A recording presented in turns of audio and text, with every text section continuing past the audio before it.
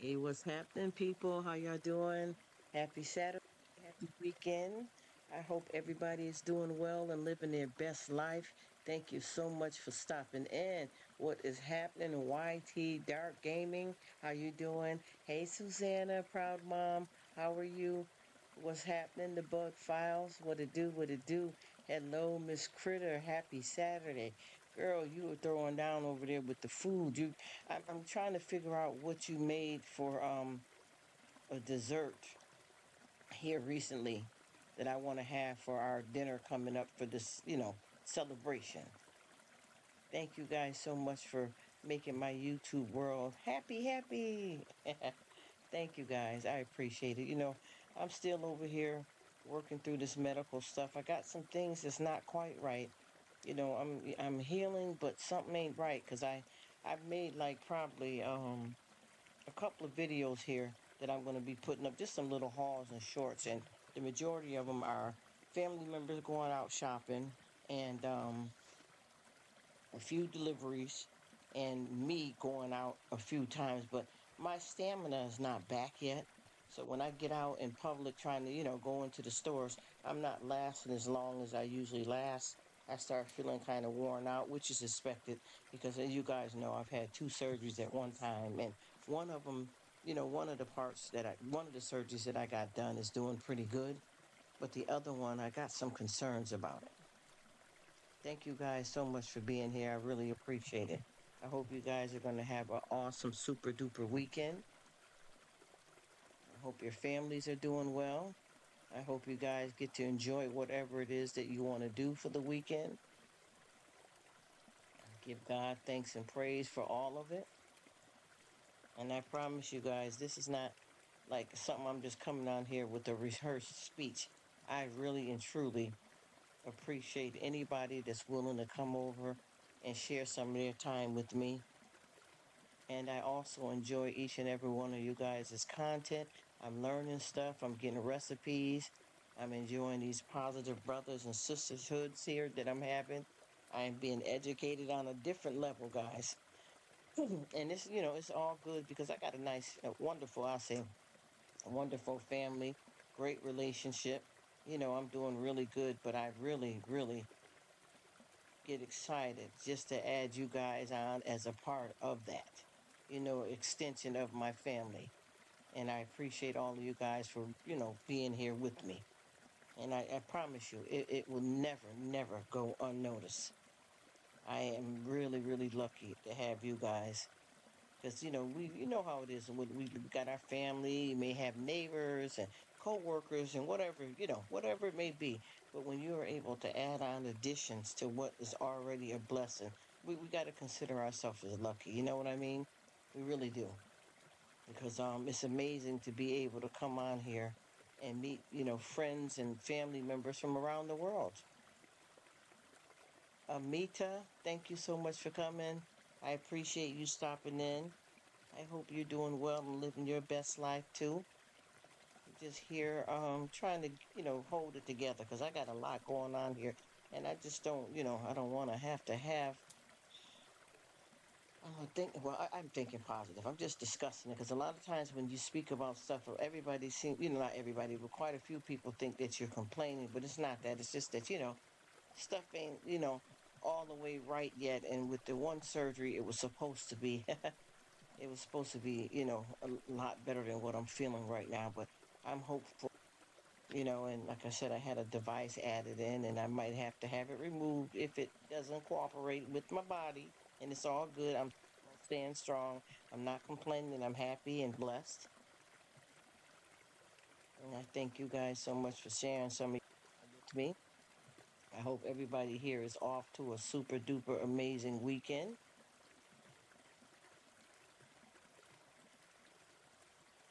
Wow, so nice and peaceful. It's, it's really good to really be able to chill back and be at peace, you know? And I appreciate that. And as I'm speaking with you guys right now, a few of you guys, I'm going over to visit your lives because I'm over there with Miss Angela all the time. She know how I do it. The bud files know how I am with it too, because they treat me the same way. We all work it out. Proud mommy Susanna, I just left her house not too long ago. YT Dark Gaming, he is new. I just went over to his one of his videos, so I got all you guys already good to go. And like I said before, it's not just popping by just to get a view for a view. You know what I mean? I know one hand washes the other on YT, but I just want you guys to know that I'm checking out the content and I'm learning. Thank you guys for being here. I don't know if anybody can hear me because I don't know what volume this waterfall is on, but I am trying, to try to keep it going a little low so that I can talk with you guys here and there. And whoever I miss, I am so sorry, but I am wishing you the best.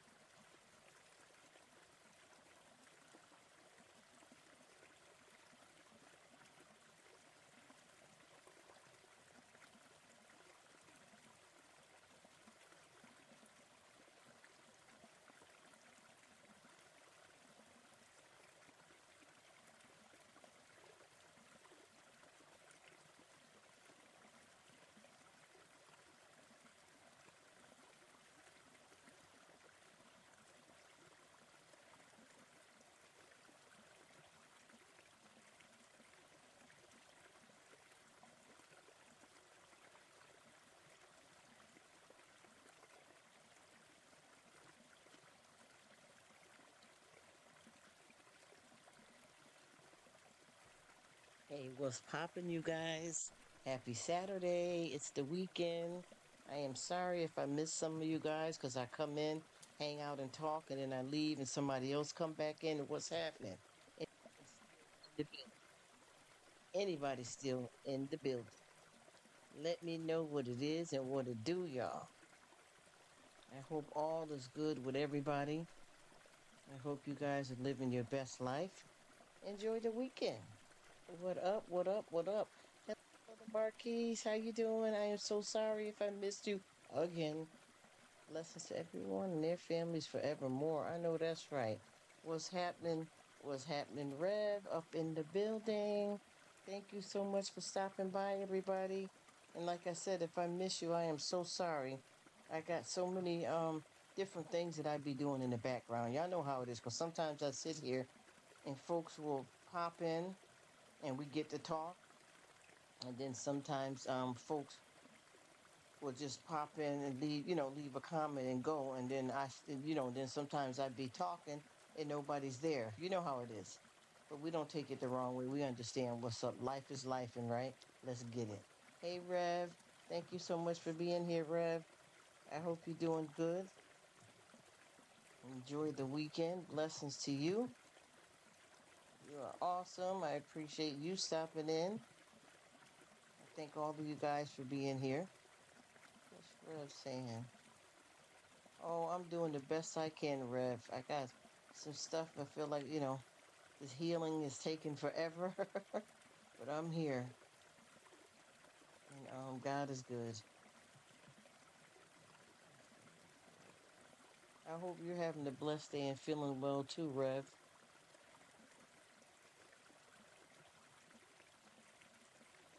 Wow, I just stepped away for a moment and I miss all of my wonderful folks. Hey, Aubrey, how you doing, beautiful? Thank you so much for stopping in. You haven't been around in a while at the lives, and I'm sorry if I missed you. Thank you so much for being here. Aubrey is in the building. Hello, Shantireman. How y'all doing?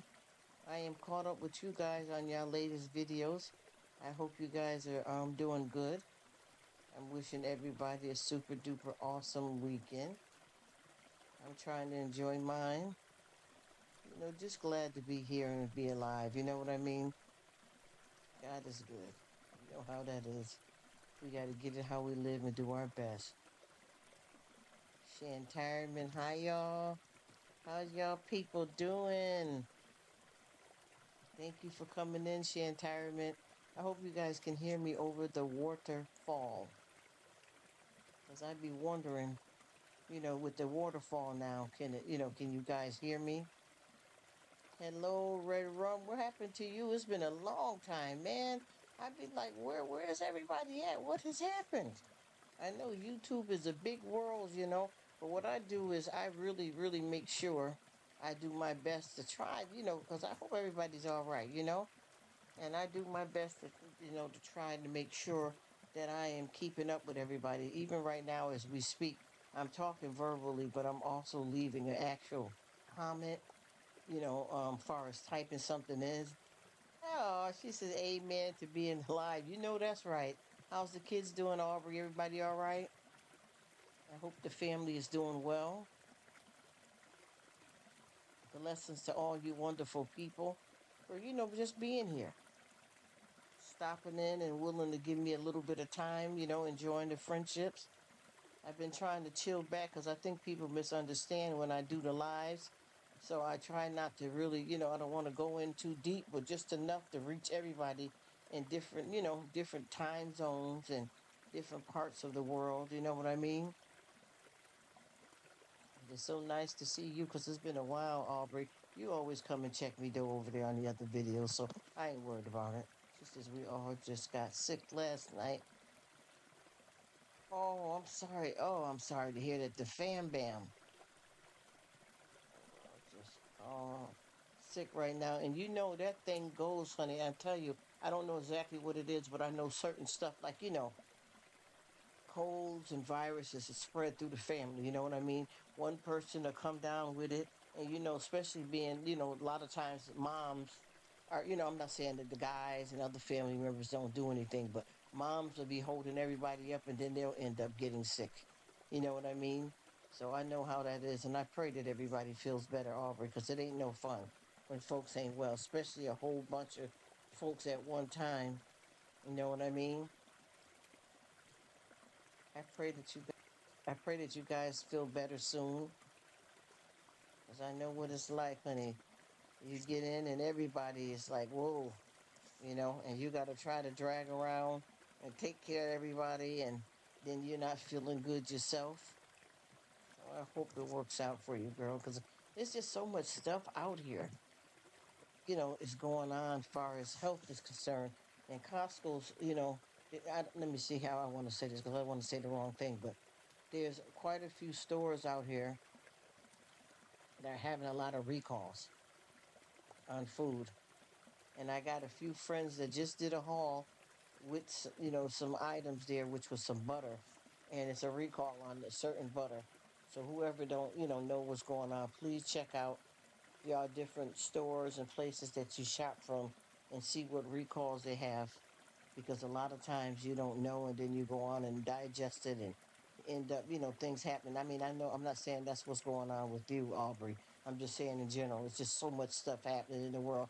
Rev, I thought you was gone yesterday. I took my dad's blazer. First test drive. It felt great too. I hear you. I know that's right. I'm glad you had a nice ride, Rev. That sounds like a lot of fun. I'm glad you enjoyed it, Rev. Go ahead. That's awesome. Glad you enjoyed it. Nothing like that, huh? Getting out and getting a good ride. And it's like, you know how when they always say when you have a get out and drive to blow it out? That's how it is too for like a lot of us mentally. We got to just let it out, you know? I'm glad to hear that. And like I said, life is life in you guys. We don't know what's going on from one side to the next. And I tell you, not to get on a negative notes, but with this politics stuff, there's so many people that are acting a fool right now. And it has been going on through this whole season. And now that they've selected whoever they want to select, everybody, not everybody, but a good majority of the people are very upset and angry and bothered. And they're just all over the place, upset with who's selected. You know what I mean? And I promise you, even, like at work and stuff like that, folks are transferring out from their jobs and everything because they're worried about who somebody else voted for. And I think that that is so odd for people to be upset about who somebody else voted for, but they get to pick who they want. I think a lot of us really need to stay in our lane, you know what I mean, when it comes to stuff like that, because we all have our rights to do what we want to do? No joke.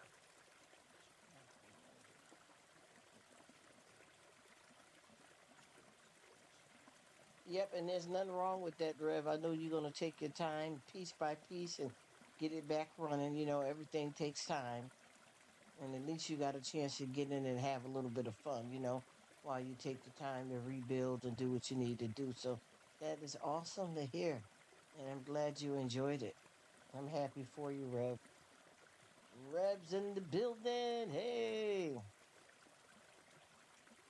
But yeah, y'all, it's just a lot going on. I got so many different people I know, just telling me that what's happening at work since, all of this stuff is, supposed to be settling down.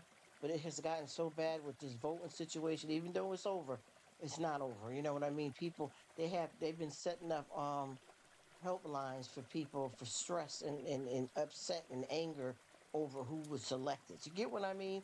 And for people that didn't get who they picked, they had to set up a special phone number for counseling. That's a mess.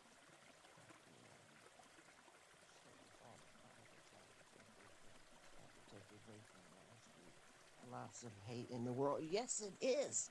Aubrey, my goodness. And this is the thing that I don't understand. How can you get mad at someone because of who they voted for because it wasn't the person you picked, but yet you want to pick who you want to pick? I always tell people, stay in your lane. Don't worry about somebody else's business. It's not up to you to make the choice of somebody else's right.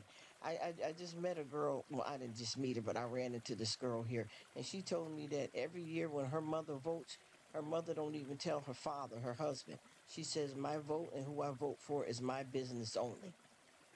And she made that choice, based on how people behave when it comes to that kind of stuff. Friends in order to preserve their friendship. Yeah, because see, people see that's why if you understand, you see how I'm talking about it, right? I don't get upset, but I don't want to upset anybody. But what I'm saying is not nothing that should be getting anybody upset, I hope. Because I'm just speaking about what the blowout is. I'm not saying who party and this person, you know what I mean. Friends have different political views than mine. Yeah, and there's nothing wrong with that. And what I was saying too is that there's so many people that you've been friends with, co-workers, neighbors, or whoever. Just like in Houston, and I don't want to say nothing negative, but I'm gonna keep it real. In Houston, if you went in to vote, which the voting was at a few different places, libraries and schools and stuff like that. People, if you wore whatever team you represented, they said a lot of people got pow pow. People was pow powing.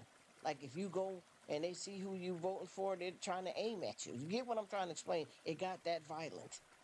And I don't understand how you can try to take somebody else's rights, but you want to do what you want to do. And it's gotten real bad on the Instagram. It's been bad here on YouTube. I've been hearing, like you said, Aubrey, on Facebook. And I think that it's totally unfair for people to get upset with you. You don't have to have the conversation then. I got somebody that just told me that people are transferring from their job and people are coming in angry and pounding fists and blurring out negativity. Why would you let this? First of all, these politicians are going to do what they want to do. These people are already wealthy, so whether whoever got picked or not, they're living better than half of us. And they really don't give a dag about us anyway, so it don't make no sense to get that bent out of shape because there's nothing you can do. Whatever party they pick, you don't have no control on how they're going to run things. So why ruin your life and your mental peace over something like that? Doesn't make sense. Yeah, I understand that, Rev. Tell me about it. And that's how it is too. Anytime you got something like that, and just like I said a while back here, I got a friend that was doing a live, and everybody, they started. She was talking about how she was cooking, and while she was cooking, and they started like maybe about 5 people in her live started talking about politics, and then they asked her host, "Well, do you vote?" And she said no, and they got mad. Well, are you independent? At least do you independently vote? No. So what's the deal? Why don't you vote? They're arguing at her, and she finally told them, "I live in Canada, guys. You guys cursed me and got angry with me for something that don't even have anything to do with me." See, this is the stuff that I'm trying to tell you. It doesn't make sense to get this bent out of shape because you really are not in control of anything, and it's really none of our business. You have your Fifth Amendment, and you have certain rights that you have that belong to you only. And there's no way that you could be in relationships with somebody at work. I mean, it happens, but it doesn't make sense if you've been working alongside of somebody and you got some neighbors and you decide to put who you vote for a little something in your yard or whatever, and stake a little something in the ground saying who you vote for. And now your neighbors are against you and they don't want to be bothered with you. And I got one of my YouTubers that said that, she put, a little sign in the yard indicating who she voted for. And she said constantly people would stop in their cars and curse outside of her house. You get what I'm saying? It's horrible.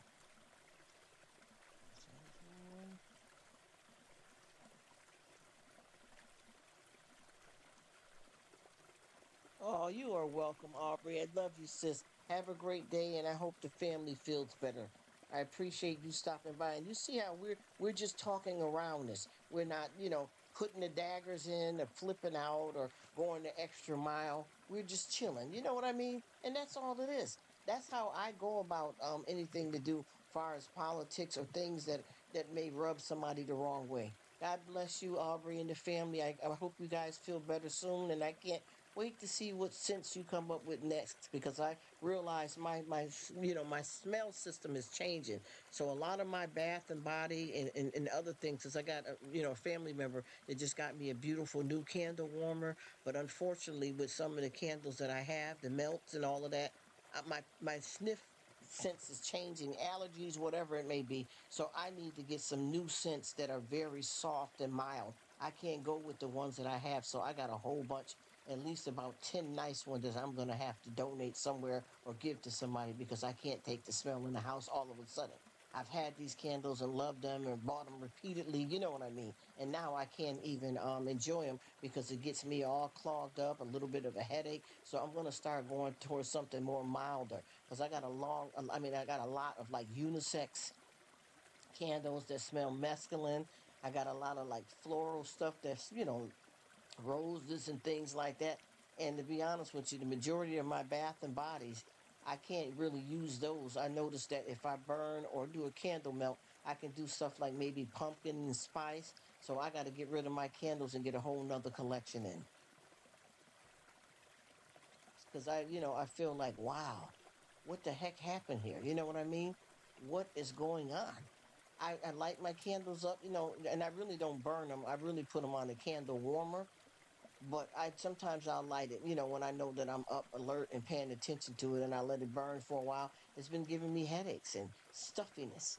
So I gotta, I'm gotta check out what you got, girl, so you can give me some suggestions or something different, or watch one of your old videos so that I can find something that I can, because I don't know what I can really smell now other than like the pumpkin spice.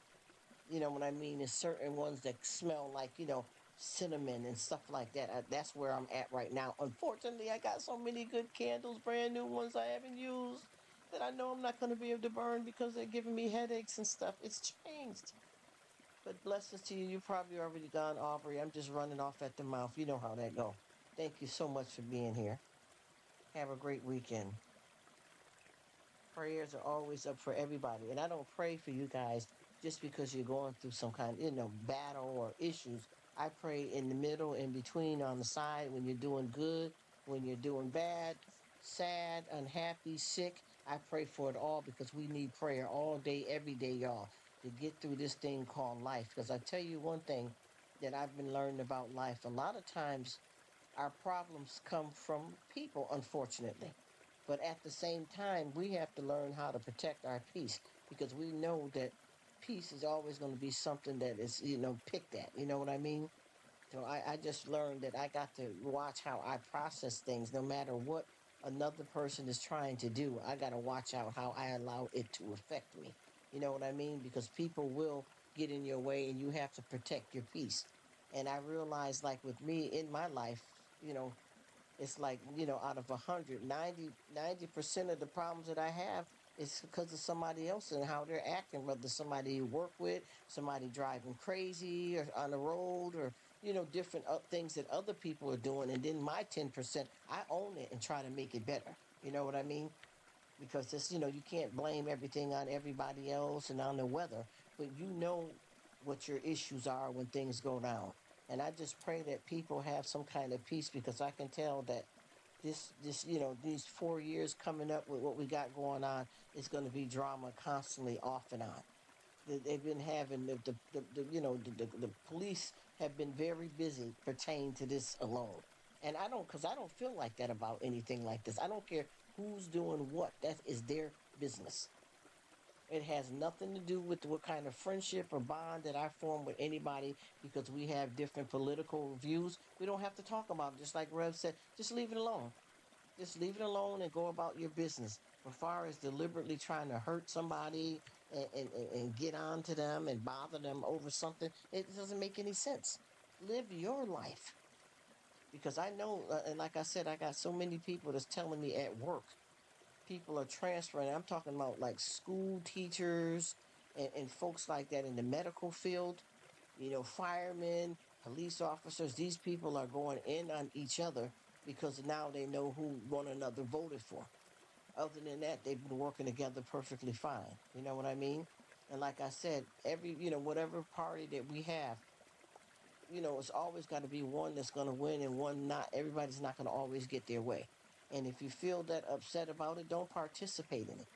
Get somewhere and let it go and mind your own. You know what I mean? That's the best, thing that I could say about it because I really don't like to live with turmoil and hurt towards anybody because of decisions that they make that's their business, you know? And I pray that folks come to peace because this is bad. And if you think social media is bad, all these different social media outlets, you should see how crazy it is when you're physically around people, especially going back to work after, who's been picked. People are getting nasty, slamming stuff against the walls, banging on the desk, grunting, talking nasty. And it just shows you how people behave too when they don't get their way, you know? And that's a big mess. So I'm just hoping that, folks can get calm somewhere and just stay in your own lane and worry about what you want to do and think about, if I have a right to pick who I want, who am I to get upset with what somebody else's choice is? Just think about it.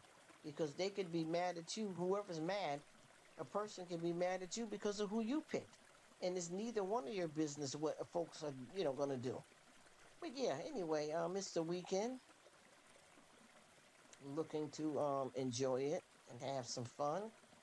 And like I said, I thought that my healing would be, I guess, figuring me with having two surgeries.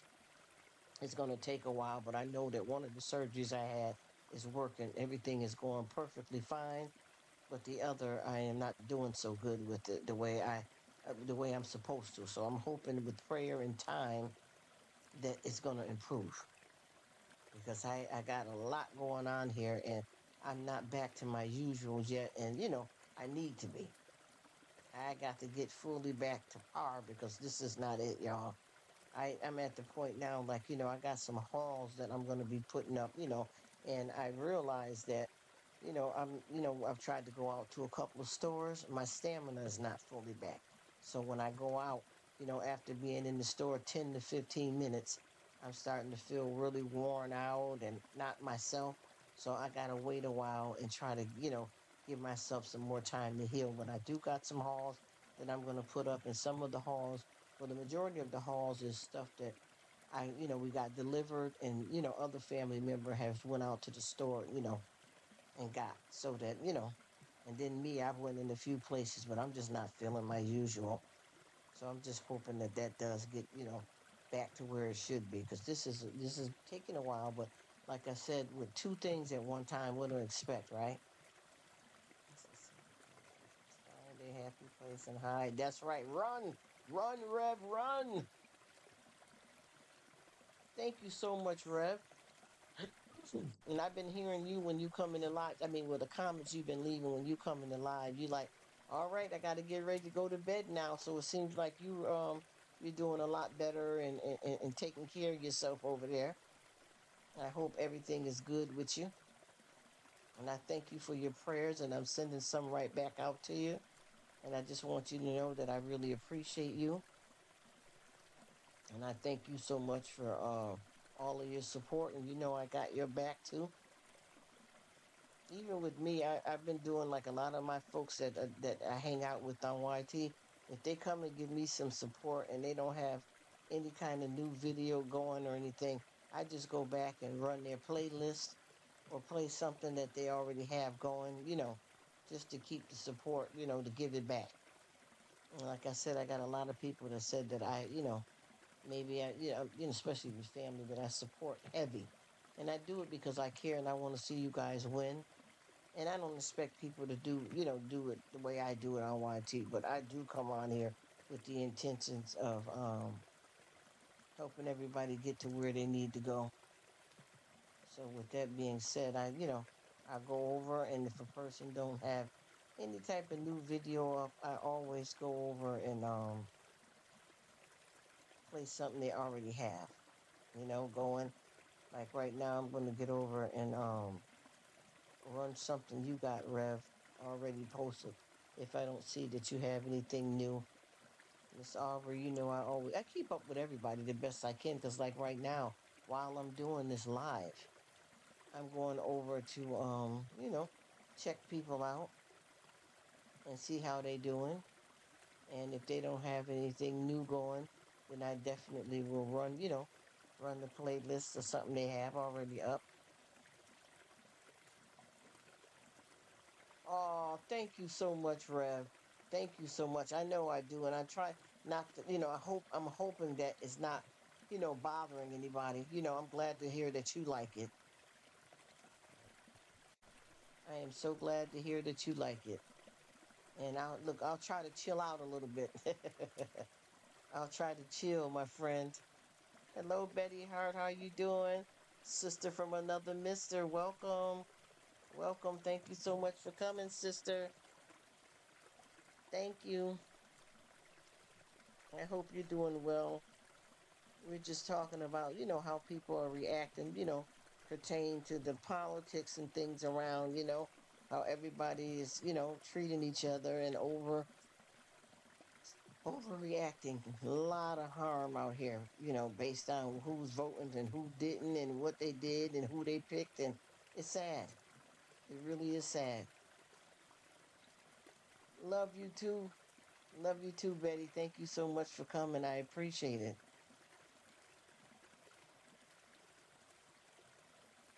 Oh, that's Miss Rats.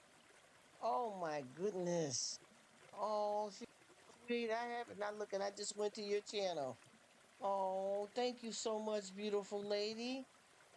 Oh, that is so sweet for you to stop in. Happy weekend, darling. Thank you, beautiful, for coming. Oh, that is so sweet. Love you too, sister. Got your hubby over here hanging out. Thank you for being here, you guys. I tell you, and that's another thing too. I'm just looking at this. You know that this situation has gotten so bad with people's mental health with just the speaking about the voting and stuff. And a lot of people have having to seek grief counseling over this, you guys. It's been that serious where people are allowing it to affect them so bad mentally that they need some counseling, and they've set up 1-800 numbers to help people get through this. That's serious. And I'm trying to figure out what happens because I don't feel that way. I don't feel that way. I'm at peace with whatever's got to happen, no matter whether I vote or not, or who got picked and who didn't. I don't care.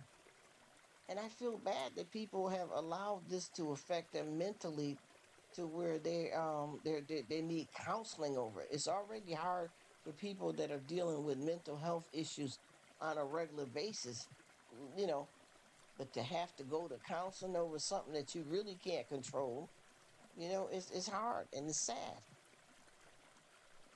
Let me see what Rev says. Oh, thank you, sister. I appreciate it. Love you, girl. Is my Miss Rat. See, I didn't know that. I forgot about that because I remember way back and I hadn't seen her, but I know a lot of times, Rev, when you tap in with me, she's around you there. And does she plan on well, Miss Rev, do you plan on adding any content to your channel? Or join in more with Rev when he does some posts? Because I tell you, the stuff that he's doing out here is really helping folks out. I'm telling you, I know it helps me. It really helps me, and we all need it. We all need it. Because, life is life. And then, like I said, you imagine that if you struggle with mental health, any of us struggle with mental health, who's got time to add on with politics? I mean, that's a mess. You know what I mean? That is absolutely a mess. Because, a lot of folks that have, mental health and dealing with chemical imbalance do not want that burden on them. They hate to have it. And then for some people to deliberately do it. She says, I usually join his lives. All right, sister. Go ahead, girl. See, I don't know when the last time I've seen you on one, but I know one of the ones his brother was on there. Well, I'm glad to hear it because I'd like to hear your point of view as well, too. No, I haven't heard of that, Rev. What's that? Hit me to it, brother. I'm lost. Tell me about it.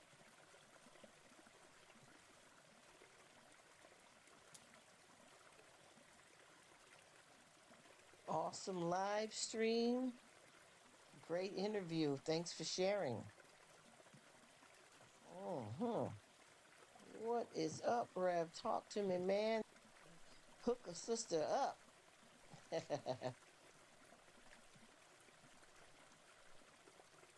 is he saying? Because I never heard of that before. Alaskan Avenger. Sending prayer to you, Miss. Oh, thank you so much, Miss Lady.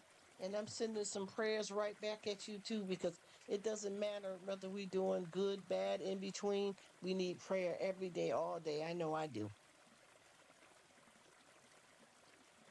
I don't think I can get through the day without asking God to help me.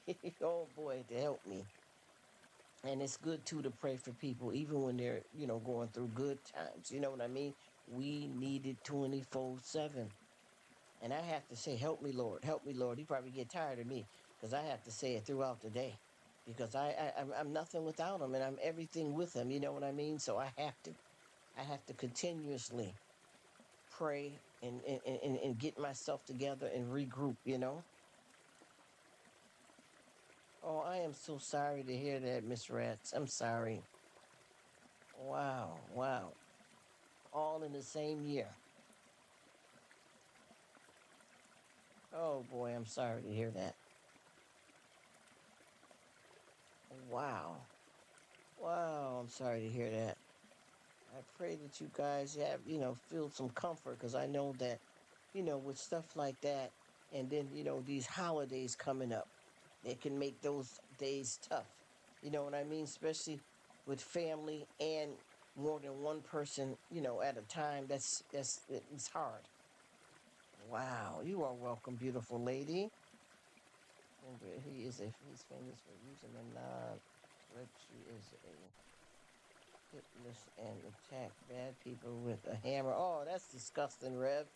Oh, that's terrible. Oh, ooh, boy. I tell you, the world is going crazy out here with that kind of behavior. And I mean that because I think a lot of people don't know how to use the word properly when they say, with harming people. It's terrible. That's terrible, Rev. Ooh. Yes, I pray for you, honey, because I know we got what we got coming up. We got what? Everyday life, with missing family members like that's got to be hard.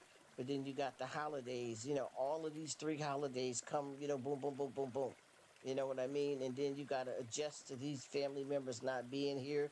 You got to adjust to trying to, still get through it and enjoy it with the family that you have. And that's hard to balance, mentally and emotionally, Miss Rev. One of his friends and helping him build a social media presence. Oh, okay. Okay. Well, good luck with it. One of your friends you told me to go to support, I forgot his name, the most recent one, but I never heard from him. I don't know if he's seen, me leaving him some comments or not, but I never heard from him. I hope he's doing well. It's a friend of yours. I forgot the name of his channel, but I remember we were talking. He's absolutely really nice. Oh, he's a nice guy. He just goes after that type of stuff like that. But that's all right then. I hear that. That's good though, because you gotta stand for something. If not, you'll fall for anything, and it's hard. Just got out of prison after nearly. Oh wow. Ooh, ooh, ooh, we. I know he's glad to be out, and it's hard to get back to regular civilian life after you've been through something like that. Even when you go to war, to get back into regular civilian, well, I won't say regular, there's no such thing as regular, normal, none of that exists, but just to get back into the flow, you know what I mean? Being in a different environment is hard for people that serve in the army, and then also when you've been incarcerated for a long period of time, it's hard to adjust back. You know what I mean? Because the world, has changed so much. And then a lot of times it's hard to get back once again mentally, emotionally. Also, it's hard to find jobs, and I hope that things go smooth for him. I really do. It's all about protecting the children. Oh, that's good. That's good. That is really good. Glad to hear it. Yeah, we have to protect the children. And you know how we talk about this children's, I think that's one of the titles to one of your videos, Children's from a Broken Home. So we know you got to protect the children, honey. You definitely got to do that. Definitely got to do protect the kids. I'm just while I'm talking to you, I'm letting your video run here, Rev. You did an interview with Nancy. I'm watching that right now while we talk. Even though I'm talking to you, I got another tab open and I'm watching an interview that you're doing with Nancy. Very important to protect the children, though. I know that. Yes, sir. Yes, I know, Rev. I know, Miss Rev. Definitely. And you know that that's hard too for a lot of people that have served because when you come back home, society lets you down. You get what I'm saying? Society lets you down. You know, I just seen one of my guys here that I know that served, and he told me, you know, he was talking. You know how it is when you go through that and you come back home, and the world around you is, you know, it doesn't support you properly. You know what I mean?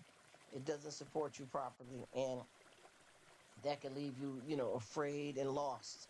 And once again, people don't realize, a lot of folks don't realize that you can have something that happens to you by just looking at it and seeing it happen and how it messes with your mental health, your psychopathy, and your chemical imbalance. You know what I mean? So that right there is, you know, that's some serious business because I think a lot of people don't pay attention to that. Just after the military would say, "Oh, it is." Oh, I know. Back then, there wasn't support. Yes, that there is today. And I promise you, they've gotten a lot better today than they have back then, but they still need to do more. They still need to do more. You know what I mean? Because when you have something like that happened to you, because you can go in, you know, to serve and not have any kind of mental health diagnosis, you know, other than experience and stuff, you know, due to circumstances like, you know, you can feel sad because you had a loss and your anxiety may be up because you're trying to make a serious choice. But when you have mental health that affects you on a regular basis because you have a disorder and a diagnosis, that makes it even harder. You know what I mean? Oh, thank you, beautiful. Same to you. Happy Thanksgiving to you, Miss Rats. Merry Christmas and Happy New Year's to you and happy day every day. Blessings to you. You are absolutely amazing. And I appreciate you for coming by and speaking with me and sharing some of your precious time, you and your wonderful husband. Thank you so much, Miss Rat. You're awesome. You rock, girl. Thank you. Thank you. As I tell you, it is hard. People don't know what it's like to live with a diagnose. You understand what I mean? And another thing too, I noticed that people don't pay attention to everything that you deal with in life daily.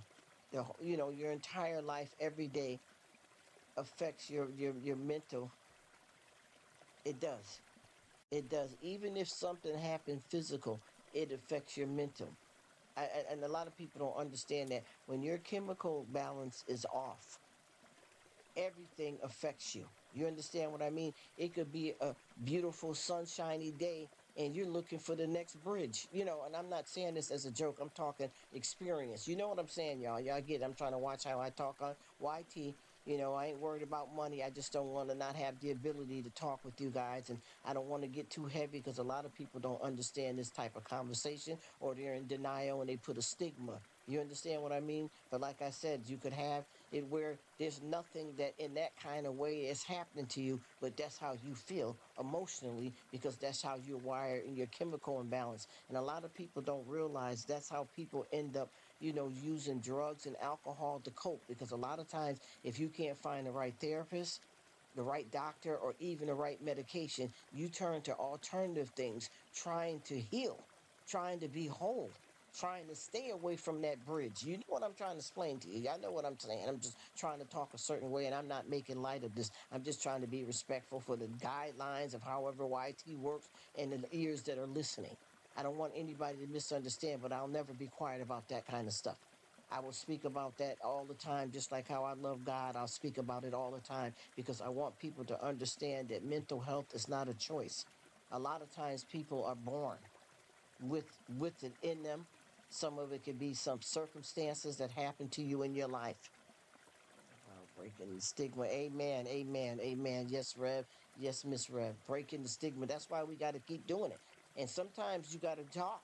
And whoever don't like it, they have to go where they feel more comfortable. But we have to deal with this because this situation. See, people don't realize when it comes to the mental psychopathy, we can't help it how we are born. You understand what I mean? And then we can't help it if we're in a situation that causes mental health less more than when you're born with it hereditary, and then what life shows you and what life does to you and what people do to you. That'll set you off. Because I know that a lot of times people don't understand, like, some folks have said, hey, well, we're happy, you guys. Everybody's getting ready to go to the beach and we're going to hang out and have a cookout, and a bunch of us is going. And in your mind, it's raining, it's dark, it's empty, you're confused, I can't be bothered, I want to run somewhere and hide. And then there's like, well, it's not raining outside. It's not a gloomy day. The sun is shining. That's not the point. That's not the point. That's not how mental health works. Mental health will steal things from you on a regular basis, and it seems like no matter what, you can get all right, but it don't seem like it'll stay that way. Even when you are finally just say you got a good support system, you got the right kind of doctor, you got some medicine that's working, you're in therapy. That may go for a while, you're feeling good, a week or two, a couple of months, and damn, here it go. Here we go. Hello, Leilani. Thank you so much for coming in. Bless you, sweetheart. Darling, how are you, darling? You know what I mean? This is not a game. I know this. I'm telling you, we all are in the battle. I'm doing good, darling. How are you? I'm doing good, darling. How you doing? I'm still in the process of healing. And you guys all know I've had two surgeries, but one of the surgeries I had, things are not going as planned. I'm hopeful, I'm in prayer, I'm not being negative, but if I have to, get a repeat surgery, I'm gonna have to do it because I can see that something is not right. You know what I mean? In that area that should be healed by now. You get what I'm saying? I had a device put in and it doesn't seem to be working the way it should.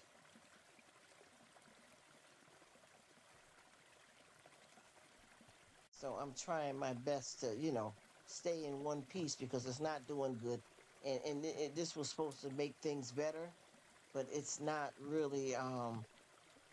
where it should be yet. You know what I mean? And I know that it's going to take me a lot longer because I had two surgeries at one time. But I'm praying and I'm hopeful that it's all going to do what it needs to do. If not, I'm just going to have the device removed and do my best with it. Yes, ma'am. And I know God is good. He's blessed me again, and I know He'll do it again. Yes, Leilani, darling, I am doing my best with it, but it's just, I notice when I go out, like I've been trying to go out the house now, and when I go out, especially if I go to a store, I'm starting to feel like worn out. Even being in the store maybe 10, 15 minutes, I feel drained. And I know that that's a part of my body still healing from the surgeries that I had. Now, one of the surgeries that I had, that area is doing good. You know what I mean? But it is. It sure is. It sure is. So I'm trying my best, and I don't want you guys to think that I'm thinking negative. But once again, when you have things happen in your life, it affects you mentally. You know what I mean? You may get an operation on your toe, and it's like they did something to your brain. I think a lot of people don't understand that when it comes to mental health. People don't get it. I remember a long time ago, you guys, and I'm not being negative. I'm just talking conversation, reality. I remember a long time ago they used to have a place that you know how they have the meetings at the support groups, whether it's AA or whatever it may be, loss and grief support groups. Well, they used to have this support group. She says, yes. Let's hope for the best. It's only a trial. Exhausted, but last 2 years in and out of the hospital. Yes, ma'am. And you know what? God bless you once and he can do it again. We always have to think positive, but I know that with me, I like to talk about what I'm going through so that I can cope with it better, so that I can stay strong mentally as well as physical, and that I can get some suggestions and prayers from everybody to build up to stay positive. And I know what you mean in and out of the hospital. I think from the day I was born, I've had something going on in my life where it's always something medical. And I mean serious stuff with the brain, all of it. I promise you. So I know. And I know that God is with us and this is only a test. Life is a journey. Calm down and do what you got to do. But also with a lot of folks with mental health, sometimes the battle is way different. You know what I mean? With folks that are you dealing with something physical. But when you deal with something physical, it can affect you mentally and emotionally. You get where I'm coming from? Yes, it's good to open up so our friends will know what's happening. Yes, ma'am. Yes, ma'am. Also, it helps to, because one thing I realize is that sometimes when we keep things locked in, we suffer more. So it's good to get out and get help, prayer, let everybody know what's going on, and it can help you. I tell you, it's a long ride. And just like I was telling you too about I have a friend of mine that has a young son, and he, recently got diagnosed with Crohn's disease. So it's a lot of in and out of, going to get fusions, missing a lot of school, and he plays sports and it interferes with them. So it's and that's a long life thing to deal with. So he has to eat certain type of foods, and I was telling you a lot of those recipes that you showing, being vegan and them kind of eatings. He has to eat that way, and it's a hard crisis on the entire family when any one of us is going through something. You know what I mean? And like we all know, prayer is the best answer to everything. God is not going to put nothing more on us than we can bear. Anything that we go through, good or bad, is not wasted. Life things to relax, talk, impact with yes, interact with friends, girl, yes, darling. And I promise you, even though we all have our families, you got husband and kids and aunts and uncles, YouTube is a different opportunity to spread the love. You know what I mean? It gives you more people in your life. And that's why I love all of you guys because you guys bring me happiness. You know what I mean? And I know that God is number one in my life. I know that I have a wonderful family, but you guys are my extended family. And it really helps me out a lot to be able to come and share and talk with you guys and enjoy this journey together. I thank you guys so much for that. And like I said, we like to put a lot of, input. I know I do a lot. And even with me and Rev, we have met basically talking about people's mental health. Do you understand what I mean? Because a lot of times mental health is not paid attention to. A lot of people are ashamed to speak about if they bipolar, if they, schizophrenic, ADHD. A lot of people are afraid to share it because they're being judged. You know what I mean? So we deal with when you got mental health, that's a chronic illness for your entire life to try to bond with people and to get a better understanding, to try to measure it, in a way where, what, well, today's a good day. You know what I mean? We be wanting to, how it go. And a lot of folks are, they have a hard time with it. You are this my sis too, girl, and I love you guys too. I promise you. And I know that we all meet a lot of people out here on YT, but the bonds are different. You know what I mean? We bond differently with everybody, but we got enough love to spread around the world. You know what I mean? And and I appreciate that.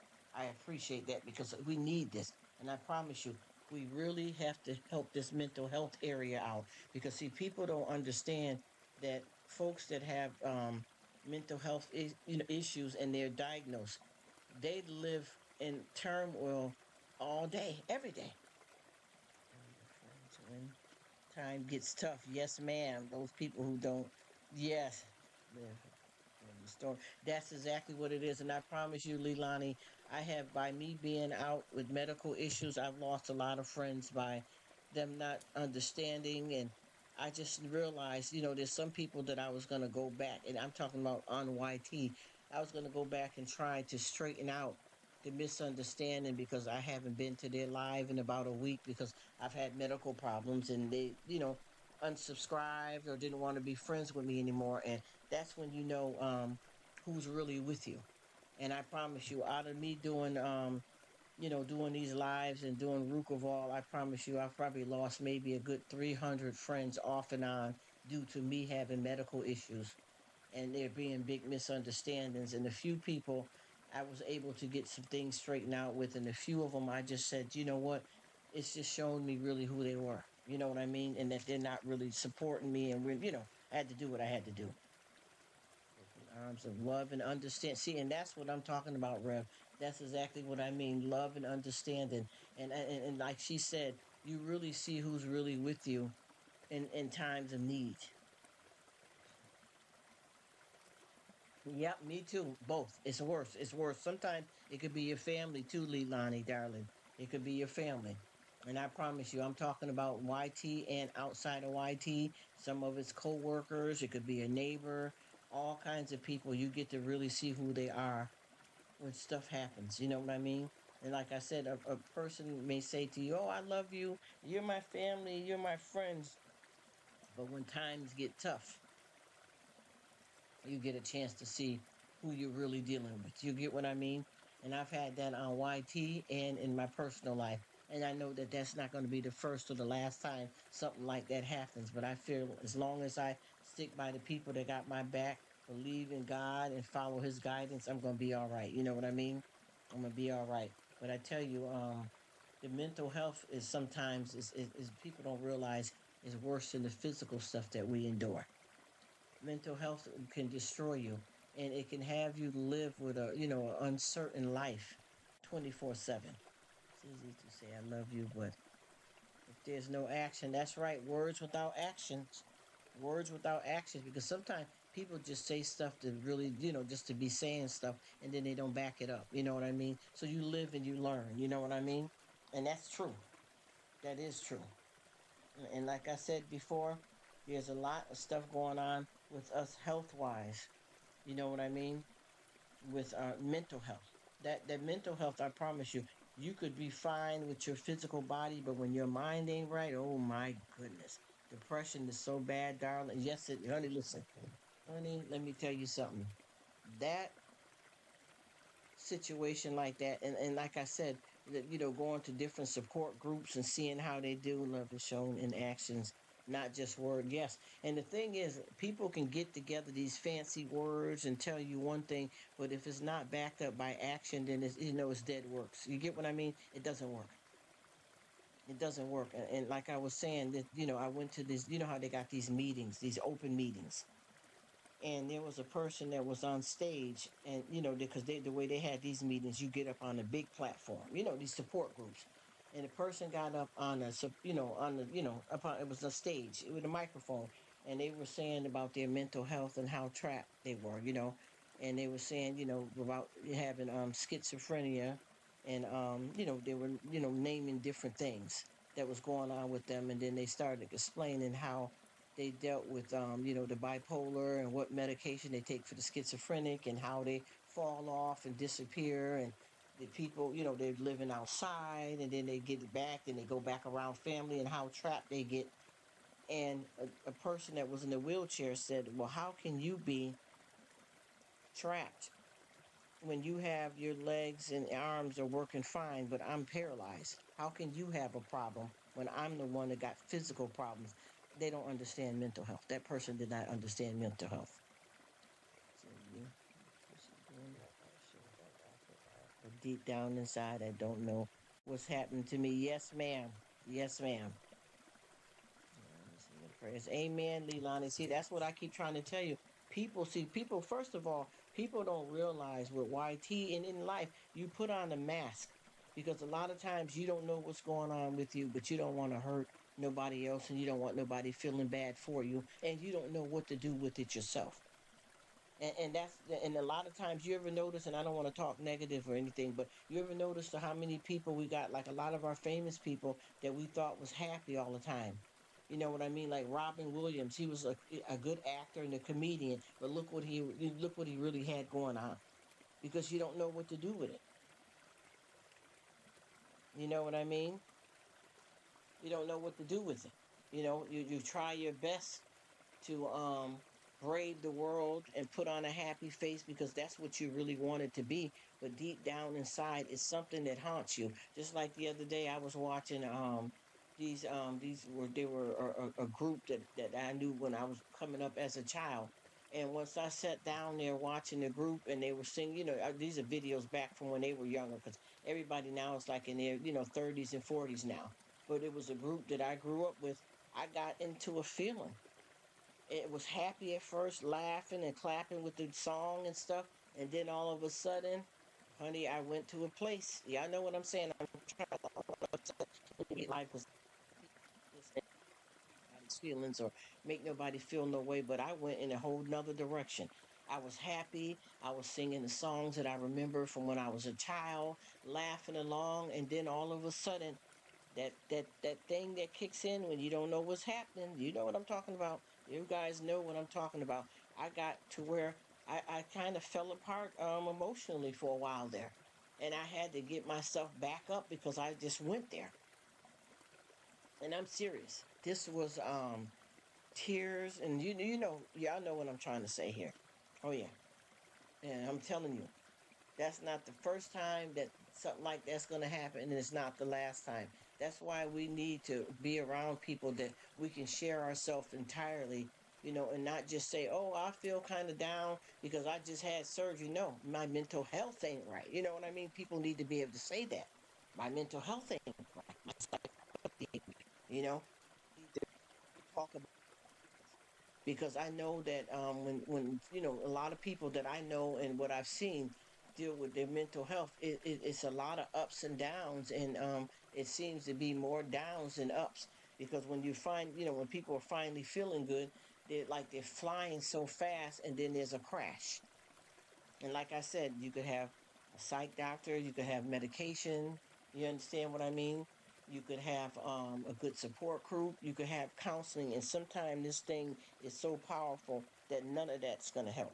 None of that can help, you know? People are hiding some of the darkest demons. They show happiness and, yeah, and sparing others pain. That's exactly what it is, Rruk. And that's just what I was saying. You're speaking just what I just got through saying. People don't want you to feel bad. So they keep a brave front and they put a smile on their face because they don't want, to upset you because they're going through something. And then there's a lot of people that are in denial, and there's a lot of people that are ashamed of it. You know what I mean? They just had one of these rappers here, I'll say probably in the last 5 years, one of these big show off. I'm not talking bad about anybody, but I'm just saying, as a very popular rapper, like a tough thug kind of guy. He finally shared that he has a son that has retardation and that is autistic. And those are mental health disorders as well, you know? Exactly, exactly. Exactly. Amen to that. Yes. Describes bipolar, flying high. Yep. Yep. Bipolar. Yes. Yep. And then you crash.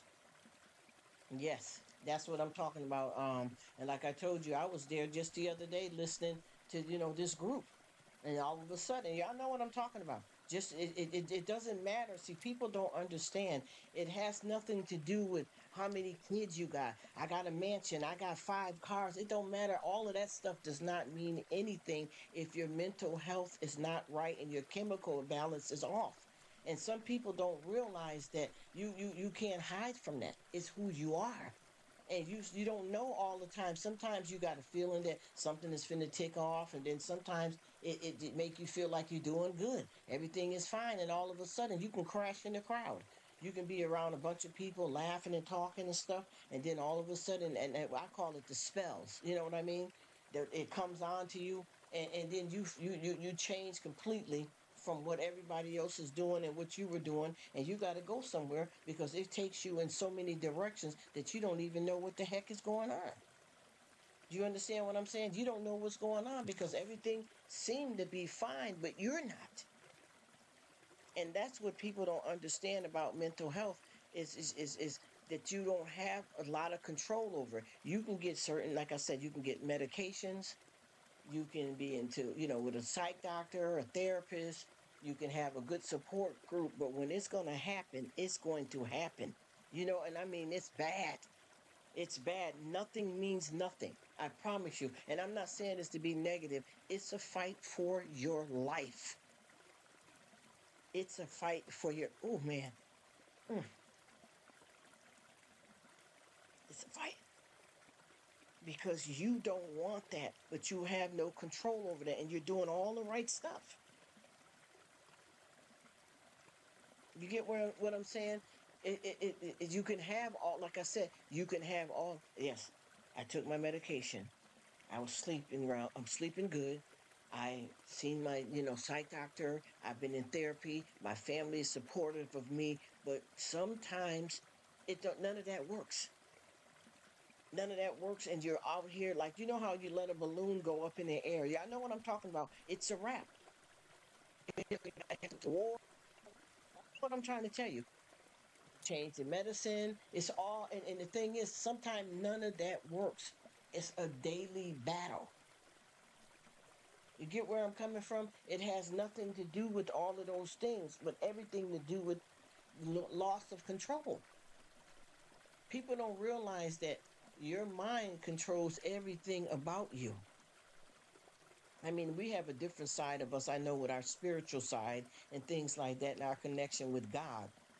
But this is still something that happens to a lot of people, around the world. And it'll change your life and it can take your life. You understand what I'm trying to tell you? No disrespect to anybody. That bridge is always calling you. You know what I mean? Yes, a daily battle. Yes, it is. Yes, it is. Yes.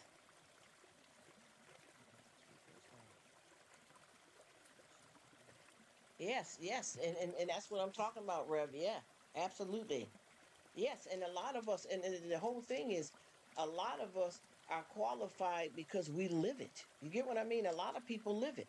And a lot of people hide it and they don't want people to know. But when it's you, you know what it is. You don't have to be a therapist or a doctor to be able to talk to somebody about it because it's you.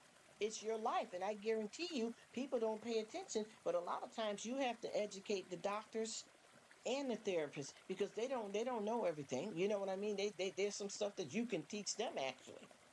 I've had, situations where I've seen that happen. Yes. Amen. Amen. Yes, ma'am. Yes, ma'am. Yes, ma'am, Leilani. Prayers are up for you guys because I know what that is, honey. Y'all don't want me to start. See, I write a book that will never end. You understand? And it will be selling off the charts about this kind of stuff. I remember going with someone to see a actual psych doctor to get prescribed medications.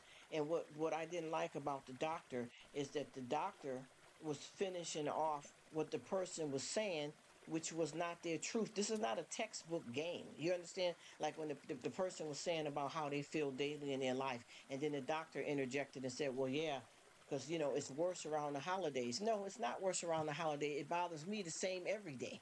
This is what the person was saying, and the doctor was so quick. Oh, well, you got this. Well, how can you diagnose me? And I just came to you for the first time.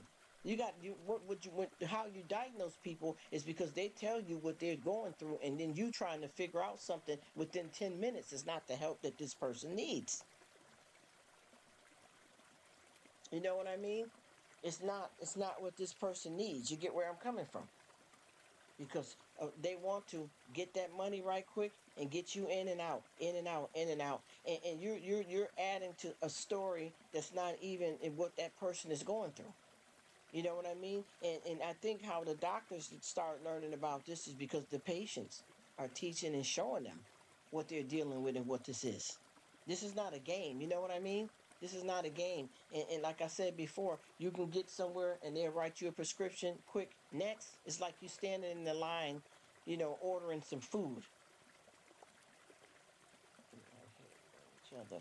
That's how you got to do it. You have to be, because there's so many people, and like I told you before, I got a lot of folks that I work with and that I'm around, and I know what my own personal struggles have been in my life with stuff and in my family, and I know so many family members that have this stuff that's hereditary. I know so many people that end up in this circumstances, whether they were abused as a child, in a marriage, different situations that cause this. But I know one thing with the chemical imbalance, when you're not right, honey, listen, the bridge is always calling. And I hate to say it like that, but y'all know what I'm talking about. You just want to get out of the feeling, hey, what's happening? How you doing, Logan? Thanks for stopping in, brother. Sorry I missed you the other day. I miss a lot of folks here because I get on for a while and talk, and then I leave, and then someone else, came by and I missed them. I hope you're doing well. And we're just talking about, how we do it, Logan, because me and you, we all have talked about a lot of this stuff several times. You know what I mean? And we're just elaborating on a lot of stuff that people are in denial about, or maybe some people it's their business and they may not want to share it, but we have to bring it out more, because a lot of times folks got a stigma against talking about mental health, even though a lot of folks experience it. It's their business if they don't share it. It helps when you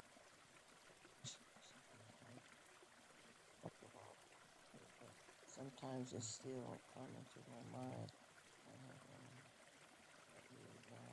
But the past traumas are like a nightmare. Yes, they are. And they're not, oh, you know what I mean? They're what made you who you are today. You know what I'm saying? It's what made you who you are today, and it's gonna come again. You understand what I mean? This is not the beginning or the end or the middle. It's not the one, the two, or the three. It's always going to be something there. You know what I mean? Even if you got, because see, this is what people don't understand, is that it has nothing to do with money. You get what I'm saying? It has nothing to do with money, kids, all of that. When you're in that zone like that, none of that means nothing. You understand? And I mean that exactly how I'm saying it. And it's not done on purpose. But none of those things mean nothing when your mental health is not right. You can have what you consider as my life is good right now. Yes, that's right. That's right. You can have what you call good right now. You can say, oh, well, you know what? I have a good career. My husband's fine. My kids is fine. My family's fine. We got a car, a house, whatever your goals are in life, and you're succeeding in them. When one of those spells hit you, the bridge is calling. You understand what I'm saying? And I'm not saying this in a way to be negative. I'm just speaking openly about the stigma against this kind of stuff. See, people don't know the difference of, just say, for instance, when you're getting married, that is something considered to be a happy moment, that leading up to you getting ready for the ceremony, you're getting dressed, everybody's preparing. But at the same time, do you know what emotions that you feel when you bring home a brand new baby from the hospital? What emotions do you feel? All of it is all over the place. You know what I mean? All of it is, your emotions is all over the place. Yeah, you have to be a warrior and be strong, but and like I said before, you have to fight, because all these different things are not going to necessarily do it for you. You could have a good doctor, like I said, the medication, all of that, a good husband, wife, whatever, support group. But when one of those spells hit you, if you're not a warrior for yourself, you're in trouble.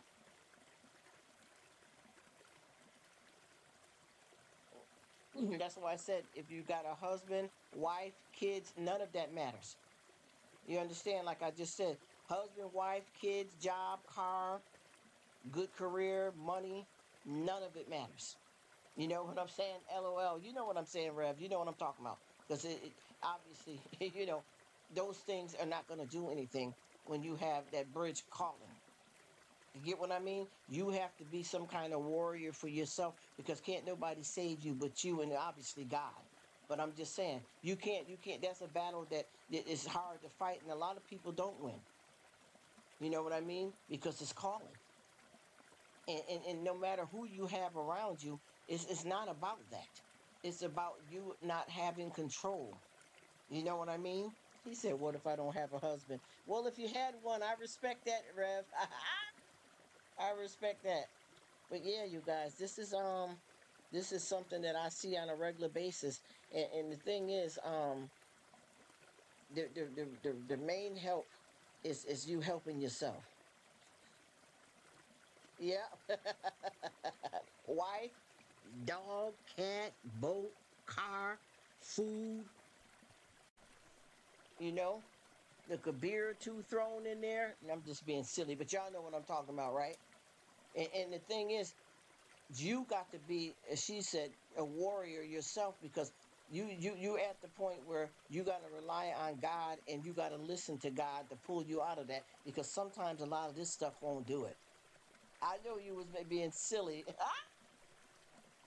But you got to really do your stuff too, because see, one thing about it, people don't realize, even with accepting, if whoever is believers in God, I'm not trying to make nobody come to God, I'm not judging nobody, I'm just saying, whoever this believers in God, God cannot, serve you, and if you're not willing to let him in your life.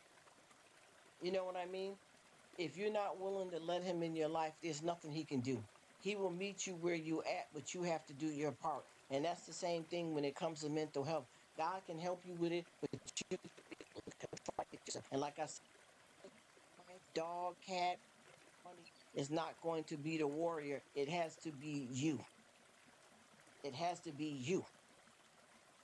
And I tell you, a lot of folks fall off. And I know I've seen several people how they get, and if you ever see, no disrespect, but when you ever see people that's out here that's homeless, that's on drugs, a lot of this stuff is mental health. A lot of these people are vets from war. A lot of these people are in that situation because they've been abused. I mean, the mental part of all of this is what really runs the show. And sometimes your mental health can be so bad that you can't even hear God trying to help you. You know what I mean? Walk up to the door. In order to enter, you still need to turn the knob. Amen. Because see, and nobody can do that for you. And just like anybody can get, around and say, "Oh God, God," but if you are not willing to receive him in your life, you can't get the blessings. You have to do it yourself. And your will and your fight and your might is the only thing that's going to get you through. And once again, can't nobody get saved for you. You can have a whole lot of people, you know what I'm saying? A whole lot of people around you trying to convince you it'll be okay. You're going to be all right. You got your family. We'll get you another doctor. We'll get you back in therapy. We'll get you another therapist. At that point, when that bridge is calling, none of that stuff necessarily help unless you do your part. It's up to you. None of that. When you get like that, it's all blacked out. You get what I'm trying to tell you? Nothing means nothing, because that is running you like a motor. You get what I'm saying? There's nothing nobody can say or do. Sometimes, like I said, you can have all of those good things in place. And like I said, some people start off on a new medication. You deal with, oh, it seems like it's not working yet, but you got to wait for it to build the chemical, build up the chemical imbalance first. You know what I mean? It's got to build up in you. And then you all of a sudden, you're like, oh, I got this new thing and it's working good. I got, a good doctor in place and a good therapist in place, and I'm feeling good. And it don't have to be something like, well, I had a death in the family or a loss of a job to trigger. No, sometimes it'll be what's going to happen to you and how your chemical balance works. You're out, here we go, bam. I call it the spell. And nothing can stop it sometimes.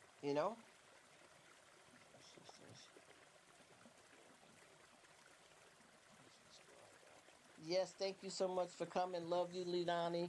Darling, have a great weekend. You take care. God bless you, darling. Thank you so much. Enjoy your grocery shopping. And I definitely will see you sooner than later. Blessings to you and your family. And I enjoyed having you here talking about it, because everybody experiences this type of stuff, whether it's them or somebody they know. it's going to happen. You know what I mean? And it's all we can do is be warriors and fight our way out of this. For any of us, even if it's somebody else and it's not you, you have to be strong for them. They always going to need you to lean on to help you get through what you're going through. And sometimes can't nobody help you but you. You get what I'm saying? But it's good, like, to talk about this kind of stuff so that you can help everybody along. And like I said, I have met so many different people with these type of struggles. For this one, to a person that was struggling, how can you be trapped and said you can't move, and you've laid in bed for 2 and 3 weeks and you're not paralyzed, but I am? He didn't understand. Thank you so much, beautiful. I appreciate it. Love you, girl. Love all of you guys in the live. Blessings to everybody. But you can't tell the person that what they're feeling is not real, because if you're paralyzed and this person is paralyzed, but they're being paralyzed by their mental psychopathy, you can't say that they're not struggling just as bad as you, because it's mind is the biggest control of your whole body. You know what I mean? When your mind ain't right, it don't matter. That's not going to change you. You know what I mean? It's not going to change you. And y'all know for a fact that we've had people that may have had more than what we had, far as physical stuff. You know what I mean? Far as money and cars, that has nothing to do with it. Exactly. That's what it is. And once again, no matter what you go through, bad or good, it's not wasted, Rev. That's exactly how this kind of thing go. That's why I said people don't know too. It's not a pleasant feeling for a person to deal with anxiety, depression, symptoms from schizophrenic, autism, bipolar, and then we got like what 2 or 3 different bipolars. You got people that are on the spectrum that they have more in their column to deal with than somebody. Just say if you got somebody that everyone is on their own journey. Exactly. Exactly. Meeting side through. That's right. That's right. Because I noticed that, just like I'll just say, knowing somebody that's been diagnosed with bipolar one and anxiety, right? And those are the main two things that they have. But I know somebody that is autistic that has bipolar, anxiety, eating disorder. You get what I'm trying to explain to you? There is a lot more on the spectrum than people even know too. And also what people don't realize is that any type of mental health disorders that you got diagnosed with are subject to change. Add, you know what I'm saying? Or add, or one part may be worse, like your anxiety may be worse than your depression. You get what I'm saying? Also, as you get older, things change. Some of it gets better, some of it gets worse, some of it gets added. Stuff is added to it. It's not a, it's not a good thing. It's not a, it's honey, that right there, I tell you, that battle right there, mental health is one of the worst things that could happen to a person.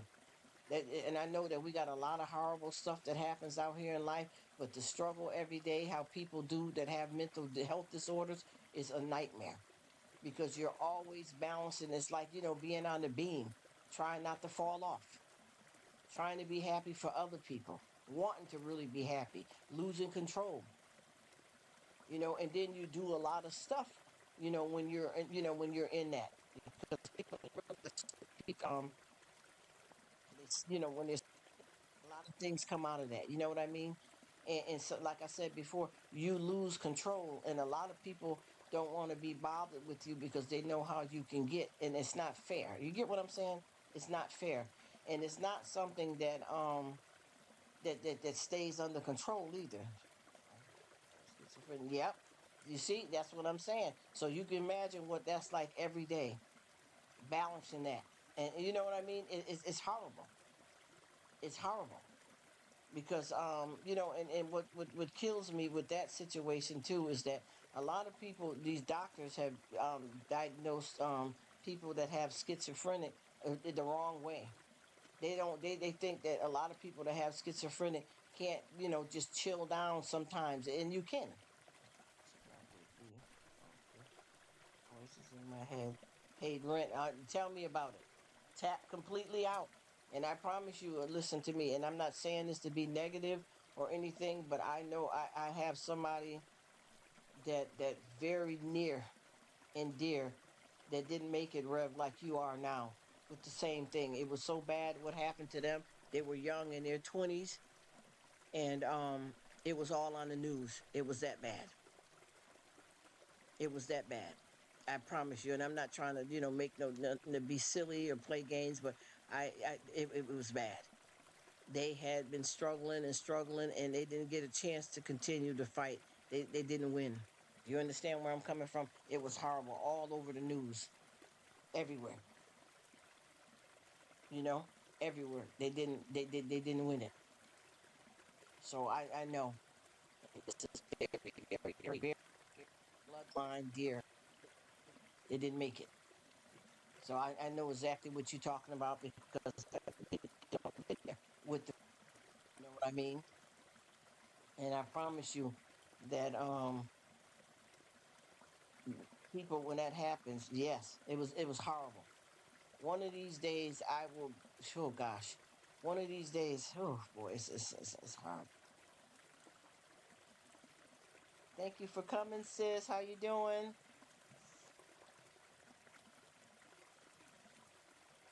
I promise you, one of these days, I hope that because I know I try not to spread nobody else's the person's family and how they feel about it. But I promise you, if I could share this with you and you go and look at it, it's gonna blow you away. How they did it and what they, you know what I mean? And they had a family,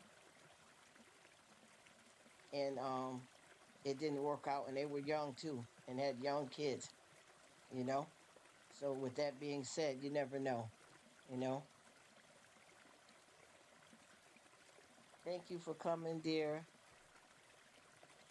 Yes, yes, yes. Gotta keep going, y'all. But it's not that easy. And I'm not. He says all three of my kids are on the spectrum, autistic, bipolar, and ADHD. Tucker has anxiety, and me. I am a. I know that's right, brother Logan. Yes, sir. I need to talk about it if you don't want to. Oh no, no, I don't. It's not that I don't want to. It's just that it's not my. You understand what I mean? It's not my situation. I'm just saying because of what you said your diagnosis was. I know somebody that hasn't been. They didn't make it through. That's all. I just can't put somebody else's business out there. But I don't have no problem sharing it. You know what I mean? But it's not all of my. I would have to ask permission. You get what I'm saying? If it's okay for me to talk about it. That's all. Other than that, it's not that I don't want to. It's just not for me to say. You get what I'm talking about? That's all. But anyway, they weren't able to still keep going with it, and they were under the right kind of care and everything, and it's still you know it just didn't work out. And they basically actually had just got through having a meeting with their doctor and everything, and you know how it goes. Yeah, yeah, because you know how sometimes when you talk about stuff and other folks be like, well, you shouldn't have said that because that's our business. You know what I'm saying? I don't feel like that, but some people do. But yeah, I just wanted you to know because you mentioned what your diagnosis is, that I know exactly what that is. And we've been there. You feel me? We've been there. And we always pray and fight. And just like my brother just said about the other family members, I noticed that with this kind of situation, there's a lot of siblings that have it. You know what I mean? There could be three or four in the family, or hundreds of people in one family. So I know exactly what you're talking about, and that is a battle. That is a battle, especially with your kids. And I know me and Tiger talked about it several times. And I remember we talked about me and Tiger, and you were there too, brother. I remember we talked about the harness. And I remember she said that she had to put a harness on one of the kids and that a family member didn't seem to understand it. You know what I mean? Until they took the child out themselves, and then they said, "I, that they basically was sorry, and now I see why you need the harness." You get what I'm saying? I know you remember what I'm talking about because I'm not trying to put nobody business out there, but you know what I'm talking about, brother. Yes.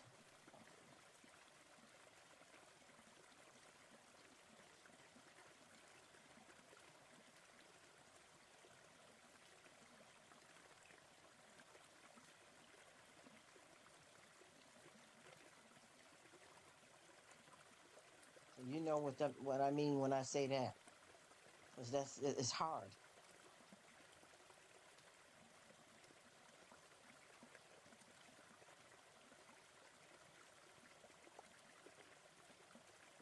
That's how it is too, brother. I know what you're saying.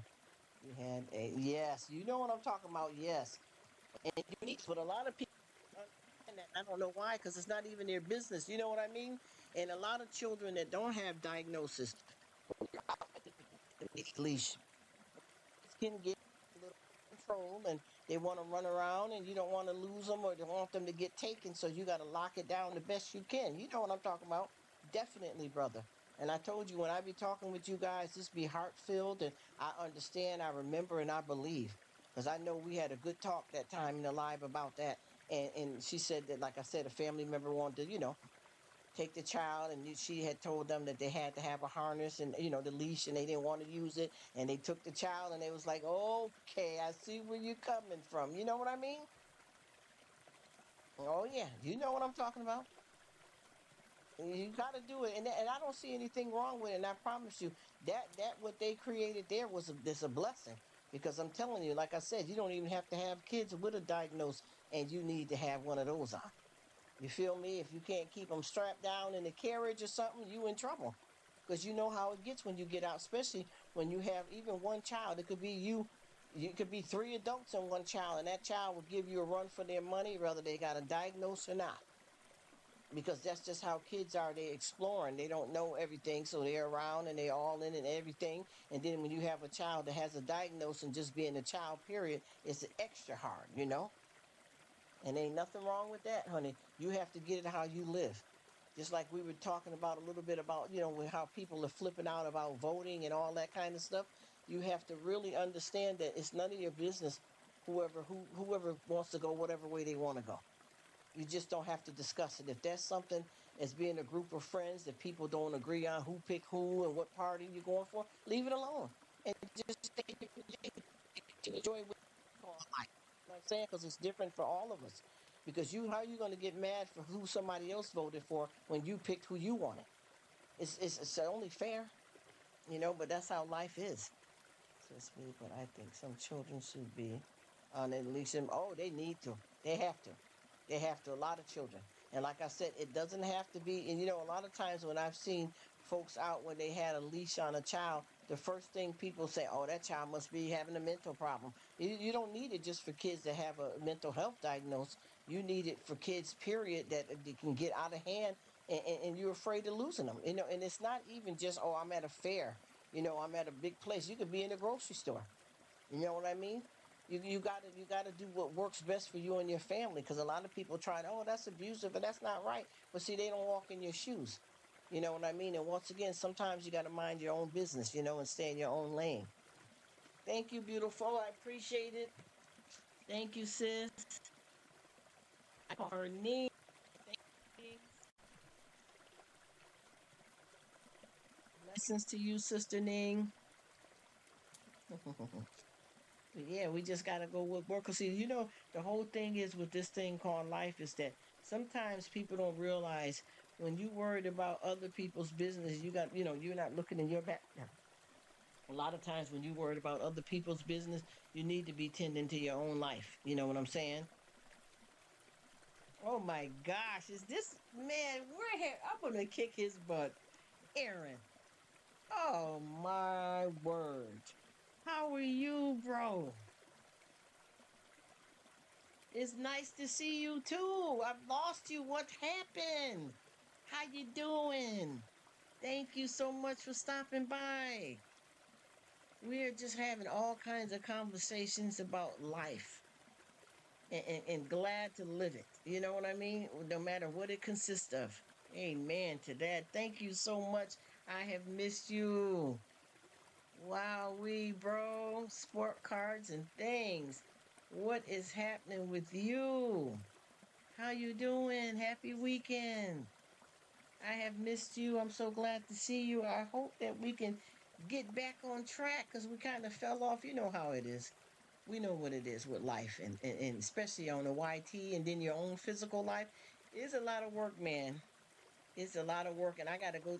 I'm over at you right now because here we go, and I've been missing them damn recipes. I done messed up too. We got to get this back right. Okay, here we go. And you know what? This is something that I can make today because I got my right meat up in here and I got the ingredients that you are showing. Let's get into, and I got me some Korean barbecue sauce too.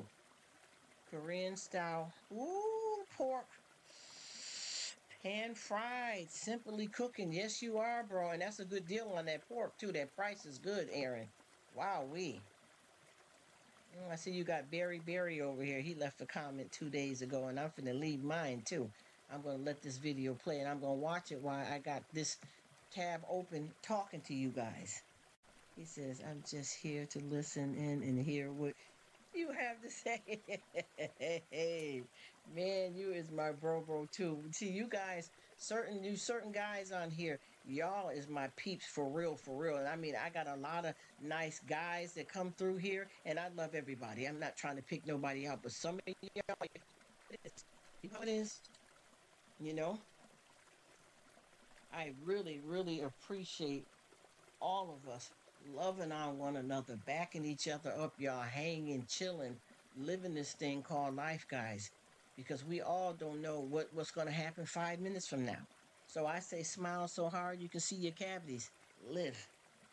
This is. Oh my gosh, y'all. Sometimes these days be coming and going so fast that I can't even see straight. You know. I keep trying to keep my head screwed on because I don't know what and what half the time. And we all are looking for peace and not war. You know what I mean? And when bad things happen to us, don't let it make you bitter. You know what I mean? Because no matter what we go through, good or bad, it's not wasted, y'all. I promise you. I promise you. And I may get on here and talk up a good game and be over somewhere crying in the next 5 minutes. It depends on what I'm dealing with. Yeah, it's like everybody wants to talk to me. Oh, that is so sweet. Thank you so much. Thank you so. Oh my gosh, you make me feel special. Thank you so much, my brother Logan, the GI Joe gamer. Thank you so much. That is so sweet to say. And I got that going too. Even though I know that I'm, talking with you guys on the live, I got folks in the background, somebody in the closet, somebody in the attic trying to say something to me. But I got my brothers, especially the men. I got some of the guys on lockdown. Oh, I'm going to turn into a stripper. No, so I'm just joking, y'all. I don't want to, I'm just playing. That was a terrible joke, right? Do I sound corny? Oh my goodness. That's how it be though, y'all. And the thing is, you know what I like the most is that when we can come together, brothers from another mother, sisters from another mister, around the world. You understand what I mean? Around the world and rock. You understand what I mean? Around the world and rock.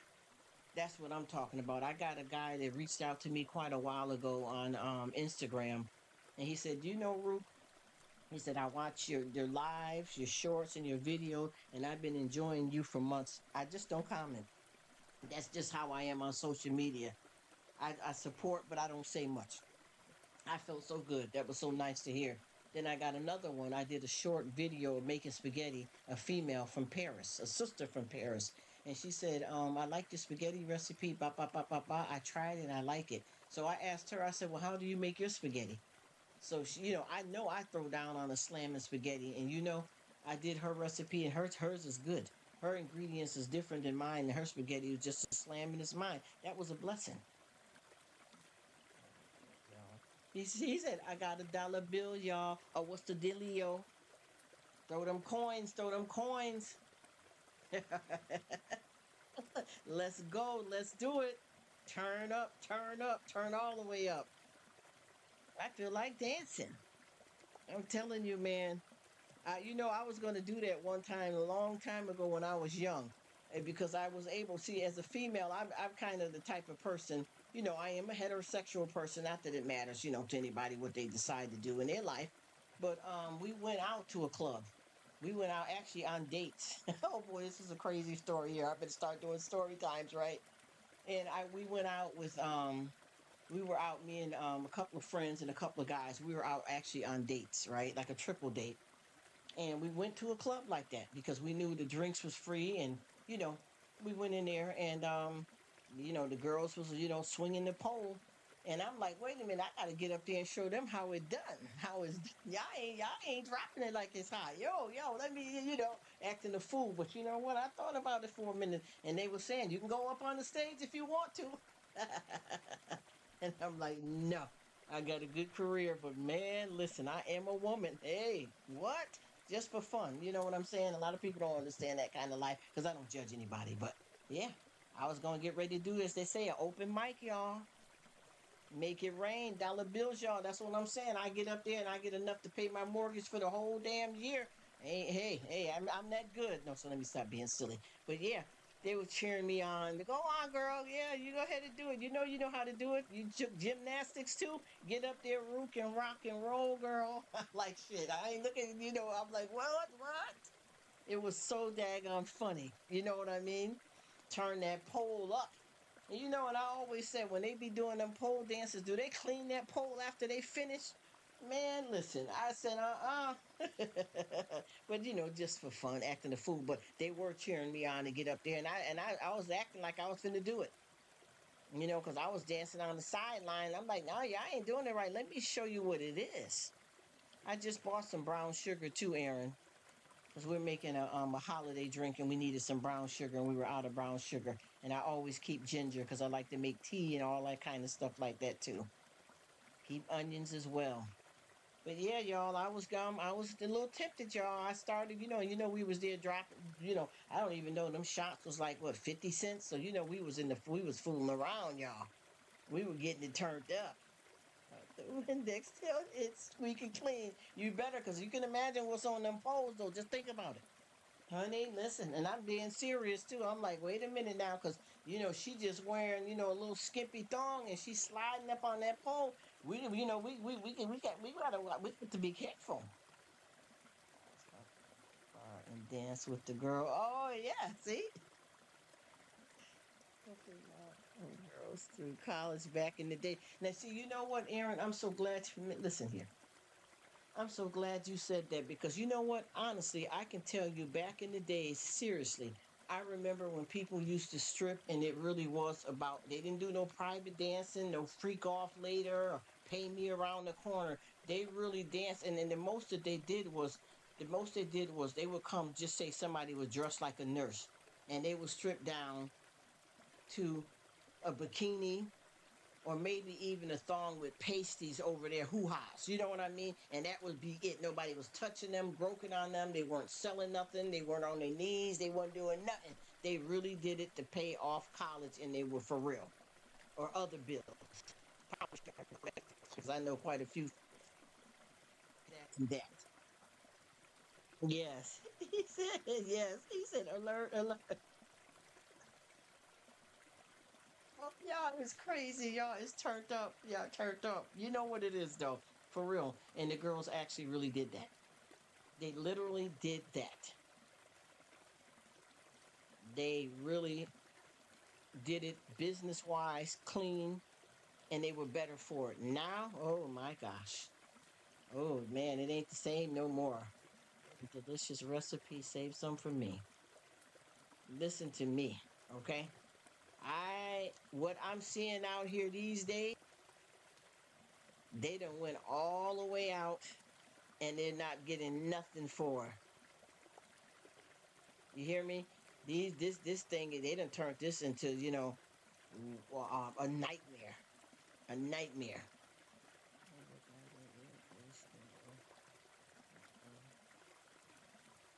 Uh-oh. Remember that. He said the propellers. Okay, now. I told you, see, this thing that turned from, like he said, They would really do it, and like I know, they would do it for real, the right way, in a clean way, to make money for college or to pay bills. Now we done came up with the look, lot lizards and every damn thing else. It done went crazy now, y'all. They didn't go all the way out. They didn't get off the deep side. What's this spot here? They had a poll that went, oh my gosh, is that what? Woo! And then, oh my goodness, sportsman, wait a minute. And real dancers who would go to the top and walk on the ceiling. You know what? Them pros. Now see, they gonna need more than dollar bills now. One time, Rruk's place. Yes, I know, right? Let's turn it up. Now see, them women that you talking about that did that sports, man, those women was skilled. And they really could have made a good career out of that skill. Because like I told you, I used to go to dance school. You know what I mean? I went to tap dancing. I went to gymnastic. So I could, you can get up there and turn up. You get what I'm trying to tell you? And really, really do it in a clean way. And then you can get crazy with it. Y'all know what I'm talking about? We jump off on the deep side. You know what I mean? The chick said, "Hey, I'm doing my things." She's scraping the floor, knee and knuckle. You know what I'm talking about? These women done changed that though, because they doing a lot lizards now. They done went all the way out now to where they don't care what you're giving them. You can throw them some damn hot dogs and that'd be something. They done turned that into a nightmare. A nightmare. He said the one time. I know that's right. We're in the place. We're in the building. Rruk Nation. Let's rock. Let's roll, y'all. Turn up. What? Yeah. Turn up. I'm telling you, it ain't no joke. I'm telling you, it ain't no joke. If you look at how a lot of this stuff is here, these folks are settling for kibbles and bits. They're not even like what it used to be back days. People would do it clean and professional, to a whole after the party and before the party. He says Rruk be popping it like it's drop it like it's hot. You already know, y'all. Y'all don't want me to get back because I told you before I decided to do Rruk as a chill hangout spot, I got an actual channel and I still got it over there on freeze, man. I turned it all the way up. Turn up the volume, honey. What? Stumbling parking lot. I've been invisible. 7-Eleven. You're so crazy. I got a song that says that speaks about 7-Eleven. Raining dollar bills. Yeah, you know it. You know it. I'm trying to tell you. And the thing is, folks used to really do that, and it was, it was all right. But now they done turned this thing into something where it done got deadly. You know what I mean? It then got to where people are, endangering their lives, and it then turned into a whole type of different employment. You know what I mean? They jumping off on the deep side. And they, it ain't, honey. It then got dangerous. I don't know what happened, but I know that I remember, like he was saying, it used to be all right. And even for some of the people that want to get a little turned up, that's a personal choice. But when the thing is, people are paying for the service, right? But they try to put it under a different label, even though it's just a form of, selling yourself. You know what I mean? Selling self. Because I've been watching a lot of that, man, and I've been like, these girls, gosh, it's dangerous, man. Be careful. What are you doing? Oh, no. You feel me? You got to be careful. I want to get something on right quick, but I better do it quick because I don't want to get in trouble. One of my old rappers. Let me see.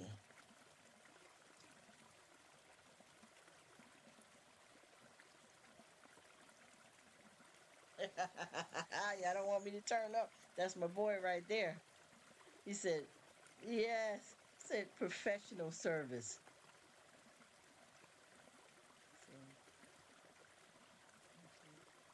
Yes, sir. Yes, right, Logan. Yes, a lot of we do, honey, because we sure can need it. We sure need it, honey. He said too much booger sugar these days. That's what I'm saying. Snow roach. They laugh this morning. Thanks, everybody. Thank you, too, man, because I needed it, too. I'm telling you, it feels good, too, and it's the reality that we live in. Definitely.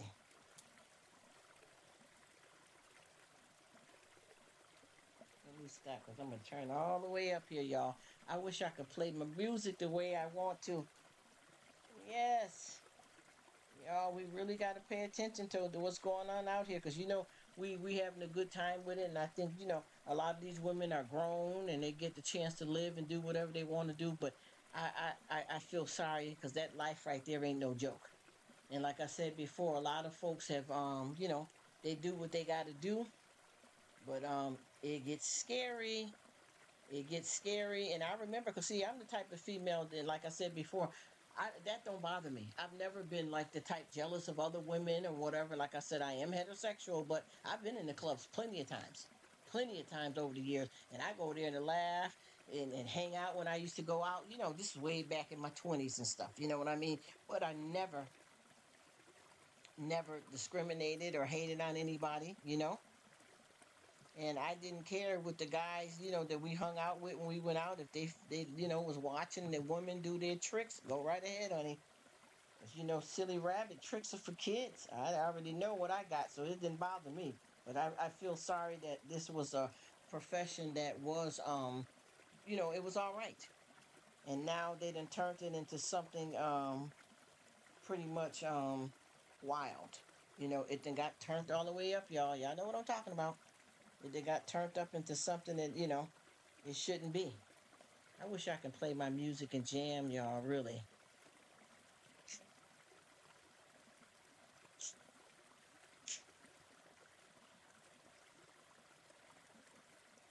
I got all kinds of music. I love Adele, Sia.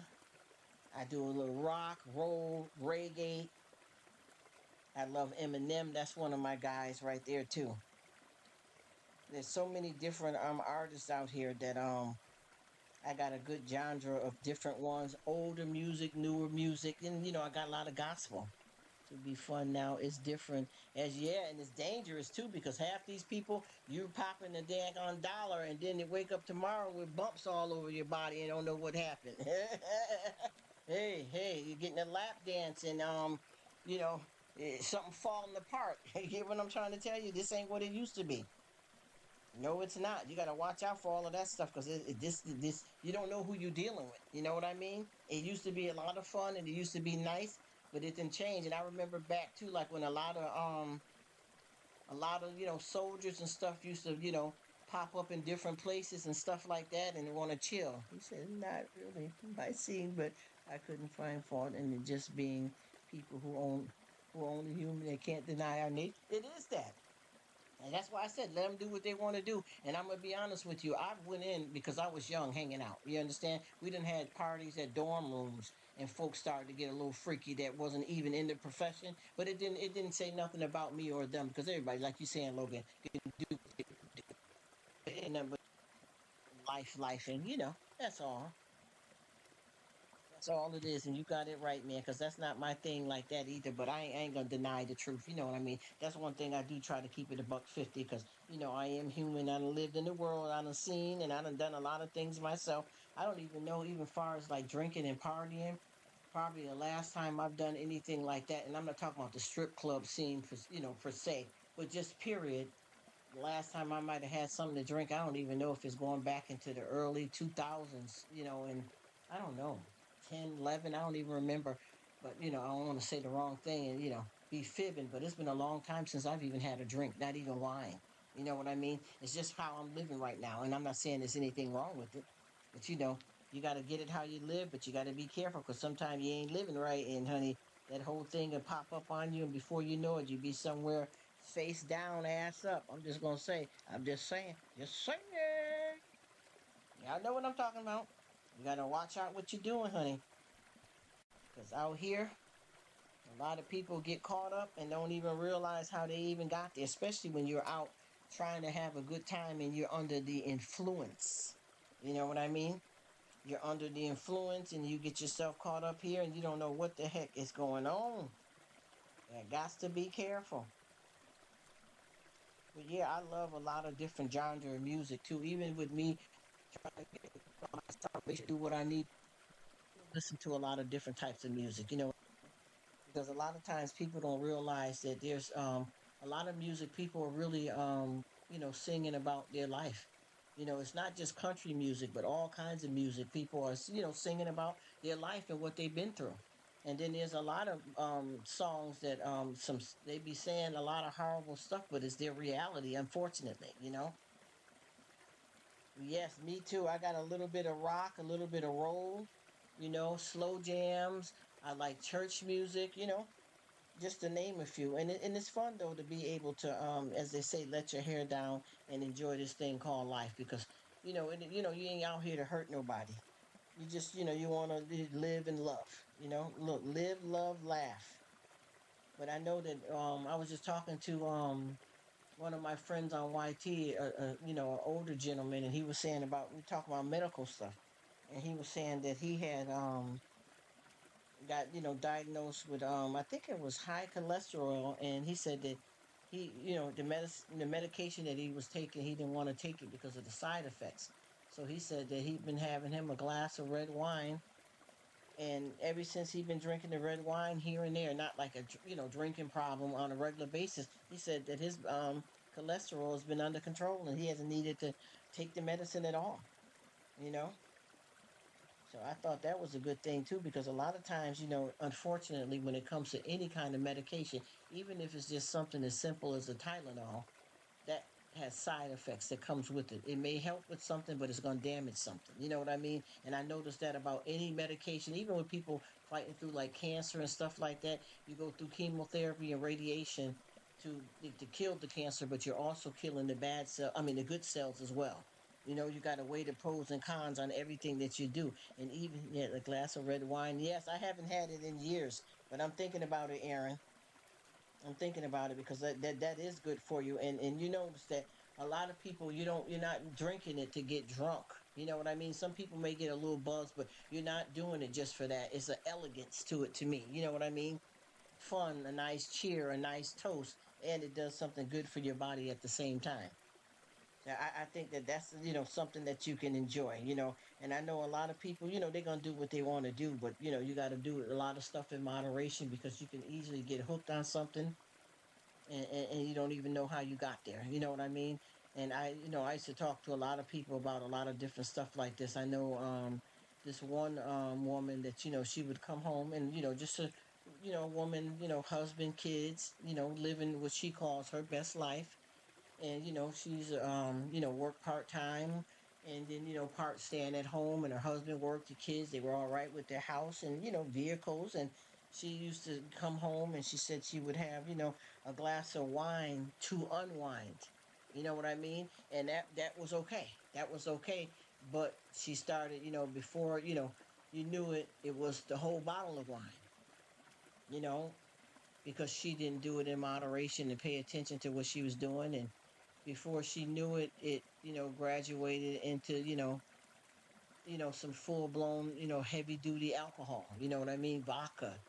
And then it became a point that she would pass out and not pick the kids up from school, and one thing led to another, and she ended up you know out here homeless and on meth now. And the husband is raising the kids with his family.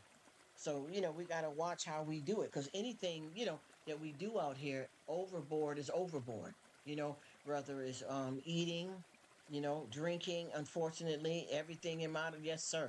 Yes, sir. And I promise you, that was a sad situation there, but that's the whole thing. Anything that you do, good or bad, if you don't keep it in the right moderation, it's going to get out. Or bad things are already a mess. But I'm just saying, anything that you do, just say like if you want to have a stronger drink of vodka, you're not going to be drinking vodka 3, 4 times a day, every day, because if you don't do it in moderation, it will get out of hand. He said, except GI Joe. That's right. That's right. We already know, bro. I got a T-shirt. We already know because when I was coming up, I was with me and my brother. I was into all of that stuff with the GI Joes and the action figures and stuff. That's my world. That's how I get down on my side of town. I'm back from the old days. Y'all know how I do. back when we had like Zoom, Electric Company, you know, Carmen San Diego, Pippi Le Pew, Road Runner. Y'all know what I'm talking about. Back in the days where they used to have stuff like that was fun and it taught you something. You know what I mean? Educational purposes. And boy, did I have a good time with that stuff. And those memories from back in the days with that kind of stuff, I have been loving it, thinking about it, recalling it, and never ever forgetting how much fun we used to have. Because see, I'm what they call, well, I call myself, I label myself as a tom girl. I can be pretty in pink, and then I can get down dirty and do an oil change. You know what I'm talking about? One of them kind of girls. And I've always had fun. Like me and the girls, we hang out, and we would do the Barbies and the baby dolls, and and then I'd be with the guys over there making the go kart. You know what I mean? Building a go kart. Because we used to go, you know how it is when you get one of the grocery carriages from the grocery store and you take the basket off the top. Y'all know what I'm talking about. Turn up, turn up. And back then we used to have a lot of fun because we were into doing things. This is something like that. I get down on my side of town. I'm gonna use it. Please do, bro. Please do, because that's how it do.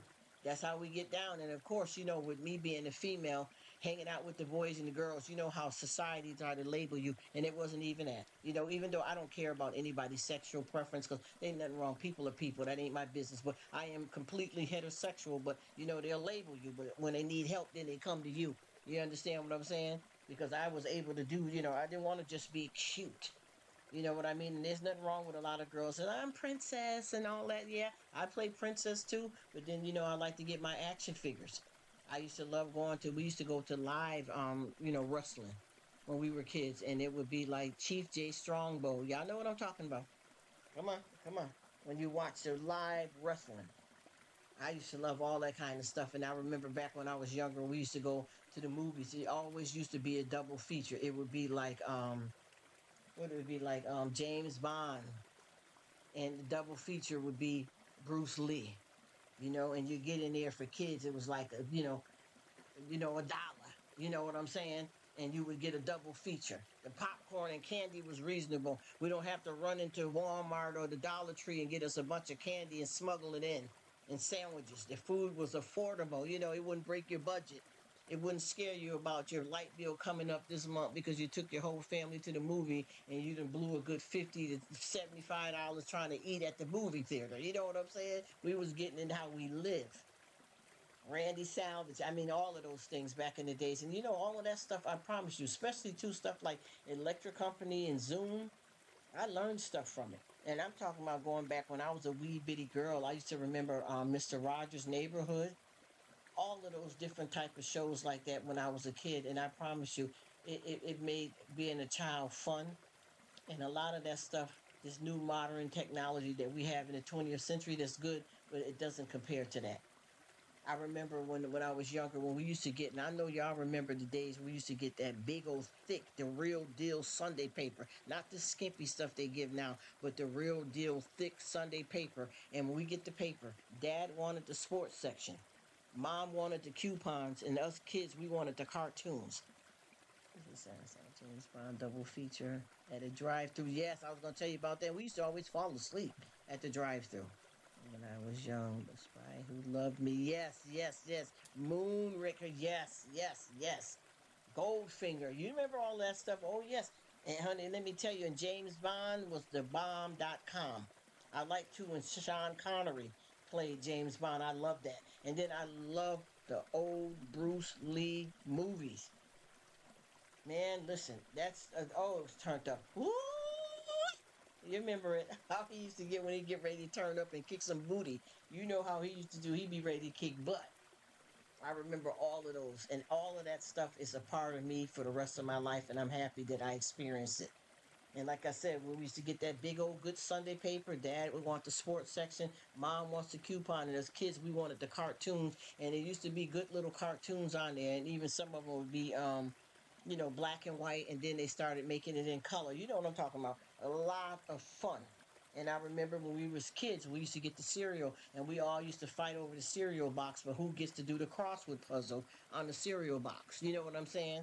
Or the cartoons on the cereal box, We used to have a little skit with Charlie Brown and all of that. Man, I loved it. Yeah, but you said I watched this about every Bond movie from back in the day. Oh yes, man. Listen, and like I said before, when we used to go, we used to catch a double feature. And like he said, the drive-through. I remember me and my brother used to always fall asleep. That's when it was just two of us back then. You know how that go. We used to always fall asleep. But I love anything like that. James Bond. He said, me too. And I have the whole set. Oh, I love it. Oh, aren't you lucky? Oh, aren't you lucky, man? Oh my goodness, Logan. See, that's what I'm talking about. That, and I promise you, I know that we have a lot of modern technology out here. I know that we're in the millennium now, but I'm telling you, there's some stuff in movies and things back in the days that I wouldn't trade for the world. Even like a lot of our candy and when we used to play, like us, we were out the door kids. I'm not saying that there's anything wrong with PlayStations or anything. He said Gold Eye is still my favorite. Yes, go ahead, go ahead. Don't do it, don't do it. You're gonna get me turned up over here, man. You understand what I'm saying? You're gonna get me turned up because I promise you, we used to do out the door stuff. I mean, a lot of activities. We used to when we used to play outside. We used to do hopscotch, double dutch. We used to play kick soccer. You get what I'm saying? Kick soccer, volleyball. When we needed to make some extra money as kids, we would, do people's lawns. We would shovel. You know what I mean? We wouldn't go to try to hustle. You know what I mean? Trying to sell something illegal to make some money to get some new sneakers or whatever gains we wanted. We used to do the right old school thing, and we've been better for it. You know what I'm talking about? Fun stuff. I remember having a paper route. You understand what I mean? I remember arms getting sore up in that shoulder blade area from tossing that newspaper. Yeah, I know what I'm talking about. And the thing is, those were the good times when you grew up. A lot of the neighbors were good friends. It wasn't like how all they got this, like these movies. I mean, not even movies, true shows. My neighbor, and it was all, even now, it was horrible. We didn't have that. When we were coming up, the neighbors would be like extended family. If we had somebody just say, like, if somebody in the neighborhood would say that they went in for surgery or somebody went on vacation, like if they went to surgery, my mother or family members would bring a pot roast down. If somebody went on vacation, one of us or like a father or mother would put their trash out for the week and watch over their house for them. This is the back in the day. If your neighbor told you something, their word was just as bond as your parents. If they said it's time for you to get in the house, get out the street, we didn't question it. We felt blessed that they cared and that they were telling us. Now these days, man, it's different. Oh, it was mowing lawns. Yeah, mowing lawns. I went. I saw some great movies back in the days. Yes, that's what we did. We did it all, though, Logan. We did whatever somebody needed. If we could do it, we did it. If we could do it, we did it. And like you said, mowing the lawns. We used to shovel snow for folks. You know what I'm saying? Clean the leaves up. The neighbor says, "Hi, honey. Listen, you ever seen what channel that is? But they got something about thy neighbor, and all of those people had always ended in somebody being unlive over you had a party too loud, or I don't like that you guys kids play in the yard. It's sick stuff. And speaking, that's a sin, man. You know what I mean? That's a sin. And I don't understand how people get. And I'm gonna be honest now. I know a lot of naughty neighbors. I'm gonna be honest. But man, the way that turns out now, people are in horrible predicaments over petty stuff. And even with me as an adult, I know for a fact that, after a while, just say like you got neighbors, they got kids playing in the yard, but every time the ball comes in your yard, they keep running in and out your gate, they're trampling on your little garden. That is a problem, but you would be able to go over and say, listen, you know, the kids keep coming over in the yard and I know that they're just playing, but I make sure my kids don't do that. So we got to work out something and that would be it. You get what I mean? But and also for the majority of the time, we didn't even play much in our yard. We all found a place out on the outside on the actual street, and we knew not to get in the street and all that kind of stuff like that. But I'm telling you, nowadays, you try to say hi to a neighbor, honey, they would take your head off or ignore you or look at you like you said something, hateful to them. It's not, it's the harmony is gone. And I feel that it's a lot of choices that people make because, see, you don't have to keep up with the times. If you want to groom and raise your family up a certain kind of way, you don't have to copy what everybody else is doing. You know what I mean? A lot of people keep saying, just like, for instance, it's up to you, anybody, to raise their kids the way you want. Like when we were coming up, we finally started getting like that handheld Pac-Man and Atari and Sega, all that kind of stuff. But we had a time limit. See, a child, if in this, and once again, I'm not telling anybody how to parent. I'm not judging. I'm not trying to, preach to nobody. But we weren't allowed to do a lot of stuff, and that was just our family because maybe there was other families that did, but we didn't care to be like, if they say you're gonna play an Atari game, you're gonna play Pac-Man, okay, you got an hour, and then you guys got to get your chores done, or y'all got to go outside and play. Be in before it get dark outside. That was for safety reasons. Now a child can spend their entire time when they get out of school, don't do the homework, don't do nothing, and be on PlayStation all day long. Play till the yes, come exactly. Yes, exactly. And we would be good for it. We would understand it. We had more respect, more morals, more values. And I tell you, children are a product of the environment in a lot of cases. You know what I mean? And a lot of times people don't realize less is more. And like I said, by me being from like a, mixed family, and me being global, I've had a chance to see the difference of living, as they call United States, America, in the States, where, look, everybody can vote and all that stuff. I've had the opportunity to experience that, but I also had an opportunity to live in the island, also living down south where there's no toilet stools in the house. They got outhouses. You only are able to do things by the light of the day, and then you stumble around with lanterns or candles at a certain time. So I know, both sides of the track, whether it be, as they say, the universe, the nation, the world, the planet. I've experienced quite a few different upbringings in my life to be able to be okay. Like with me, I know how to wash clothes by hand just as good as a washing machine. You know what I mean? Even though I got dexterity things going on now with some medical stuff, I'm just saying, I've been out in these, know how to dig out an out. I know how to have a garden and grow a lot of stuff that, even though where I'm at right now, I can't, because there's a very bad problem with birds and crows and pigeons out of control. You can't even cage the stuff in. It's a mess. But I'm just saying, in general, I know how to grow the type of vegetables and stuff that, we need to survive. I said, my kids are mostly grown now, but to them it was a punishment for them to go outside. Yes, and that is it. You're right about that, sir. You're right about that, Brother Logan. That is the truth, because they seem like they pick their own choices of what they want to do, and then when you try to tell them, it's like they struggle with it. And see, with us, the difference with us and them is that our parents kind of made us, and I think we give in a little bit more. I mean, it's different choices they make when they're adults, but when they're underage, it's like we kind of allow them to dictate to us what'll work for them, and we think we're doing the right thing, but yet we're quick to say some stories about when we were a child, and then when you have your own kids, or even if you're an aunt, grandmother, or godparent or whatever, you kind of you fold easily. You know what I mean? You fold easily. Because I even see now everywhere I go, if you ever look when you're in places, and it doesn't matter where it's at, whether it's at a grocery store, at a doctor's office, a dentist's office, outside in the park. Look at all the different age group people that you see, and tell me how many people that don't have a cell phone in their hand.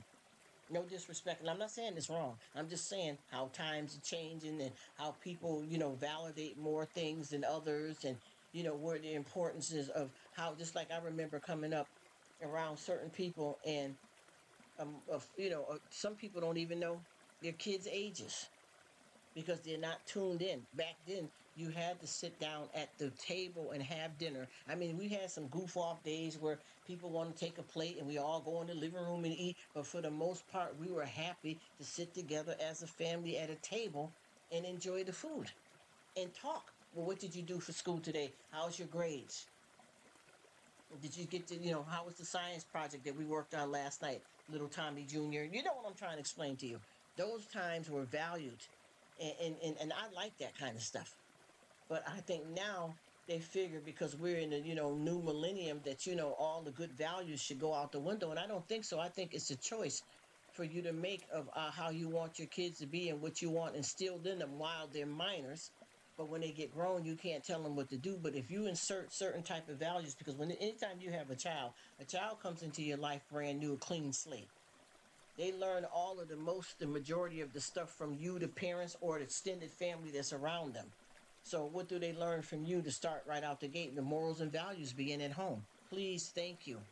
Good touch, bad touch. They learn all of that from you. And then when they go out around other people, like far as going to daycare or out in the park playing with other kids, they already have that instilled in you because you taught them that from when they first came home. Because when a baby comes home, they don't know anything. A kid doesn't know anything. How do they learn? It's because you teach them. Why would you say, oh, no, don't touch that? That's because they're getting ready to touch something that's going to hurt them or something they shouldn't have. You know what I mean? Now you got I remember somebody had said here, this was a while ago, go on my dresser and get my blunt. You know what I mean? Go in the house and get my lighter and my cigarettes. No disrespect. Y'all know what I'm talking about. I'm not trying to put nobody down or judge. I'm just saying. And the thing is, I know that we're in a different time and era, but some of those things that we had growing up, we need to keep it going because those kept us grounded as kids, and it was good values to have. You know what I mean? And a lot of folks have fell off, and the kids teach you and tell you what to do. It's different, for sure, but our kids, right?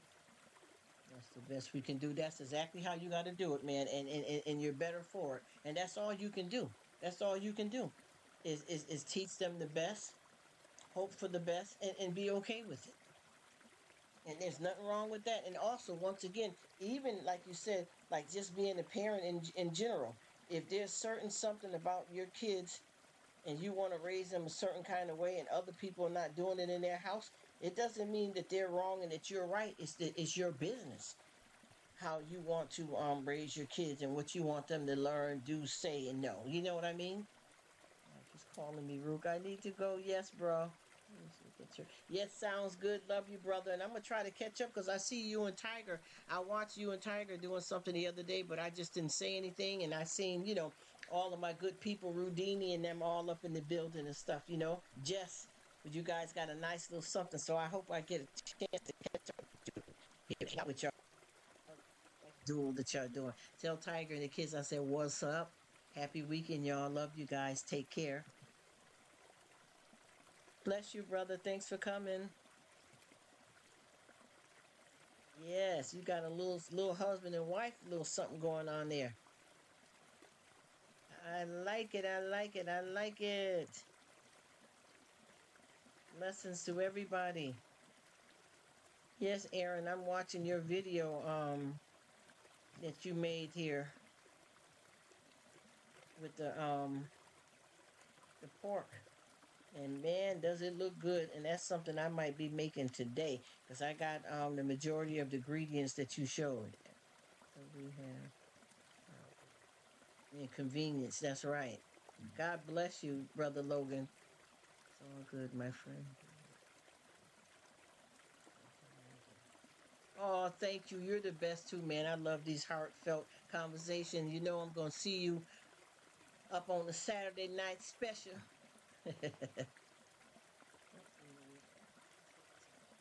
Our lives. Yes, God bless you guys.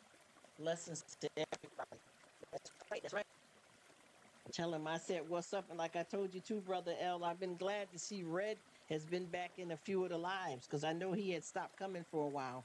So that was awesome to see him back in the lives and participating. It's awesome. Awesome. Awesome.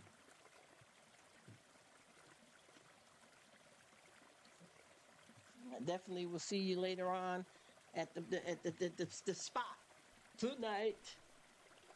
Late night. Boom. Rock on all the way on.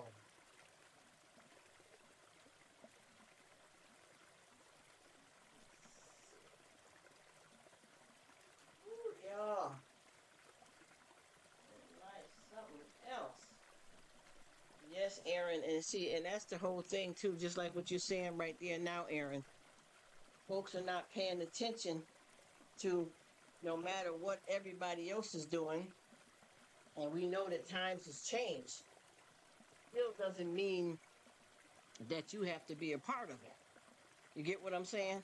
A lot of people don't seem to understand that, Aaron.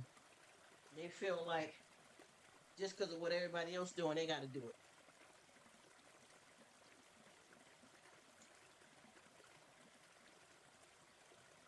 And that could not be further from the truth, because that's what makes us different and unique, is when we do our own thing. You know, we forge our own path. It don't mean you got to copy what nobody else doing. It don't mean that you have to be in doing the same thing that everybody else is doing. And that's the perfect point that I was trying to make when I was talking about how people are acting the fool out here about voting. It's none of your business whoever choose whoever they want to vote for, you know? Just because they're doing it don't mean you have to do it. And just because they're doing it doesn't mean you have to be against them. You know, I know the voting is over and they done made their selection, but I'm just saying people are out of control right now with this situation that occurred. He says it worked for thousands of years doesn't mean we got to change everything. Yes, sir. Yeah, and I could have said that better myself. I could have said that better myself. That's exactly what I'm talking about, Aaron. Yes, yes, yes. And that's the whole thing. We need to go back to some of their old school stuff because there's too much clowning around right now. That's the reason, one of the reasons why a lot of stuff is in chaos is because everybody is trying to keep up with everybody else. And a lot of that stuff ain't hitting, you know? A lot of that stuff ain't working. You got to get somewhere and calm down and chill out. And you ain't got to do, because you know there's a lot of stuff with us as adults that we may have friends, you know, being grown people.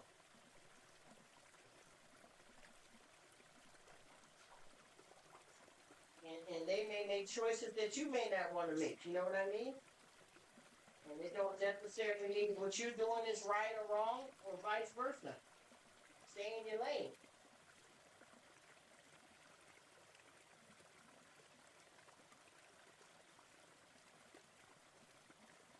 That's all we got to do is stay in our lane.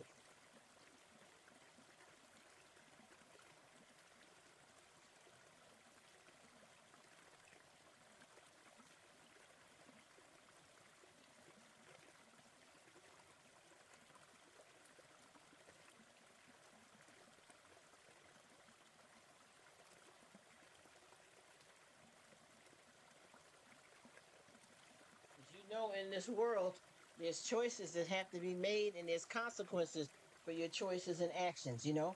Even with parents raising you up, they got to try to do the best they can, and they may be doing something totally different from other people in the family, the neighbors down the street, but that's also everybody option to make their own personal choice of how they want to do things and what they think is right and wrong. But everything don't have to change, and that's the problem. People are too busy trying to change everything, and they doing too much. You know? It's very unsettling. Stay. That's right. Stay in your lane. Be humble and do your own thing. Amen. Because I'm telling you, honey, when you swerve out of your lane, you have accidents. You know what I mean? But if you stay in your own lane, you usually do good, because a lot of times when you up in everybody else's business, your life is a wreck. And the reason why is because you're worried about the wrong stuff that's none of your concern. You know? That's why we got all kinds of different colors of people and races, because it's for a reason. All of us are made different for a reason, and it's a good reason. Gotta know. Gotta know when to hold them and when to fold them, and just simply mind your own business. And when you do that, you end up a lot better. You end up being able to solve your own problem instead of living somebody else's life.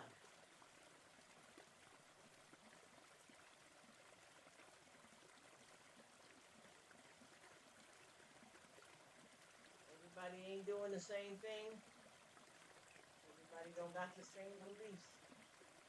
You know, all up to you and what you want to do. But that's one thing I learned too is that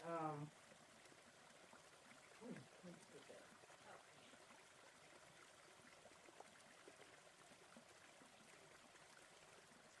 We're all different. We're all different, and that's what makes us unique.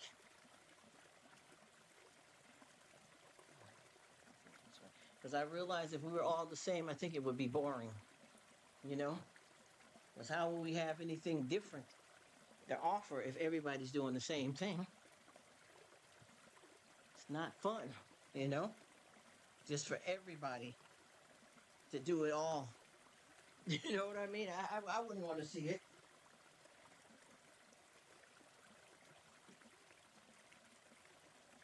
And I know that that's the reason why God created us different, all of us different but equal. It's obvious because if you don't have anything different going, how can you bring something new to the table? You know, because once everybody all have the same idea, that's like, okay, now what's new? And it's so weird too. I'm gonna find out because I keep saying this, but I'm gonna find out. I have one of my family members that has a game that they watch. I mean that they play, and the game is everybody is the same. You know what I mean? Everybody in the game is the same. They all, when they meet each other, they say the same thing. Hi, hi. How are you? How are you? Good day, good day. And that's it. And they walk right up to each other and say that. And they're all dressed the same. All of the women, kids, husband, wife. Nobody has nothing different to say. And it's boring, you know?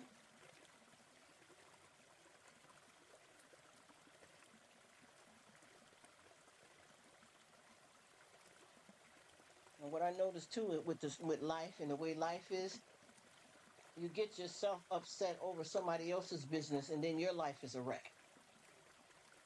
Because I've been noticing too, even now, you know, like people going back to work after, you know, they picked who they selected with all of this politics crap. And say, God gave us the ability to make our own decisions. That's right. And stay out of somebody else's, you know. That's what it is with the voting too. Yes. Yes, exactly. Yeah, that's what I'm talking about. And even now, I've been hearing so much, you know, even though I don't like to get into that kind of stuff, there's been people on social media like Facebook, Instagram, YouTube in person that been flipping out about the campaign, and now they're flipping out of who got picked. And people are coming in angry. People are mad at other people because of who they voted for. And I don't understand how that's anybody's business. How can you be mad at me because I didn't vote for the same person you vote for when you picked who you wanted to pick? It's none of your business. You don't have a right to get into nobody's business like that. You know? It's not fair.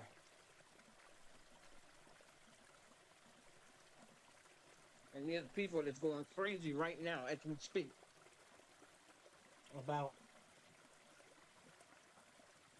what people did for voting and who they picked. People are arguing with each other about that right now. Even one of my family members told me that this is happening, you know, at different places, jobs, schools, that folks are transferring out of their job. They were good friends at work until the voting season came. They were good neighbors. They were good co-workers. And now that they see who a person voted for, they're all angry at each other. And I don't understand, how is that any of your business, and how does it change our friendship Just because we have different political views, we had a lot of other good things in common. I don't understand how people can act that way. So it's crazy. I do too. That's what I'm saying, man. You can't control your health. You know what I'm saying? You can't control your health out here. You can't control certain things. So why would you even waste your time on being upset about something like that? Who cares? And I got one of my friend here. This was before they picked the candidate, and she was doing a live, and she does a cooking show, and she was talking about what she was cooking, and she was cooking as she talked. There were like 5 people in her live decided to start talking about voting, right? So they're talking about the voting, and all of a sudden, one of them asked her, "Well, do you vote?" And she said no, right? She said no, she don't vote. So they started ragging on her. They started getting mad at her. What the hell's wrong with you? You need to vote. Why didn't you vote? That's dumb. You need to vote. All of them were hammering her. Mind you, they're in her life, which they didn't have to be there. You get what I'm saying? They're always arguing at her about the voting, and she simply said, I live in Canada. Uh-huh. You see?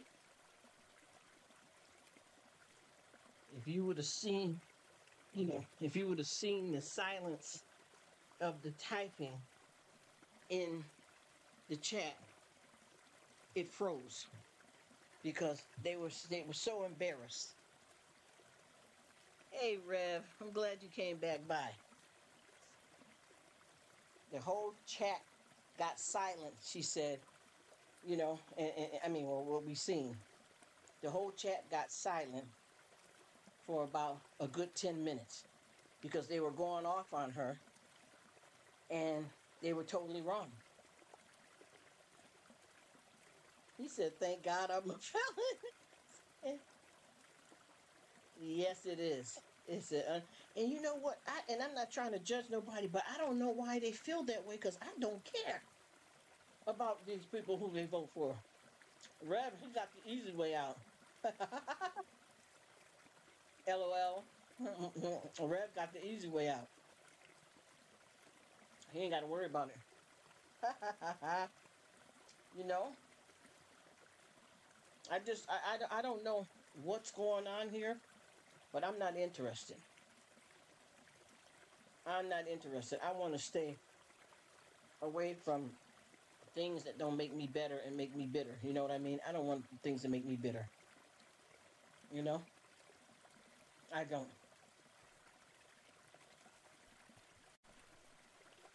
I definitely am into living in a whole different perspective when it comes to that kind of stuff. And I feel like a lot of people need to do that so that they can keep their sanity. Because for me, it ain't never been that serious. Never been that serious. If you know who you are and what you're here to do, you don't have no right to try to take somebody else's rights from them. Life goes on. That's how I try to tell it. Yes, absolutely. I know what you mean. But honey, let me tell you, I know that I got so much going on. I can't even squeeze nothing else in, less more than squeezing in some negative BS. I'm just not gonna do it. And then also, yes, it does. And I'm gonna tell you another thing too. People see this is the whole problem that I've noticed is that people stay in other people's business too much, and that causes a lot of problems. That's one of the main things that I'm noticing.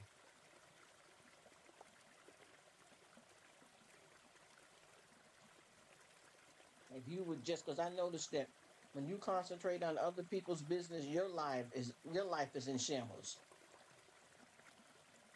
But if you go on and live your best life, I guarantee you, you will be on a more peaceful path.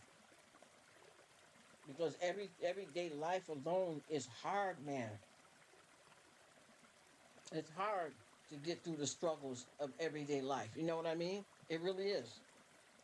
Because we all got so many things that's happening to us that we can't control. So why insert yourself into some BS when you already know, gosh, I am feeling so tired, but I got to get up and go to work. Why am I going to get into an argument with somebody over who's voting and I got other things hanging over my head and I'm trying to be grateful for and live my best life? It ain't right. We really got to keep it moving. And when people do that, that's because they deliberately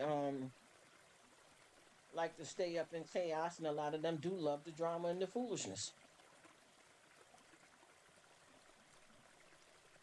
I've been noticing that.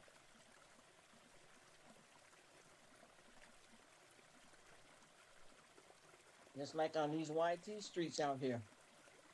There's certain lives and videos you don't have to be a part of if you don't like it. You know? You don't have to be a part of it. And that's kind of sad, and it is, and that is true.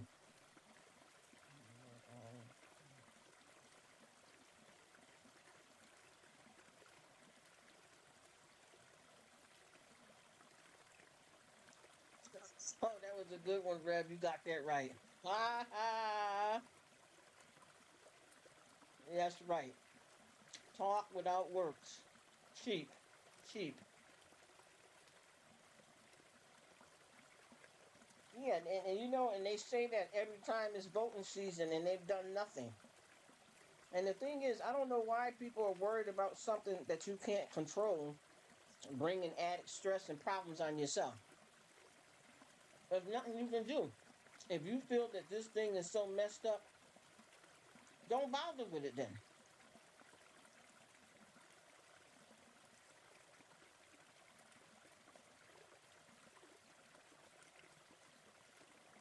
I don't understand that. It's ridiculous. Absolutely ridiculous. And I'm still playing your even though I left the comment already, Aaron, I'm still playing your Korean style pork video right now.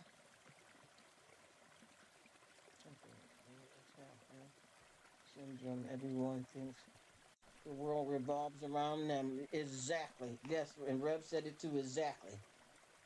And I don't know how they feel that way because you're not getting what you want, so definitely in denial.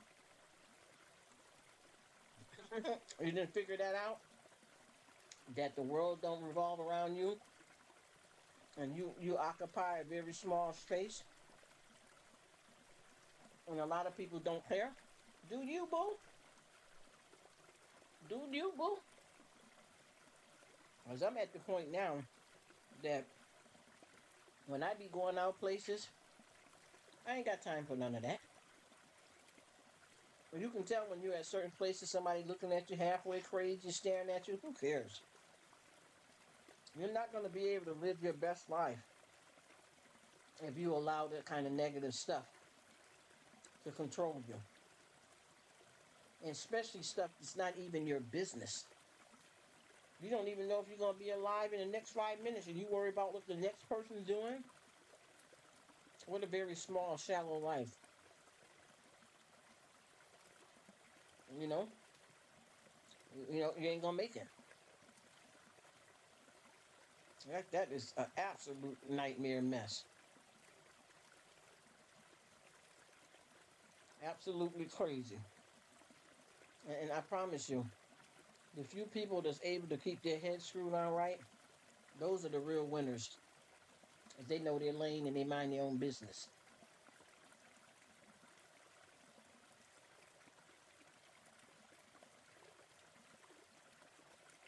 That's this craziness.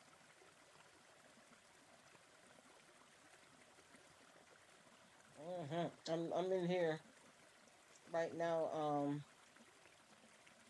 looking at your last bit of this pork, and this just came out so good and tasty, man. Got my mouth watering. I'm gonna make sure that I get up and thaw me some pork out. And I just bought me some really good Korean barbecue sauce too. And I got every one of those ingredients that you use.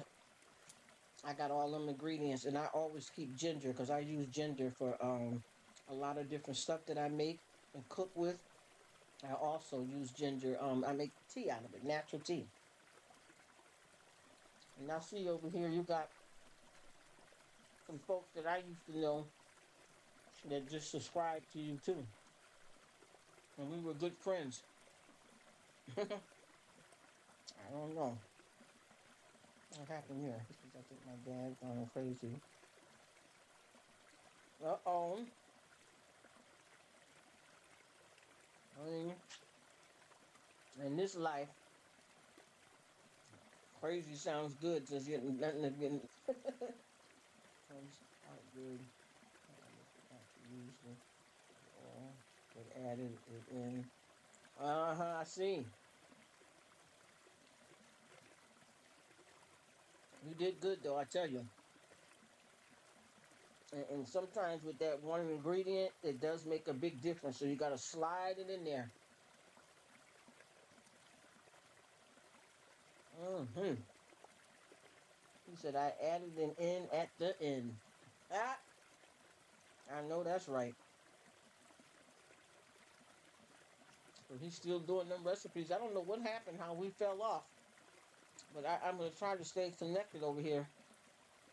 Cause I got, I know there's so many people that we see around the world, and YouTube is busy and all that kind of stuff. But I promise you, my real people that's down with me, I'd like to stay close to them no matter how many people that join me. You know what I'm saying? I try my best to stay connected, but sometimes when I keep going, because Rev will tell you, and I'm not bragging, you know me anyway, I support heavy. And I know a lot of people are not going to do that back, which is fine. I'm going to keep, I'm going to keep doing it because I like to. But one thing about with YouTube, the majority of people are where they want to be. I get in a lot of lives, and a lot of people, hey, what's up, Rruk? Oh, hey. But you never hear from them, and that's okay. But they'll say, oh, I'm sorry, I haven't been able, but they're in that live for an hour with you, and somebody else was live, and they can't even click off for a minute to holler at you. So, life is life, and then it's okay. That's what I keep telling people. Don't feel no way. Do whatever you want to do and be where you want to be. Let's just grow together. Let's put the BS aside and just be happy. Even even right now, while I'm talking to you guys, I'm going over to different people's lives and showing them some love. It is tough to keep up with everybody, but you ask Rev, I'm always with him. As a matter of fact, you know why? Because I decide, this is what I did too, Aaron, and it may not be easy for everybody. You know how that is. I'm just running my mouth. The effort, that's right. You got to do the best you can, Aaron, and that's enough. You do lose touch. You do. And you know what I do, though? I'm going to be honest with you. Like right now, since we are doing the live, since I'm doing this live right now, and I'm not showing off, I'm being 100% honest, and I'm going to be 100% truthful, and I can prove it. Not saying that you need me, and I'm just running my mouth. Everybody that's in my live right now, I'm up to date with. Whoever's in my live right now, if I didn't go over to one of their videos while I'm doing this live, that's because I was just there yesterday.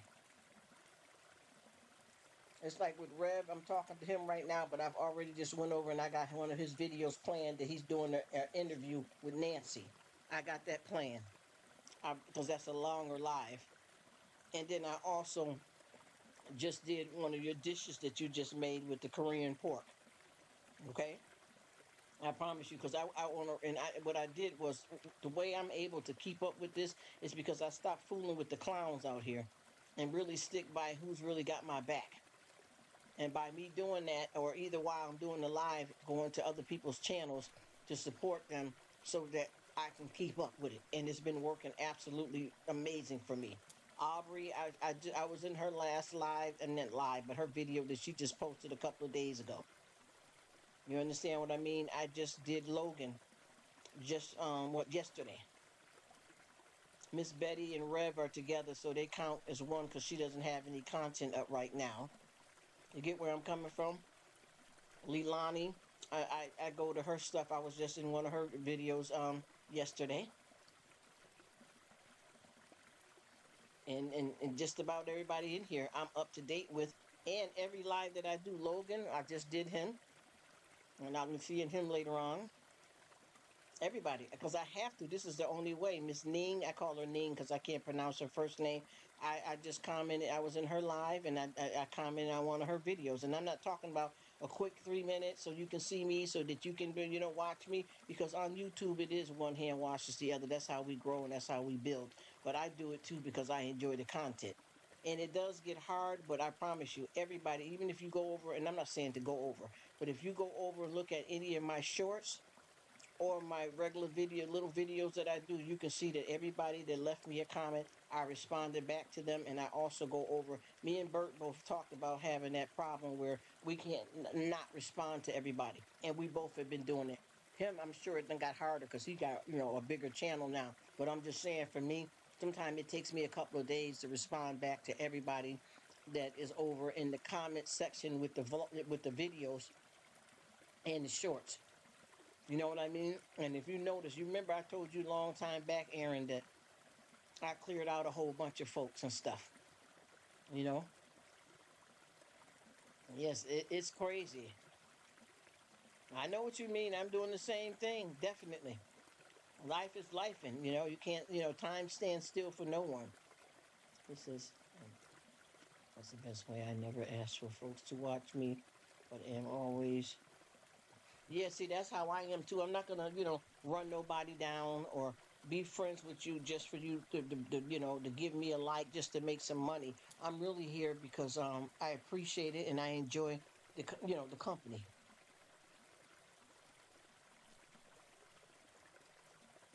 That's right. And you're always supposed to do that, Rev, when you have a channel. Like, comment, subscribe. Yep, all of that's good. And if they don't, you're still standing strong. You're still standing. That's a perfect way to put it, Rev. And Aaron, I feel the same way.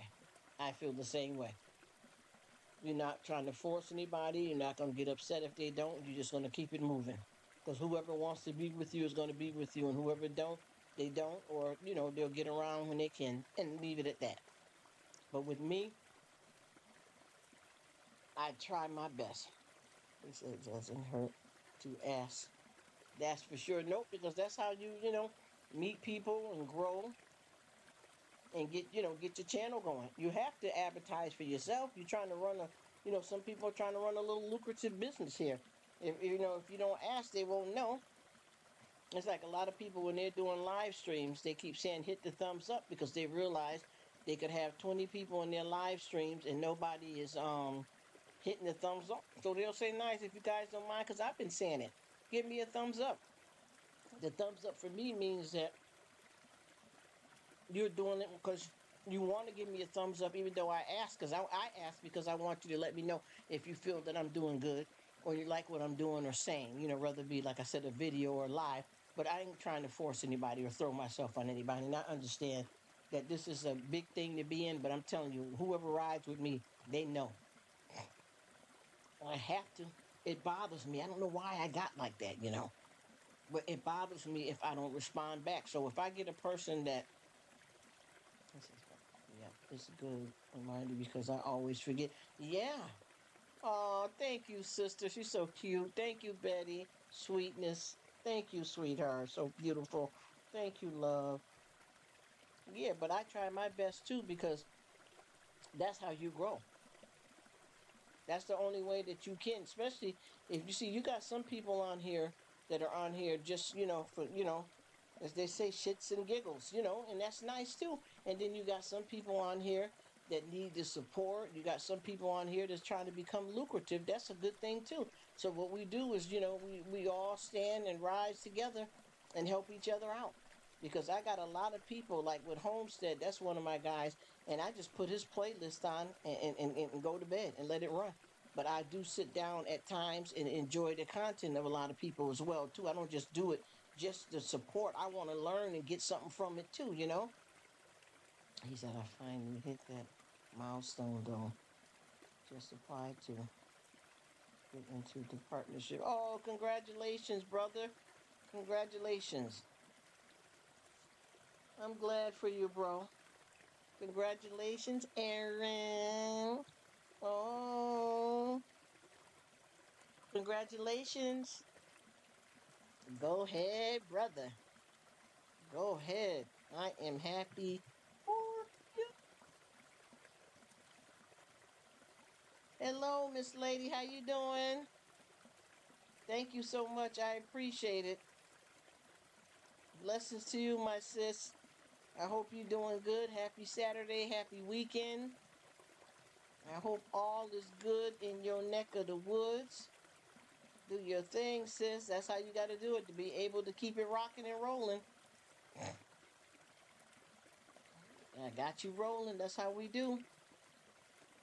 You know, we got to do what we got to do to help each other out and we'll back each other up. Because I tell you, this is why I keep telling with people with YT, everybody is on here for different reasons. So what you do is whatever they're doing, if you are right with it, you support them.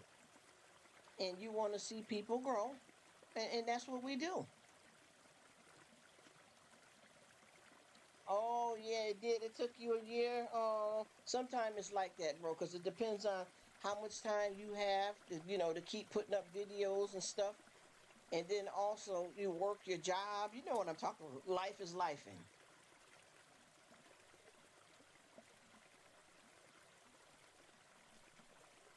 Life is life, and it depends because I know a lot of people, that they know for a fact their bread and butter is with their 9 to 5. So that has to come before YT. You know what I mean? And then you just take your time and blend it in until you get where you want to be or what you want to do. But I think everybody's journey is different and everybody's going to get to where they need to be if they want it. You know what I mean? And blessings to everybody. Good for you, Reb. I'm glad to hear that. As I know that, you gotta do what you gotta do. And whatever's meant to happen is gonna happen. We're all better for it.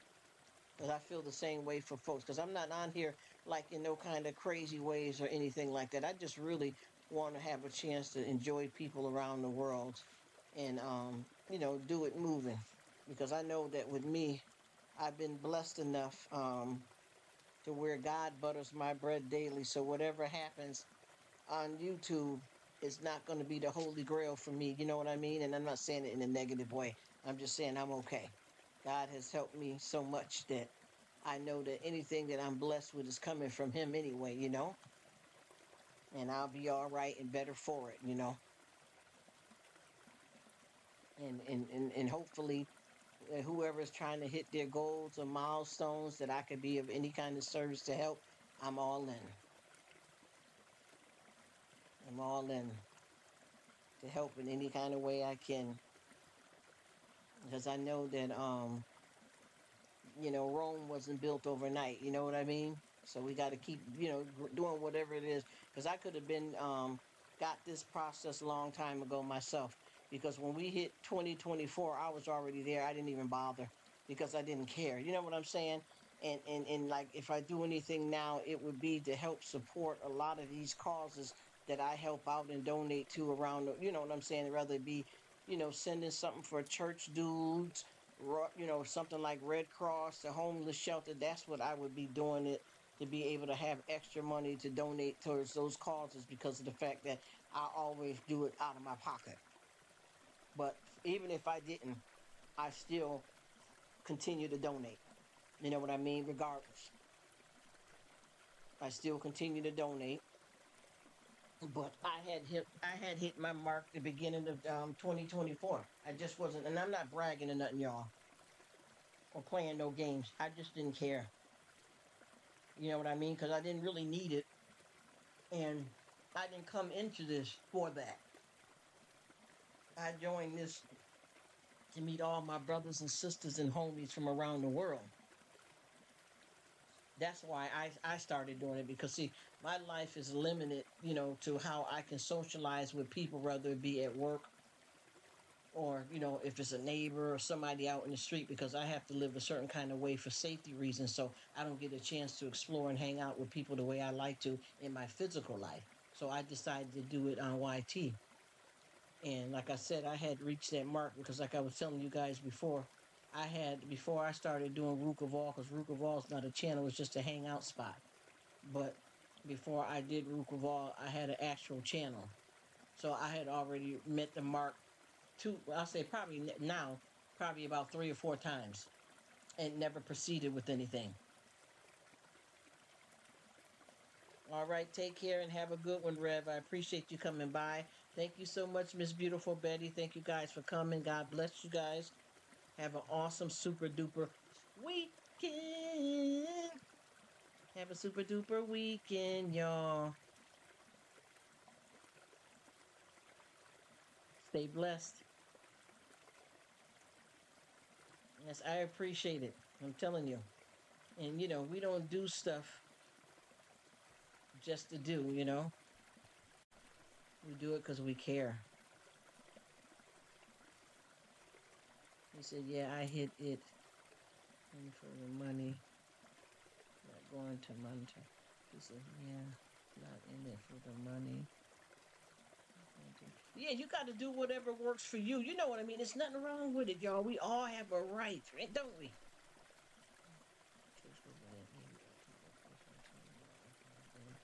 Oh, that's nice for you. That's nice. I hear you, bro. Ain't nothing wrong with that. God bless you, man. I hear where you're coming from. Who was that hate? Who's here? Who was that? Somebody said what? Okay, I see it. But yeah, that's how it is, though. I don't know who this is. Somebody said, what's the channel says? Hate?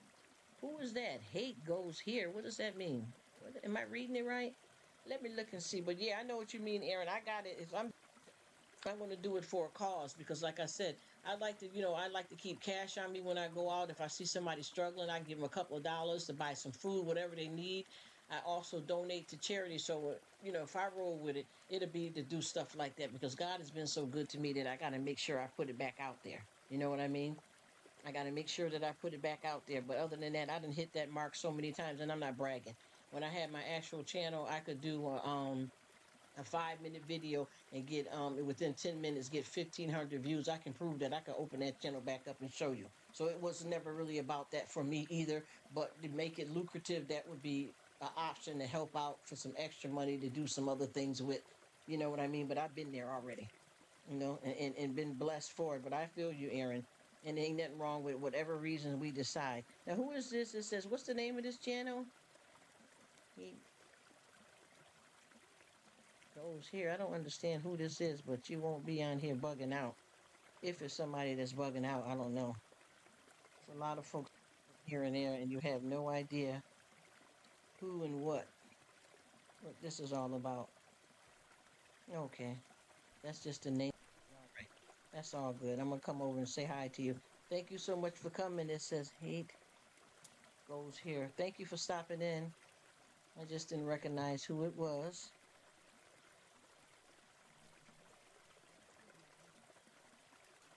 But yeah, you guys, that's all you got to do is do what works for you. And that's okay. Nothing wrong with doing it. What's up, badass? Thank you for coming in. Blessings to you. Have a great weekend, Miss Betty. Love you, sis. Thank you so much. Because I was wondering, where is my girl at? Thank you for coming.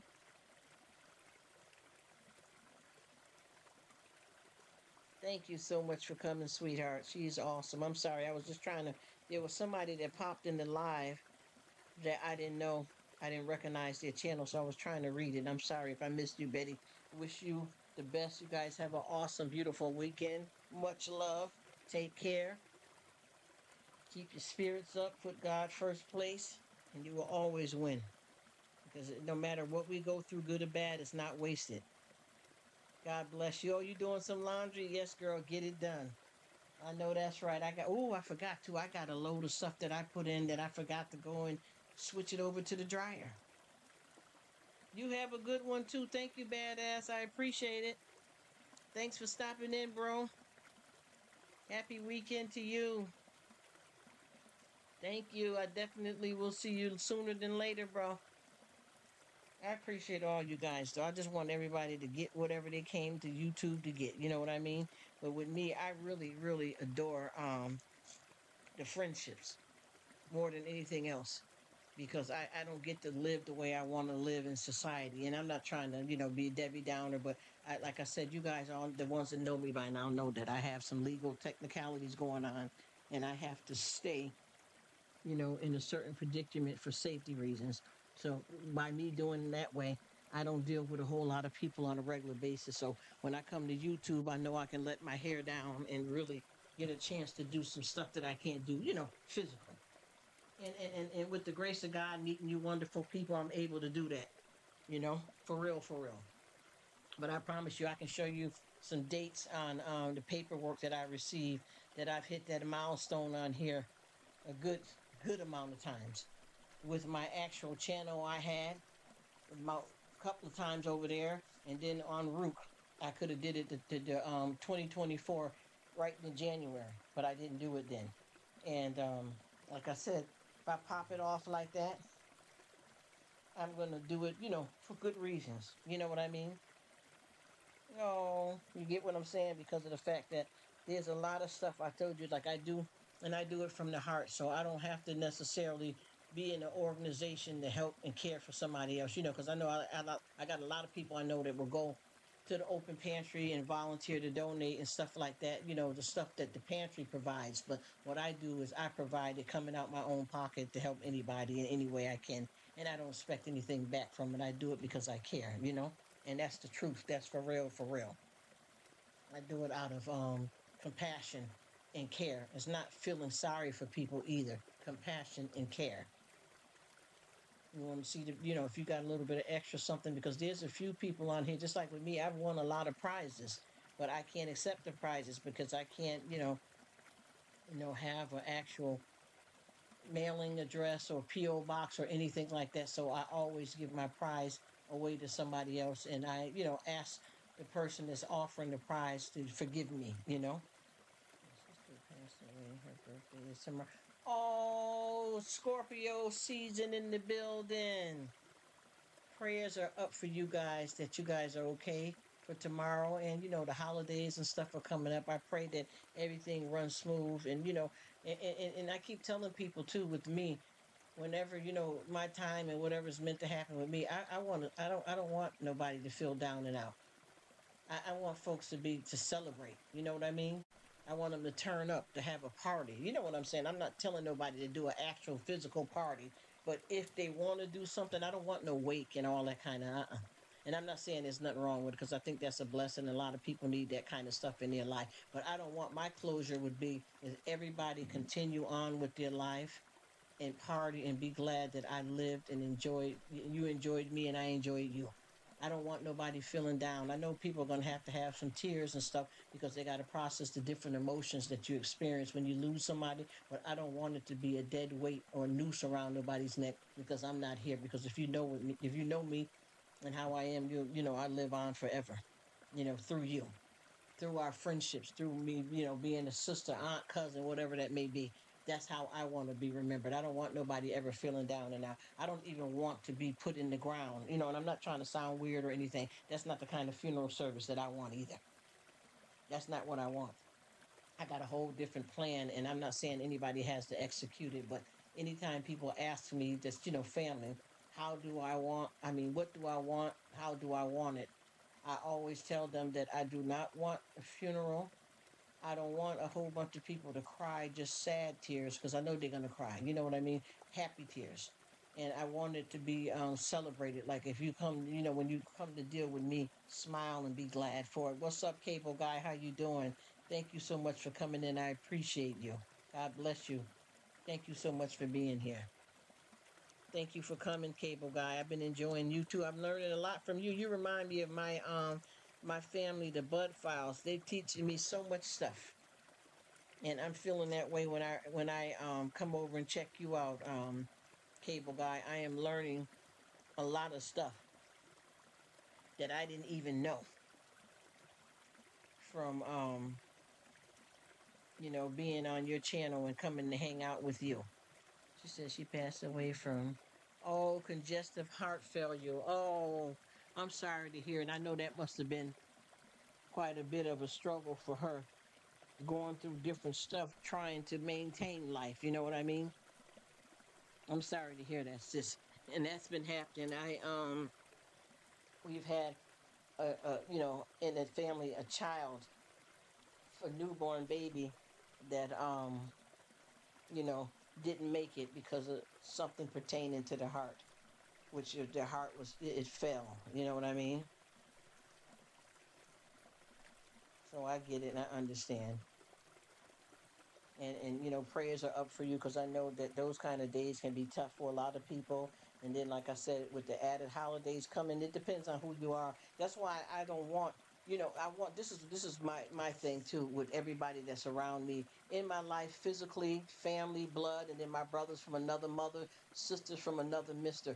Please remember, I don't want you unhappy because I've lived my life, whatever that consists of, whatever way I got to go, when I got to go. I don't want nobody hurt because of it. Because if you know me, I'm about the smiles, laugh, and cheerfulness. So if you have your life going down because I'm not here anymore, I wouldn't be able to rest in peace. And I mean that. I mean that.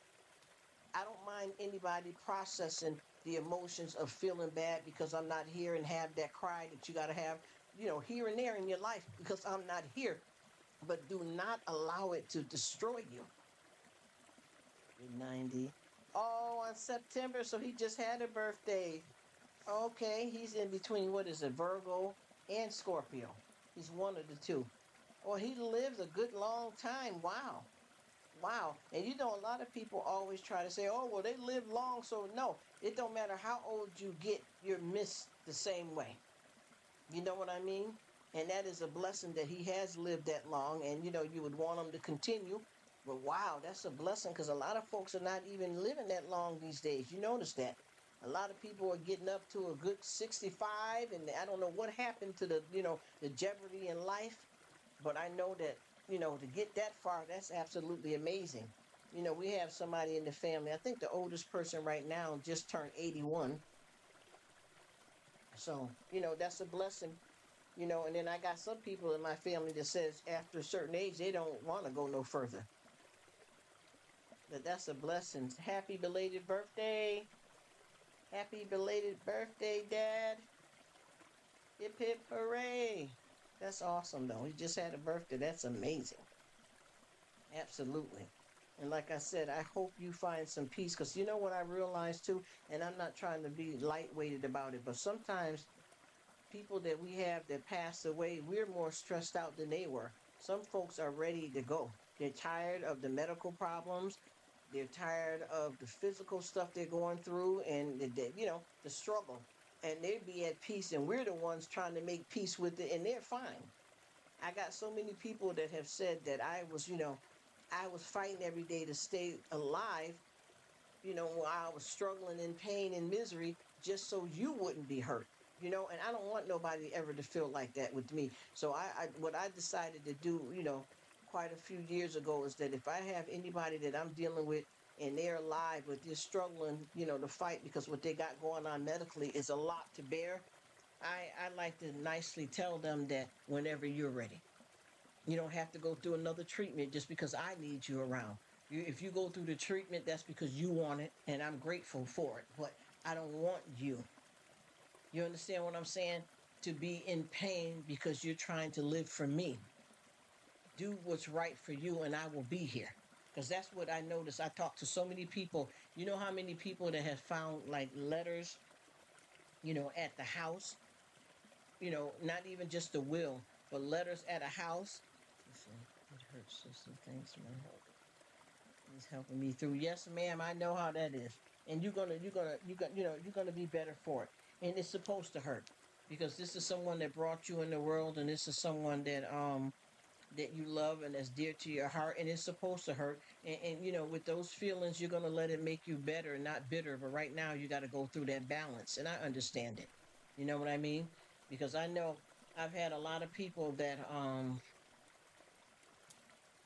were in a situation where I found, you people find different things. Like, how people have a will after, they're not here. But I've known that people have been in the hospital and the doctors or the nurses or whoever, the cleaning person has found a letter that they left for their family and said that I wanted to, I wanted to rest in peace over 2 months ago, but because the family was so hurt by it that I struggled to fight longer and my pain got dragged on longer because I was worried about y'all. You know what I mean? So I definitely don't want to be the one that somebody is holding on when they need to rest in peace because of what I do. You know what I mean? And whatever hurt we're going to have, we can't control that. Just like I said, we can't stop the rain from falling and we can't, dodge every raindrop. And it's going to hurt. And I am so sorry. And their husband is a good, strong man to go through it with because he knows the ins and outs of all of that. And you guys have, you're going to come out on the other side. And you got to remember too, which is, right now it's better said than done because this is so fresh. But you are, you're living and he's in you. So you are definitely an extension of who he is.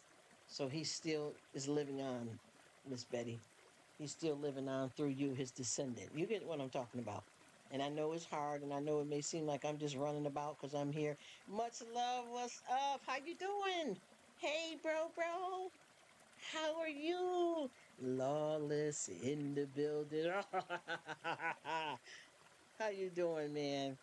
Thank you so much for coming. We're having some heartfelt conversations over here where we've been starting off talking about from, losing people to mental health and up against the wall with it all. You know what I mean? Look, a strip club. It's nice to hear you too, bro. And I am so sorry that I've been missing you.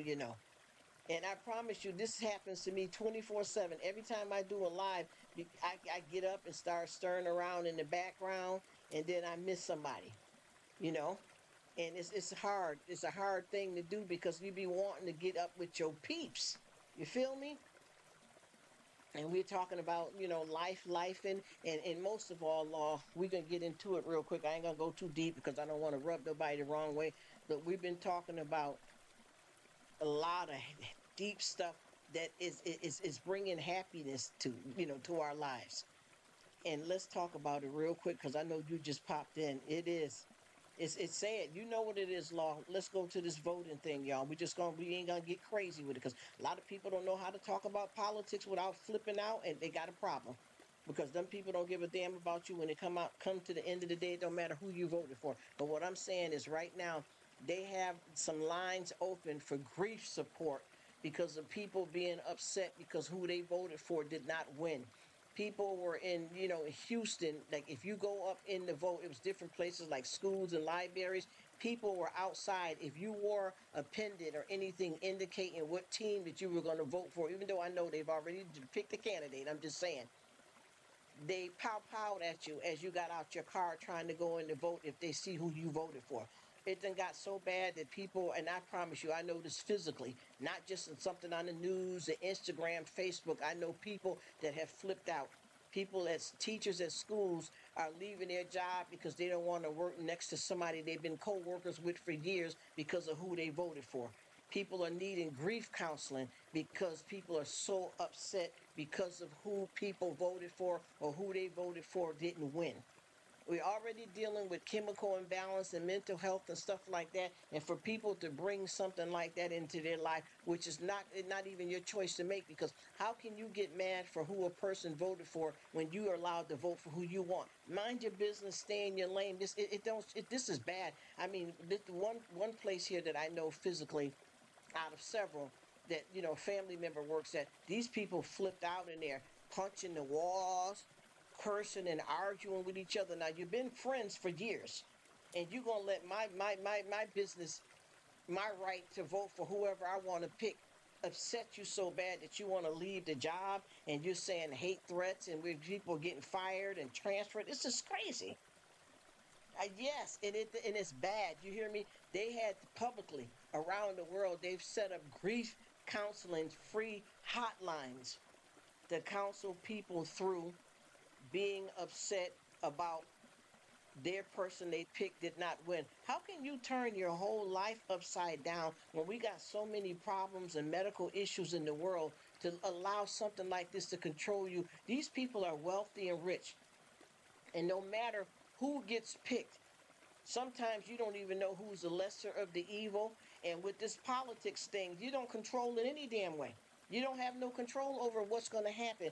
But even though you got one, this side, I don't even want to say the name because I don't want nobody in the bushes to bug out and flip out. But it doesn't matter, if you pick the R, the D, the I, the E, they're gonna have to honor both sides or whatever that we have out here as far as politics is concerned. And I'm telling you, listen, this thing, I know a lot of people may not be feeling the heat because it may be where you are, rather wherever you are in the universe, whether you cross the water, city, state, wherever you at, people are around certain folks that are flipping.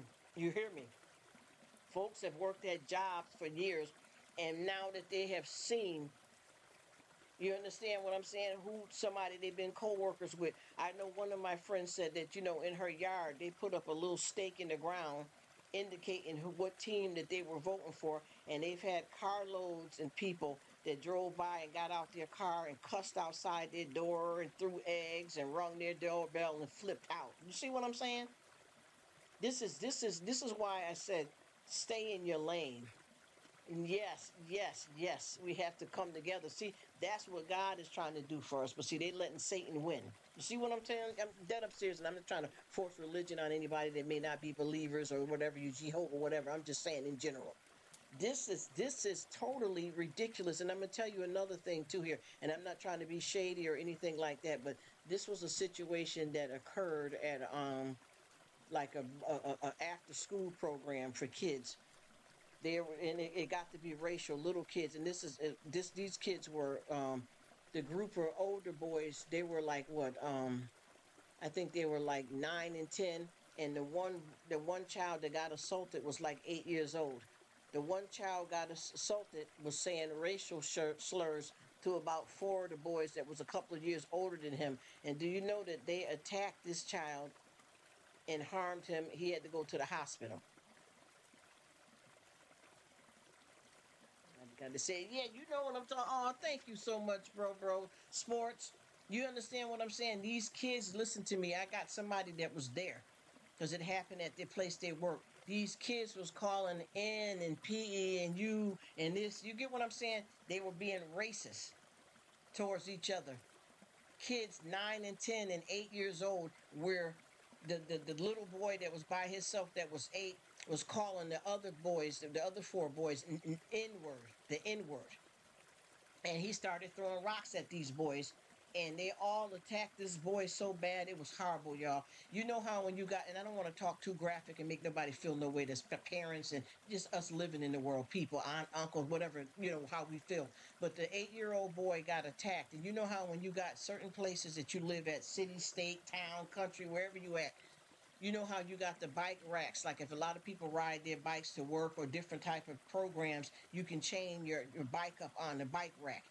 Well, they attacked this child and cracked the child's head open on one of those things because the child was throwing rocks at these four kids, he was calling them the N-word, and he was from another race, right? So they attacked him and cracked his head open, and his sister pulls up and she called all of the kids in, cursed them out, instead of her running to get medical attention for her son, I mean for her brother, and calling for some help. You understand what I'm saying? She got out her car, you mother bleeping in, and y'all know what I mean when I say that. It was horrible. It was horrible. And instead of her coming there being an adult over all of those kids, she came there cursing them out while your brother lays on the ground with his head open, and you didn't even properly attend to him, which the first thing should have been calling for you. First of all, you needed to see what kind of medical care that you needed to provide for your little brother. You understand? This was an older teenager, or in her 20s, a sister. But she came to pick the boy up, and she was driving. She came and started calling the kids that assaulted her brother names instead of trying to see if he need first aid administered to him. and then also calling the ambulance and 911. Do you understand what I'm saying? She didn't do none of that right. So guess what happened? The boy, he had to go to the hospital. I didn't hear nothing else about it. I don't even know if it hit the news or whatever. I was meaning to ask the family member again about that. But the boy had to be rushed to the hospital, and then the four boys that did it, they got away with it. Now, see, if you would have handled yourself right with the proper protocol, yelling for some help because you're at a program that's an after-school program for children.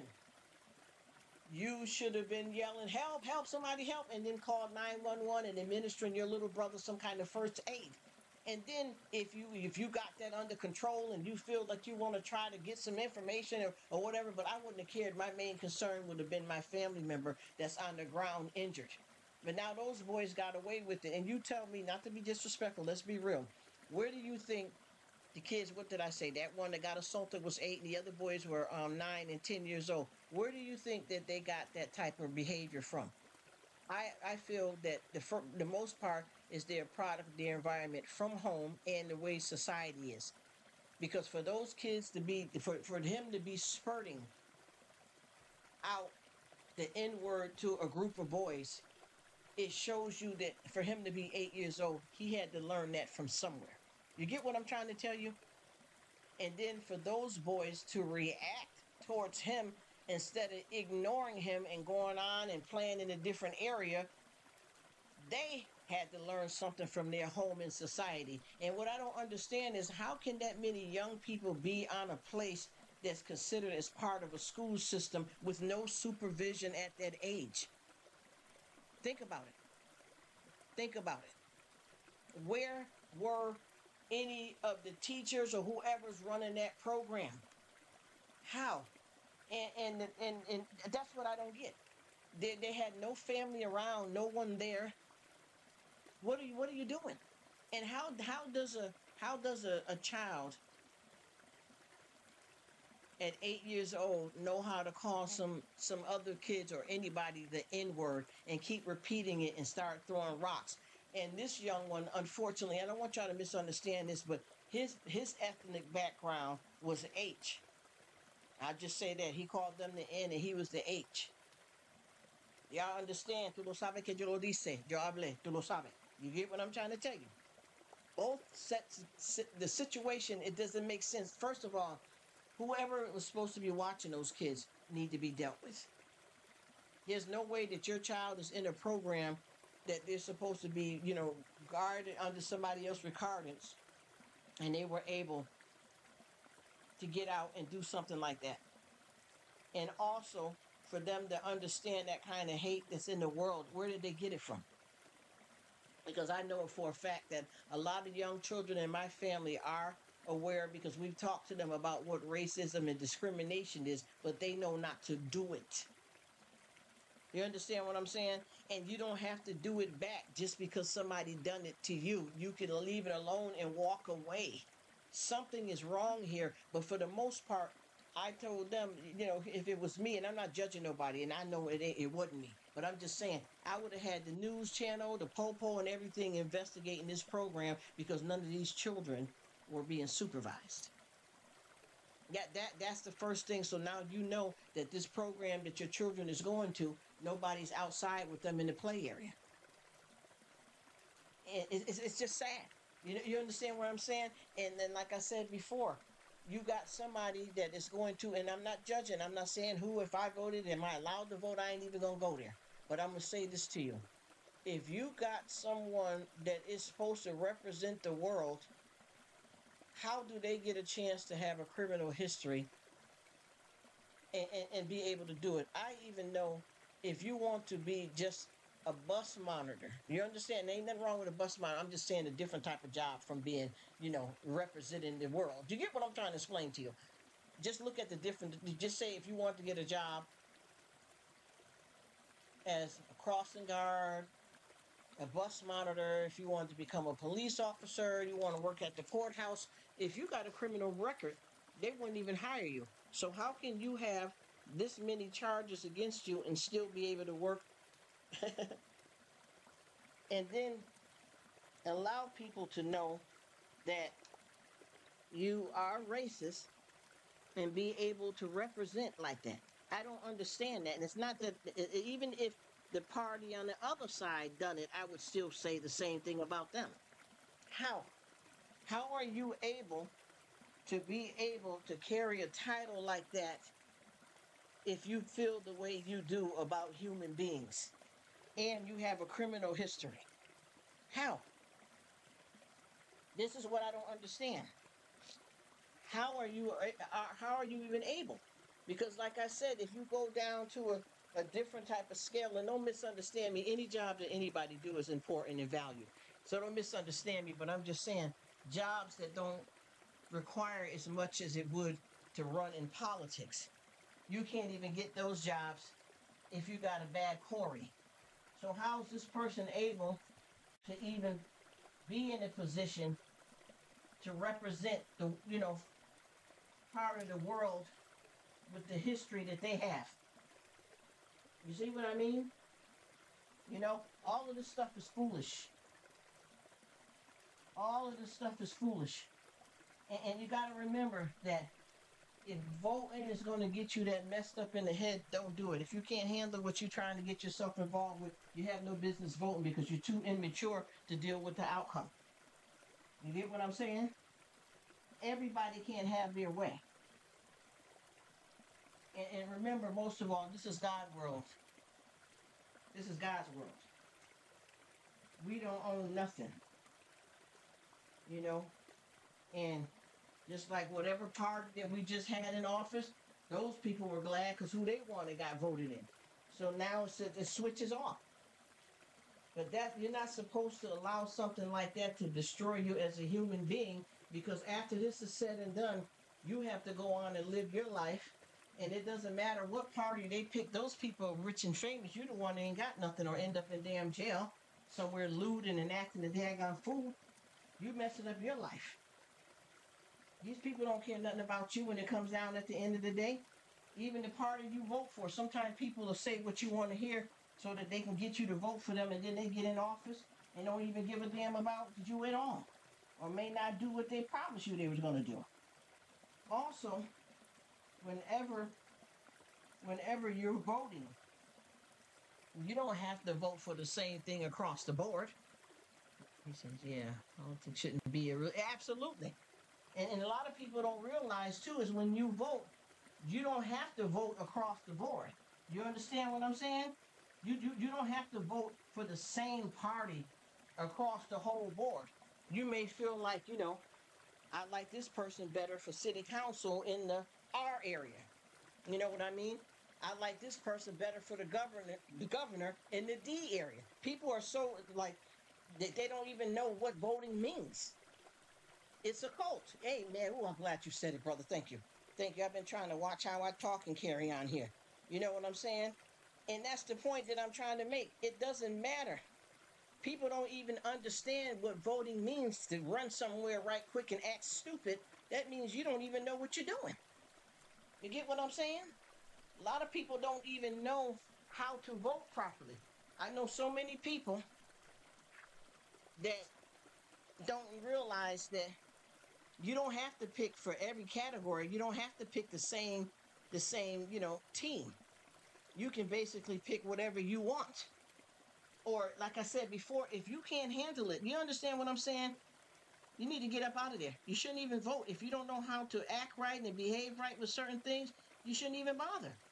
You're not in the right mindset to be a part of something like that if you're going to allow it to take you down. It's just like gambling or buying a scratch ticket. You know for a fact you may not win. So what are you going to do? You're going to go back in there and say, well, you go somewhere and buy a scratch ticket and you scratch it and you don't win. What you going to go back and say, I want my money back? And go in there and raise sane and end up getting arrested? You got to pay attention to all this stuff and don't insert yourself into something that's not your business. Don't insert yourself into something you do not comprehend. These people do not give a damn about you at the end of the day. Whatever they decide to do and whatever choice they make, those people are already wealthy. They are not going to lose anything if they don't win. You know what I mean? They're not going to lose anything. Who cares who picked who and what? They're allowing anything to go down now. It's up to you to have your right perspective on how you're going to end up when this thing is said and done. Because if you want your rights and your Fifth Amendment, then you can't stand in nobody else's way. You know, and like I said, I had a friend of mine that had a live, and she was talking about food, and she was cooking while she was doing a live, and a few people got in her live before I know they already picked the candidate, so I don't want y'all to think I don't know what's going on.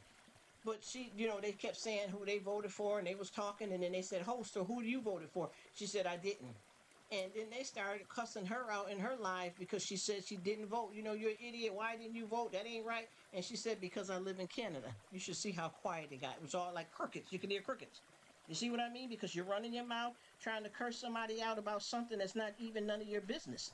And if you're not mature enough to discuss politics or you don't want to talk about it, don't. Don't. And I don't see nothing wrong with that. I'm not into all of that kind of stuff. I got to live my life for me day by day.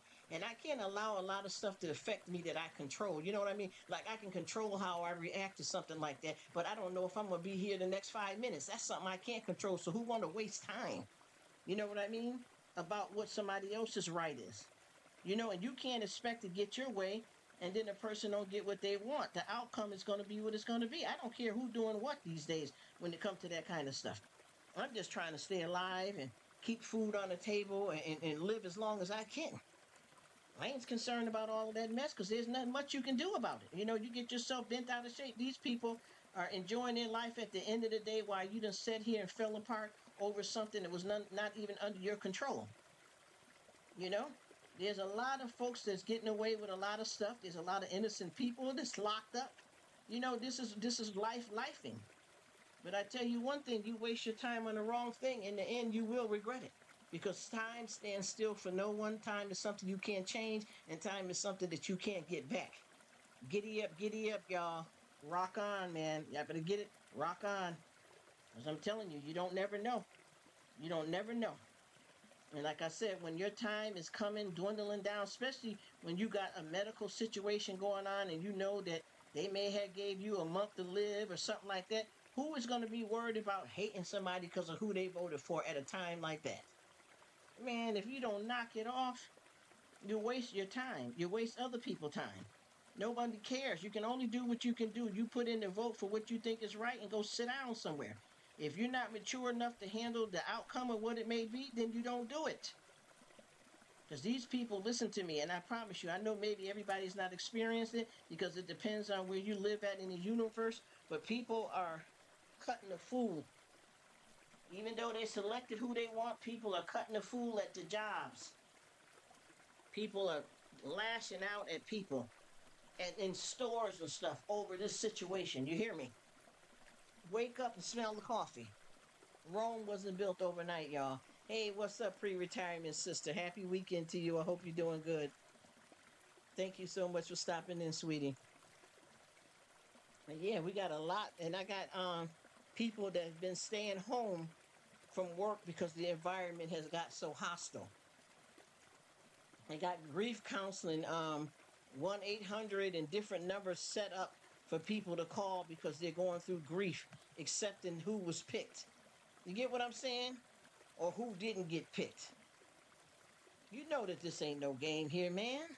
Come on now. You gotta do what works for you, and y'all act like y'all ain't even, folks are out here like they don't even know that there's a God. That's who you need to be worried about. That's what you need to be worried about. Am I doing right by God?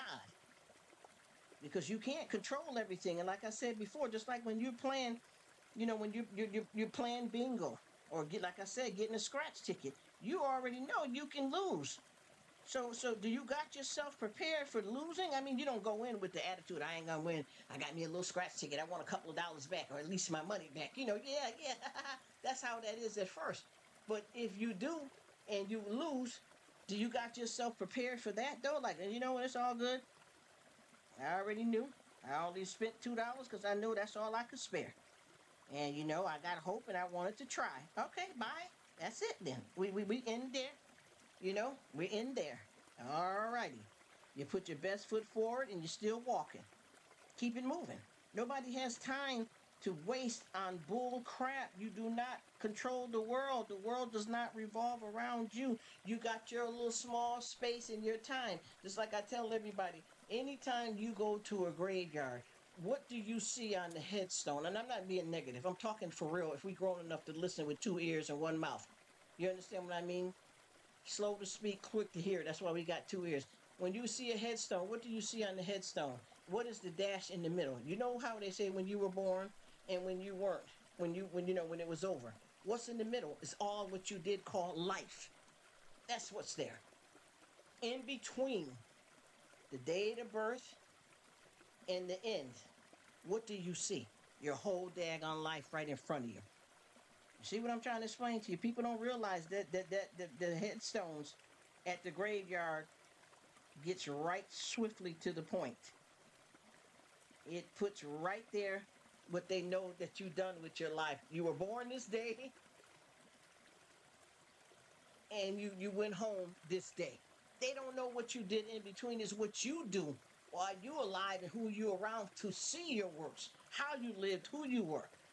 So you got to look at that. If you want to make yourself count, make your life mean something, you got to look at what's in the middle of the beginning and the end. If not, it's a waste of time. You understand what I mean? And one thing about life is not about getting everything you want. I guarantee you won't be happy because everything you want ain't necessarily good for you.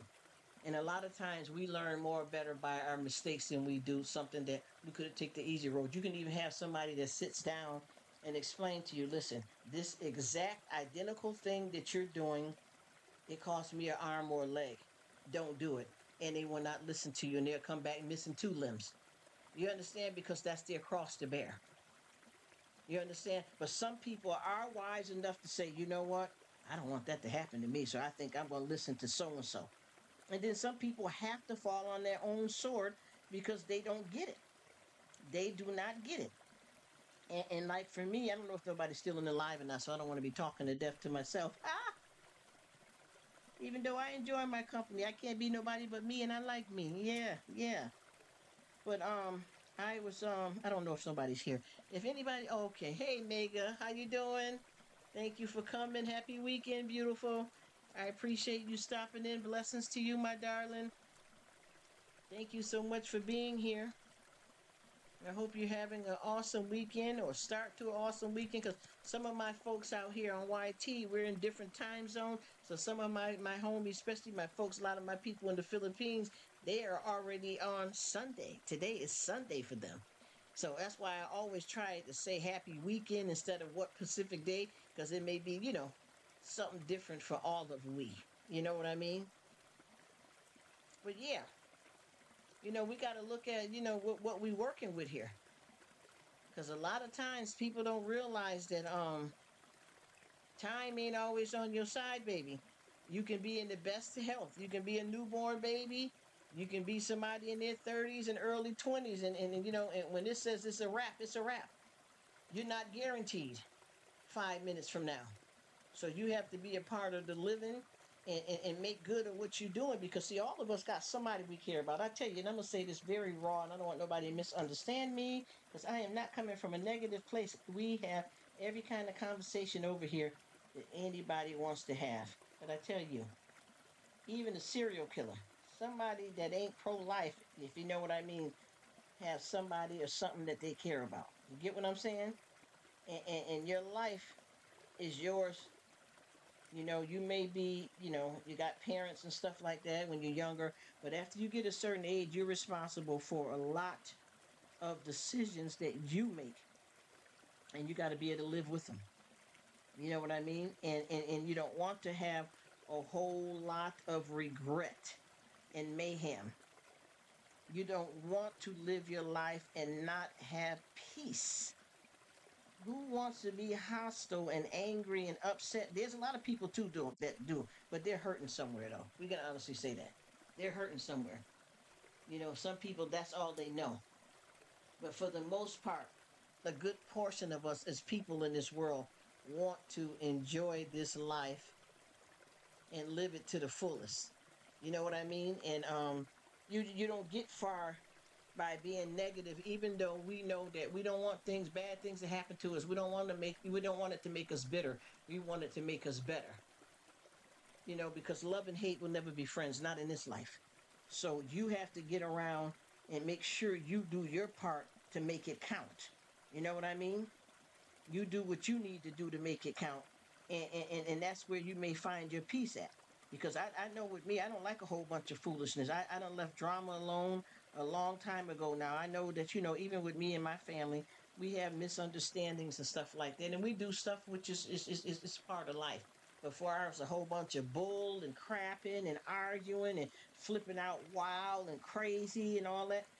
Not in my life. I weeded all of that stuff out a long time ago, and I'm better for it. I'm better for it.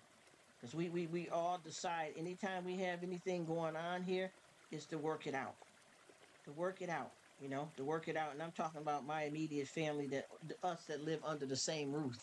We decided that we were going to protect our peace and love each other to the fullest. And whatever we have any kind of problems with, that we would sit down and try as a family to have a meeting to get some, stuff on it. As a matter of fact, I had something like that yesterday. I was talking to a family and I misunderstood them, and I said a few things that I probably shouldn't have said. No, I ain't gonna say probably, that I shouldn't have said.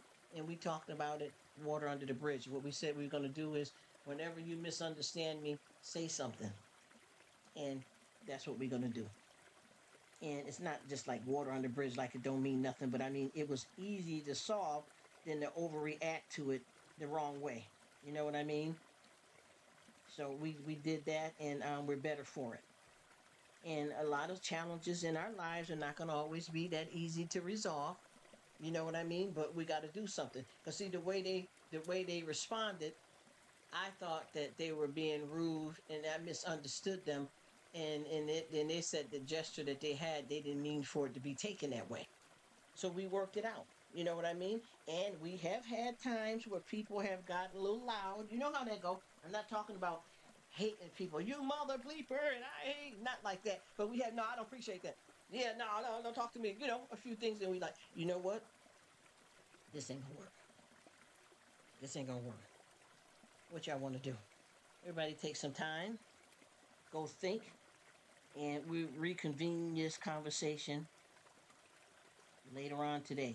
We're not going to let weeks and months go by and all that kind of stuff like that. Not with this immediate family. Now, I got some family that, sometimes you realize blood ain't thicker than water. You know what I'm saying? But for me and my immediate family that all live together under the same roof, we found a way to work out our difficulties. And also what I did was, when that happened, I misunderstood them, so it was on me. And then they said they're going to make sure that they're more clear when they speak to me. And I apologized. And we hugged. Yes, and see, that's the thing that should be with this politics and a lot of other things, Aaron. Yes, that's the whole thing. Stay in your lane.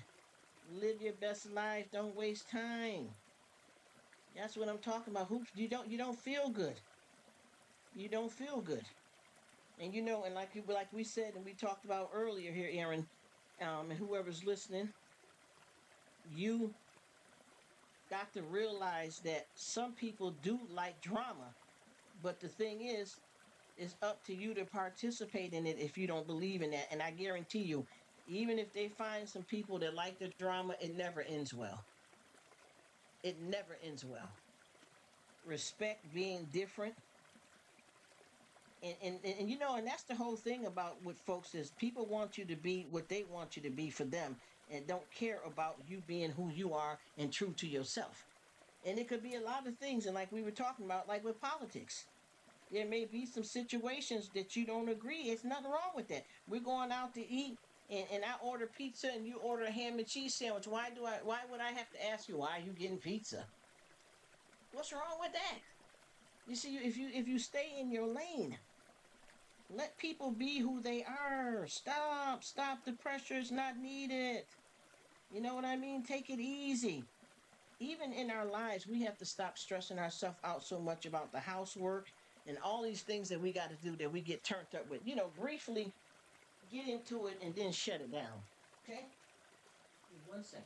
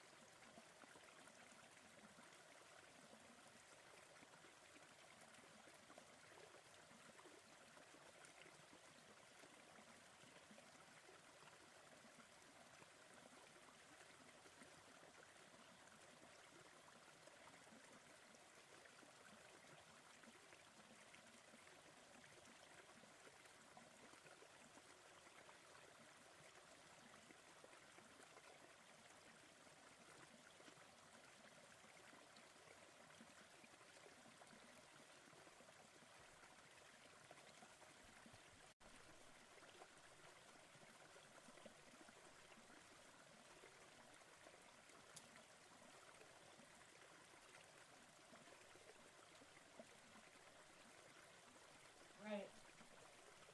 Just like I was saying here too, there's a lot of stuff that we got to work on just for comfort. You know what I mean? Just for comfort and a better state of mind, emotionally and mentally.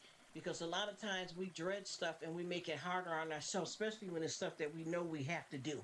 You know what I mean? And then it's okay to be a little, upset and a little off some days because we're only human. But it depends on what kind of outcome you want in the long run where you have to brace yourself. You know what I mean? You got to brace yourself and figure out what's really good. Because a lot of this stuff don't mean nothing at the end of the day. After you sit down and realize it, it don't mean nothing. And then sometimes you have to give yourself the clarity and say, you know what? I got plenty of more years to grow. So maybe this is an area that, I got to give time because I know that I've been going back a lot of years to my younger self and making myself feel better about something I didn't comprehend back then. It was meant to be exactly what it was. You get what I'm saying? And until I got the right comprehension or maturity or understanding, I would be lost in the sauce because that's how it was meant to be. You know what I'm saying? You can't be, you may not be able to have the mature comprehension of something that happened to you when you were 15, but you understand now that you're 30. There's some things that you're 30 that you see somebody doing 15 that you say either I remember what it was like or I would never do that because you forgot you did. You know what I mean? And I'm for real, because I find myself doing that a lot. You get where I'm coming from? So, with that being said, all of this stuff can be worked out if you want it to. Because I tell you, there's a lot of situations, y'all, that we can't control. A lot of situations. I got folks that I know that own, beautiful homes, and they're not at peace inside of the house or with their relationship, or their health is messed up. You get what I'm saying? Or their mental health is messed up, their physical health, or they got a wonderful house and a good family and they're doing okay, but the neighbors they're around is a nightmare. Pick one. You get what I'm saying? Pick one because this is what it is. Laid back in the Cadillac, y'all. I'm telling you, this is what it is. And one thing I realized too that we have to learn how to control things that set us off. We have to learn how to control how we allow things to affect us if we're going to live this thing called life. Because I'm telling you, you can get in your feelings all you want, and some people don't even care.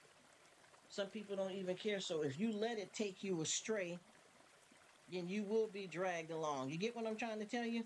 Sometimes we got to do that. Because I know there's a lot of situations that I've been working on, and I may get it straight 2 or 3 times and fall on my own sword 5 more times. But what I like about it is my attempt to make it better. And that's what I've been doing. I've been having situations that I usually would flip out on, And even the situation that I just said that occurred with me yesterday with family, I misunderstood them. That was the first time I did that in probably about maybe about 6 or 7 months. So I thought I had it down pat, but I still messed up again. And what do I say? I apologize and I'm trying to be better because I misunderstood them, but also they got to work on their wording. And they told me, we talked, we said, well, what can we do so that it won't be misunderstood? Because I speak this way and you understand that way. You see what I'm talking about? And when we said that, we came to clarity, and this happened, like I said, about 6, 7 months ago when it first happened. We said we were going to do it, but I guess we both forgot about it. So we ended up this many months later running into the same problem. So instead of getting bent out of shape about it, we went on and talked about it, and we got some signals that we had put in place before. And we said, we'll do it again. If you say something a certain way that a person may misunderstand you because of how how you said it, this is what you're going to do. Listen, I'm not upset with you. I'm not going to say it to make it sound hostile, but I don't agree with that. Okay, fine. Instead of, well, I said what I said. I'm not saying that's what happened, but I'm using it, it's just, synopsis. So we said we're going to do it like that and see, but like I said, this is the first time it happened in a while, and we handled it. You know what I mean? Also, I want people to know that no matter what it is I'm doing or saying, if there's something wrong with what I'm talking about or how I'm acting, tell me. I don't look at, how people say, oh, well, it was constructive criticism. I don't think anything somebody is telling you, it has to be considered as criticism if it's to help you out. You know what I mean? But the delivery does make a big difference, because if you got something going on with you and a person says it to you nasty, it may make you feel a certain kind of way because of how they brought it to you. So I get that. I get that. You got to watch that too. But at the same time, when somebody is telling you something that is going to help you in the long run, I don't think it has to be considered as criticism.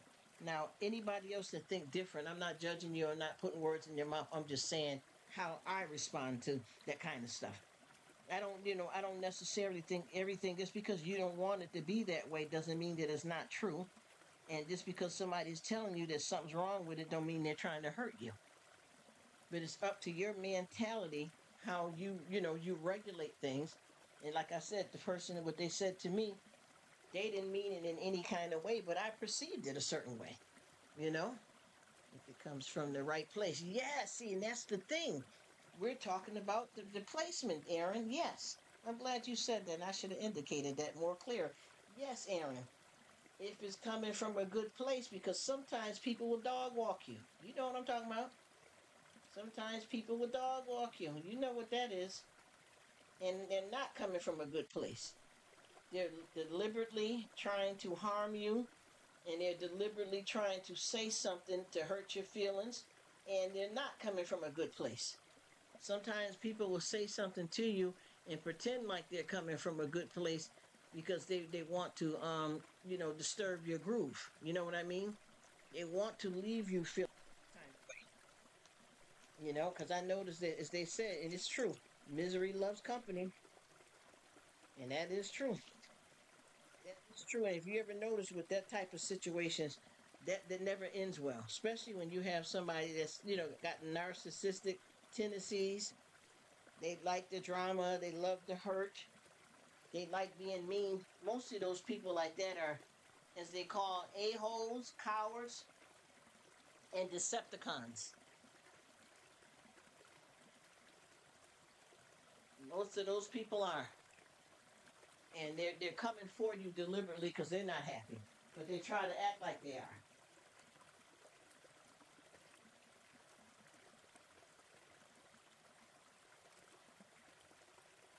Then we do have a lot of folks that really, you know how it is, just like how you feel, like, how we know that something's going on. There's never really too many people that I know of that something is coming out of that. You get what I'm saying? Something is coming from them and their behavior. And I know we got a lot of cold-hearted people out here that don't even seem like they have a soul. You get what I mean? And there is some people that really don't give a damn about human life, but they'll love their truck. They'll love a car. You get what I'm trying to tell you? But for the most part, there is a lot of people out here that seem like they were born without a soul. I can tell you that. And you know what? And it's so ironic too, because I remember a lot of folks being like that when I was coming up as kids, and a lot of people was around, and they would say, "Oh, when they get older, they're gonna grow out of it," and they didn't. That they ended up being the same way the most of their life. 40s and 50s, and a straight up a-hole, as they call it. Men and women both. I've met and been around so many people like that no, it never changed. They were who they were going to be, no matter how their parents tried to detour it. Rather, oh, I'm gonna get them into sports. I'm gonna have my mom and dad talk to them, and this just went on for years and years. And then they fully grown now, and they still down the line later on, still cutting the fool. You know what I mean? You see, that's how it goes. So that's what it is. You know what I mean? That's exactly what it is. That's who they were going to be, and there was nobody that could shape it. And sometimes too, unfortunately, people sometimes you don't really know people. Sometimes you really don't know people. You could be in a marriage, homeboy, homegirls, your own siblings that you don't know, just like they just had. And I don't want to talk negative here. I don't want nobody to misunderstand me. But they just had this is one of these. Well, actually, I was on the YT. Let me see what he says. Hey, cable dude. Often folks like that are always looking to help, but don't know how to ask. Yep, and that's exactly what it is, Aaron. A cry out. A cry out for help. Thank you for being here, cable guy. I appreciate it. Thank you so much. Yeah, it's a cry for help. And there's a reason, there's something. And to be honest with you, and I'm going to say this, you guys, and I don't want to get gory or weird on you guys, and I don't want y'all to misunderstand me, but like I said, even though I got a different little waterfall thing going now, yeah, whoever knows me, remember when I had the bobblehead that says Rruk of all, I talk about all things life. I mean that. I could talk about anything, period. I promise you. I don't care if it's a roach, a fly, an ant, I can have a conversation about it. But I can honestly tell you, like, and I'm going to say this, and I don't want to, rub nobody the wrong way, but you know how we got, oh boy, Ted Bundy, I'm just naming a few, and, you know, Jeffrey Dahmer, them kind of guys and folks that do that kind of stuff repeatedly, bagging bodies repeatedly. If you ever sit down and watch or interview with them, or if they did something that they were videotaped or whatever, you can look at them and tell or even learn from their conversation that something happened in their life, some kind of something. You get what I mean? Even though they're not pro-life, obviously, you know. But I'm just saying in general, just like with Ted Bundy, his mother believed him all the way to the end. No matter what evidence, no matter what they had, even him telling her that he did it. His mother, she never believed it. You understand what I'm saying? She never believed him. And he told what he did. He even, set up and said what he did to each person. They talked about DNA. They talked about everything. Everything.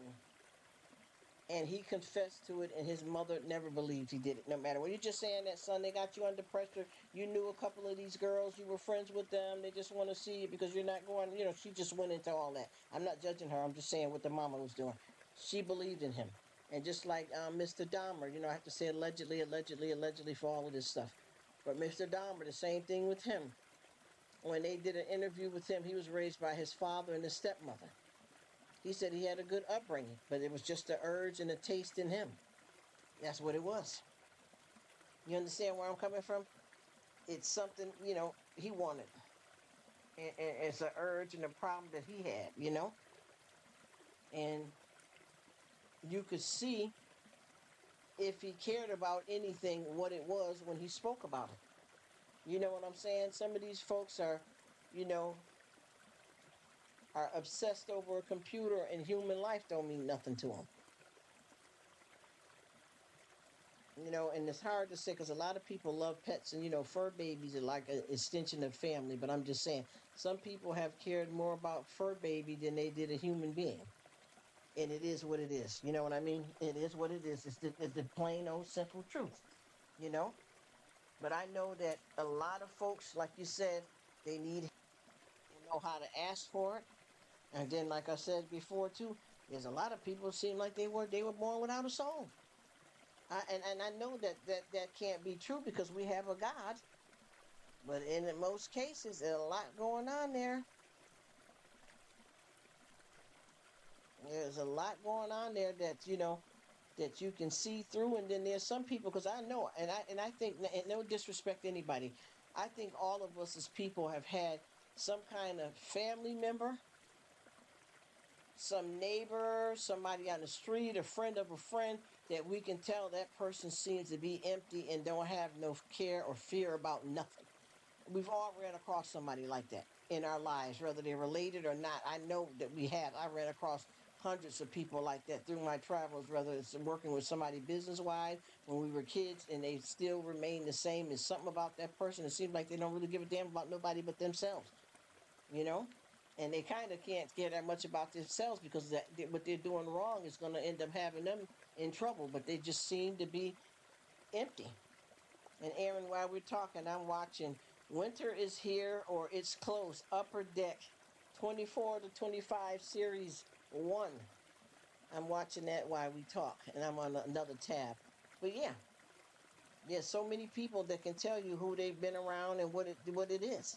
And I honestly believe that there's a lot of people, and I promise you, I could tell you, boys and girls, when we were kids, that I could tell something is not right. And I have to say allegedly, like that movie with Macaulay Conklin, if I'm saying his name right, A Good Son, Bad Son.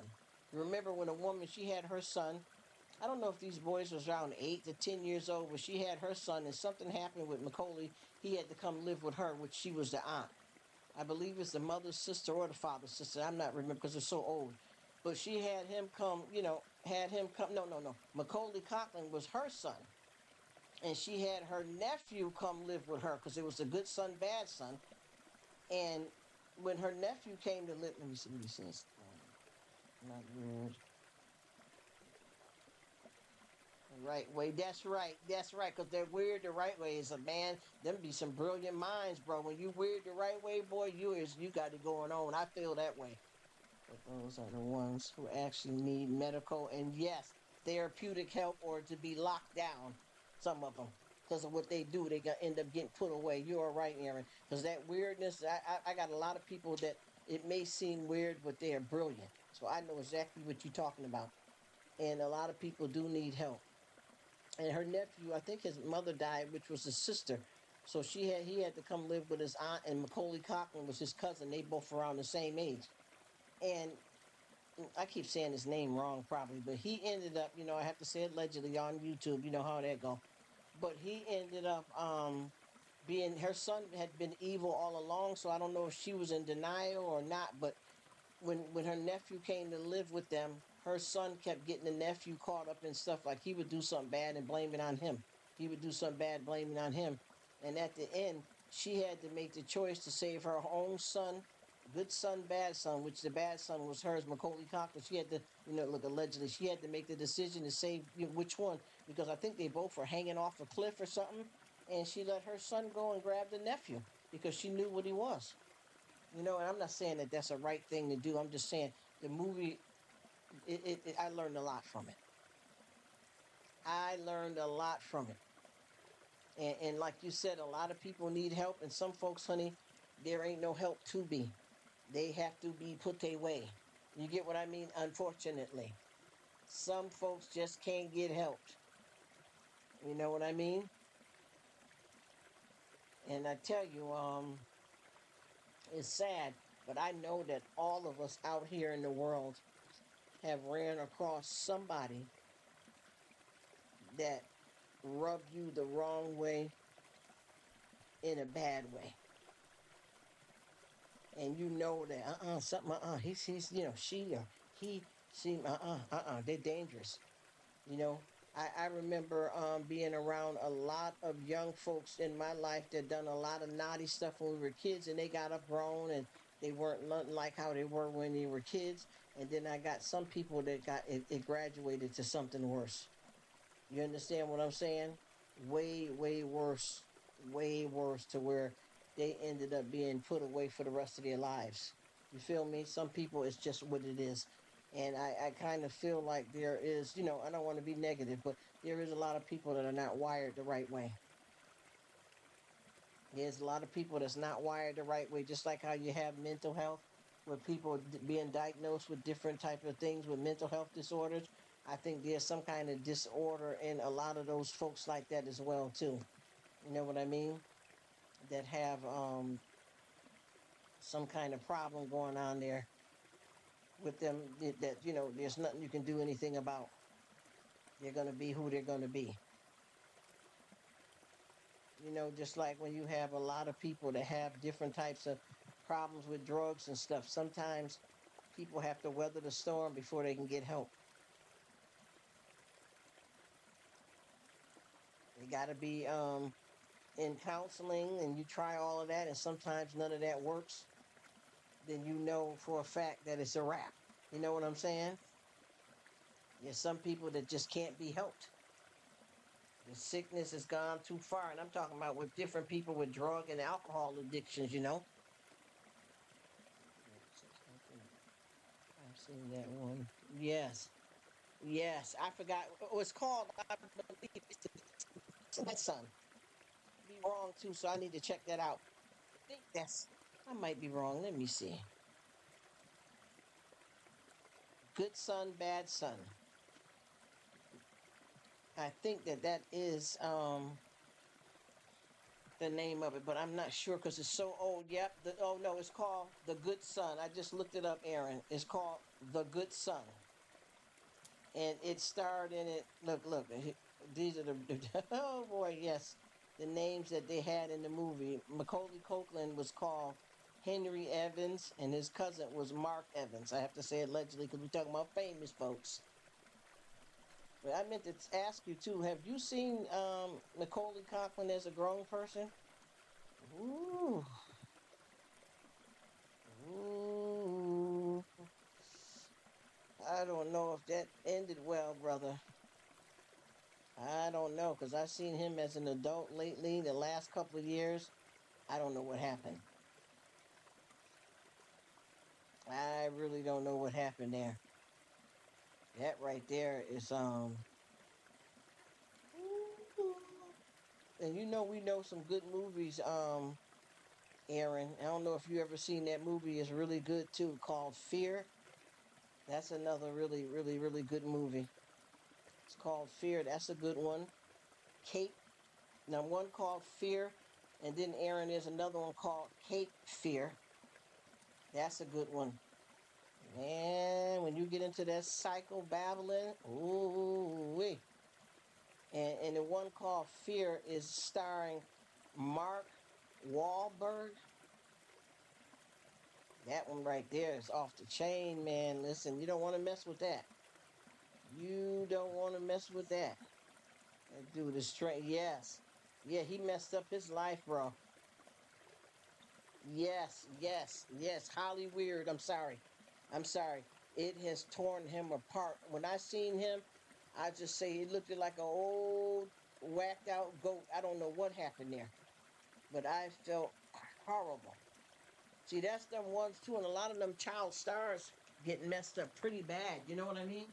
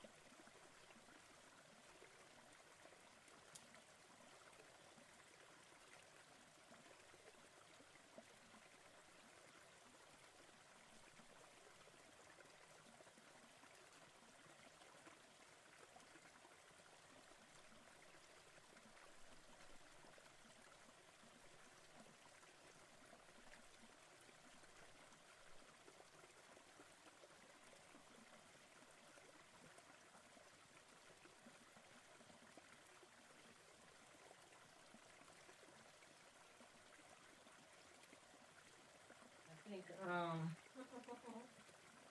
lot of our child actors, childhood, when they were children, they got caught up in living a certain type of lifestyle. A lot of bad things occurred with them, unfortunately. Hollywood happened to him. That's why they call it Holly Weird, because it turned them into something. You know what I mean? And I don't wish no bad on nobody, so I don't mean to say it like that, but I can tell. I can go back to as far as Betty Boot, allegedly, her, how things was going that people don't know about.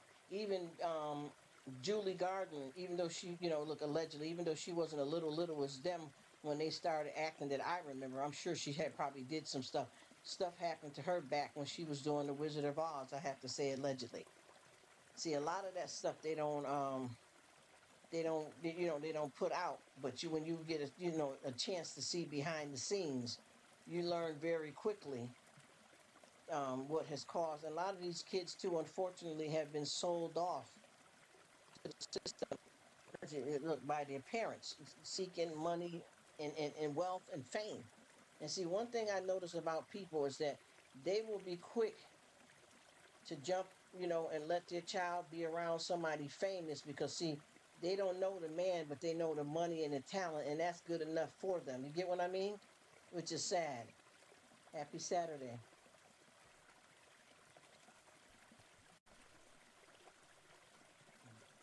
That right there, I've seen a lot of children because if you start looking at and you notice what predicament they are, when you have a child as a minor, that you're responsible for their recordings.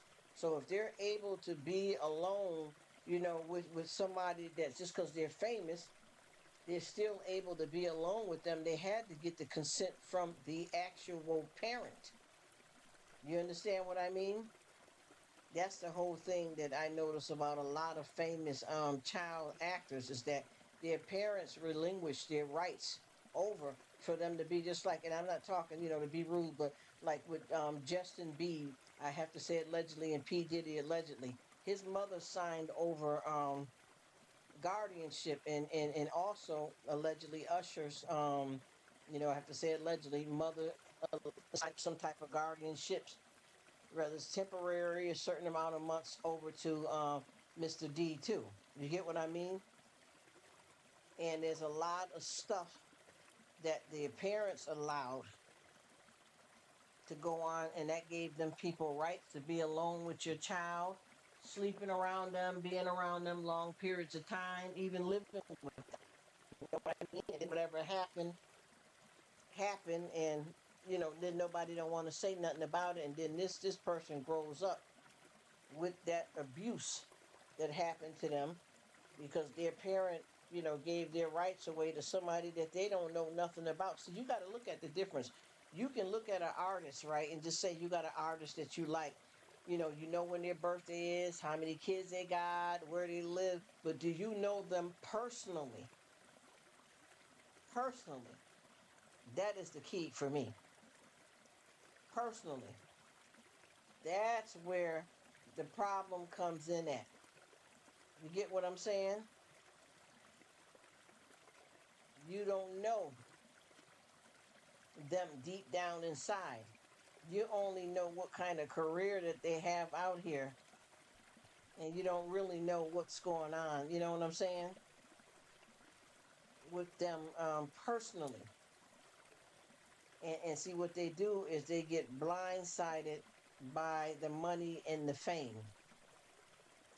And they don't know who that person really is deep down inside. And that's a serious price to pay because by the time you get any kind of clue or anything, it's already the damage is done. Because somebody is famous, do you honestly think that it's safe to send your minor child to live with them? You don't know them. You don't know them.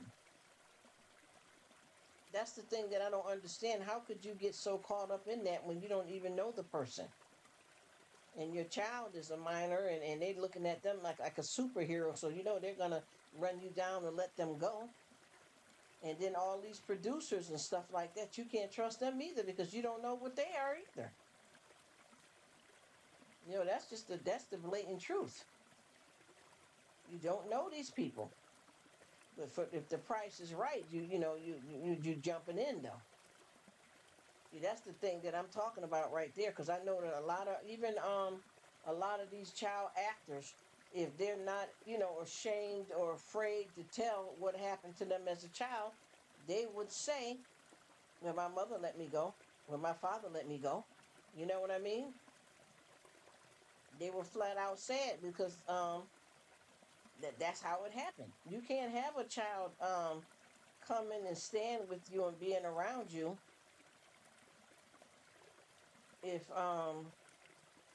your parents are not giving up right. Even with these kids that are famous children, they're basically they have to sign some kind of paperwork if their parent is not going to with them on tour or with them on the set and watching over what happens to them. They basically are, they're in the line of fire, so to speak, if that makes sense. Because they're getting, they're going to these people, to get a career, to become famous. You know, I just feel bad because I know some of the parents didn't do it intentionally, but the stranger danger alert still applies to an actual famous person as well as it do somebody that you don't know. You know what I mean? That even if it's a regular, I'm not saying nobody's regular, but a person that's not famous. For you to leave your kids with a person that's not famous that you don't know, even business wise or otherwise, is a chance that you take. It's a hard pill to swallow, but nevertheless, it's happening. That's why I say, well, you got to, all this stuff is sad. And a lot of those, like them, most of them ones that turn out like that, they had too much going on to be so young as well, too. Draws all the wrong types. Yes, it does. It does. And the thing is, I know every parent didn't do that. I mean, set their child up to get harmed. But there's vultures out here. And a lot of our big wigs that have been taken down, just like how we got, you know, I have to say it allegedly, Mr. D, that's in trouble right now. When Mr. K went down for the same stuff, he talked crap about him, but look what he was doing the same thing all the while too. They're predators. I have to say allegedly, but they're predators. The same exact thing when that happened. He was talking all kinds of crap about, yeah, Mr. K, he went down. Oh man, that was messed up. But you're the same way yourself.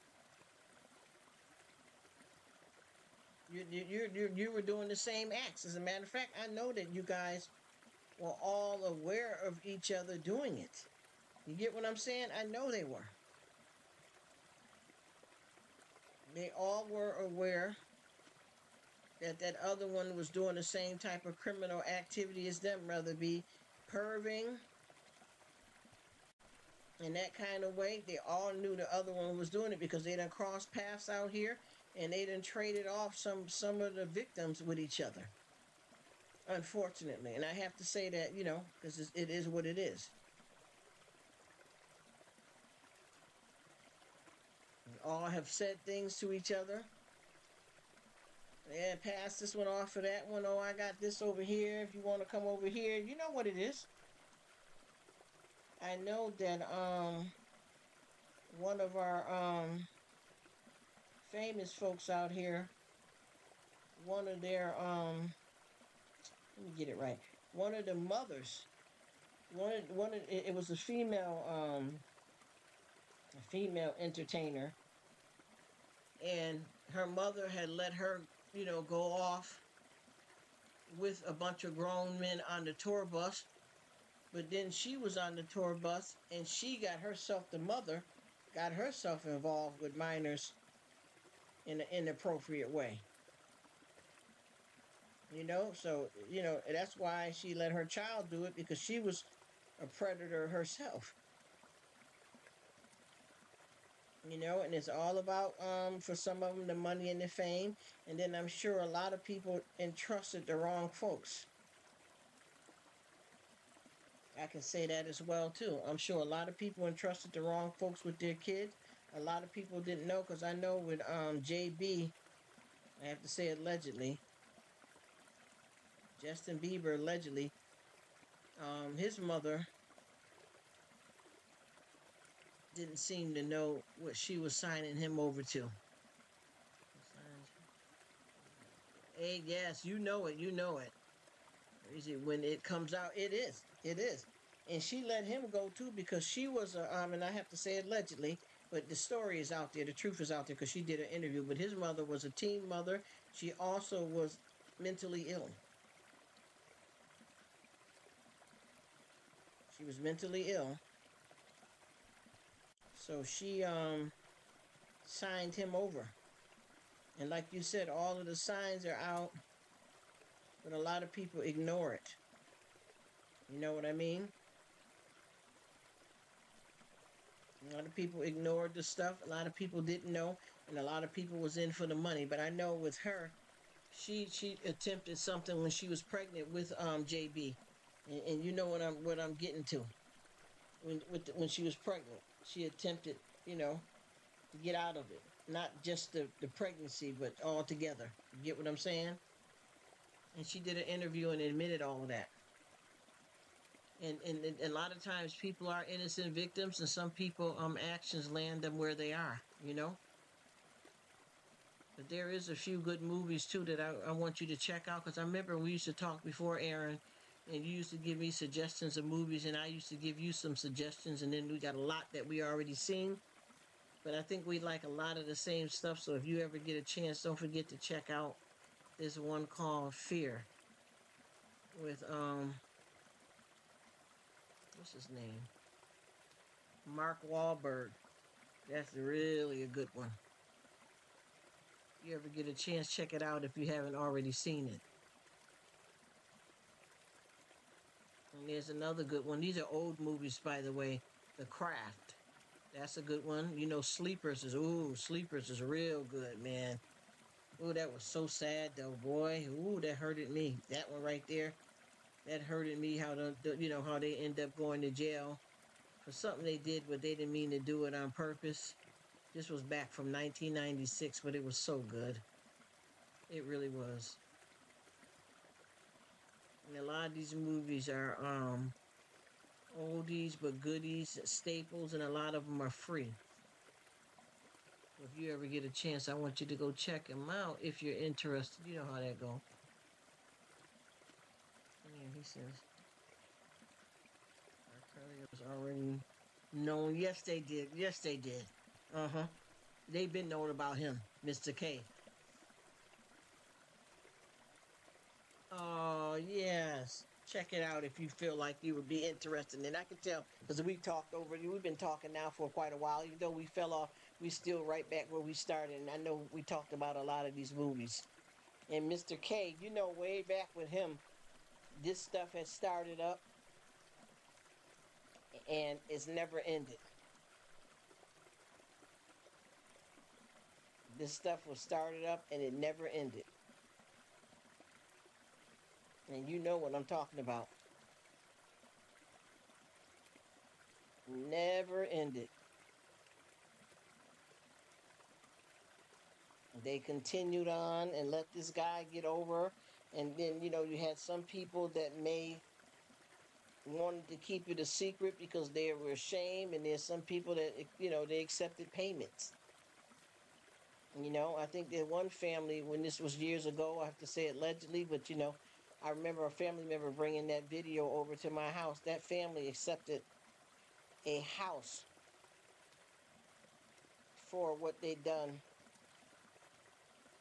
to, to prevent from going to jail for it. They accepted a house. And I'm like, what? For their child that has been violated.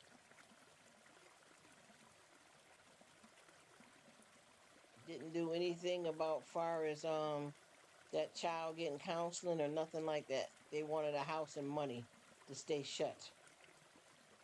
Got another movie too, Aaron. I don't know if you ever seen it. It's called Cape Fear. That's another good one too.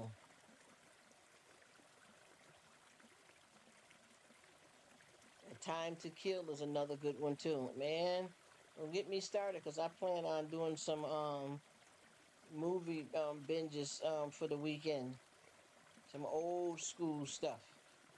Honey, Netflix ain't getting my money no more. I've been shut them down. I ain't saying nothing wrong with it though. I just been finding a lot of stuff I want free. I don't know if you, cause you probably hip to just about everything I'm hip to, Aaron. You probably can give me some stuff to check out. But I got a lot of free apps that I got that I watch to where I'm gonna be honest with you. We don't we let all of that go. Whatever people got in their different states of town that they consider as their cable, that type of stuff. We let any of that type of stuff go. We've let go of Netflix.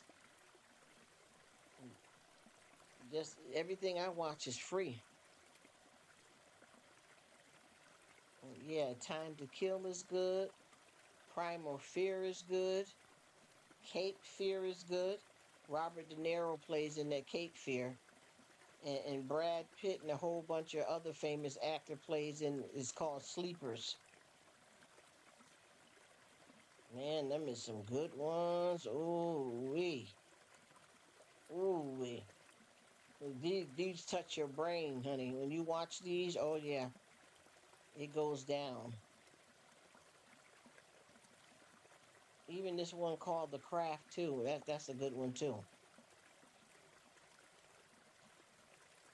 The oldest, I don't know what, but good is good movies. Uh-huh. And the thing is, good movie. No, they don't. All of this, you know what? I'm gonna tell you this, Aaron, and I know you know it as well as I. All of this new stuff ain't hitting, man. I don't care what people are saying. I don't care if you go back and look at some old, and then you're looking at the new technology because they done made a jet better than the jet was in that movie. Some things are good, like a lot of the different Batman movies with the new technology and Superman. A lot of those are good, and the ones back in the days are good too. But some of this new stuff, it ain't hitting, man. It ain't busting. I'm trying to tell you. And you ever notice too when they have certain things that they have like a part 2 and 3 or a sequel to it, sometimes it gets played out down the line. Once you watch it for a while down the line, you be like, nah, man, they could have kept the rhythm going, man. They let this flop. You know what I mean? You know exactly what I'm talking about. It just they don't have the rhythm no more. It dies down.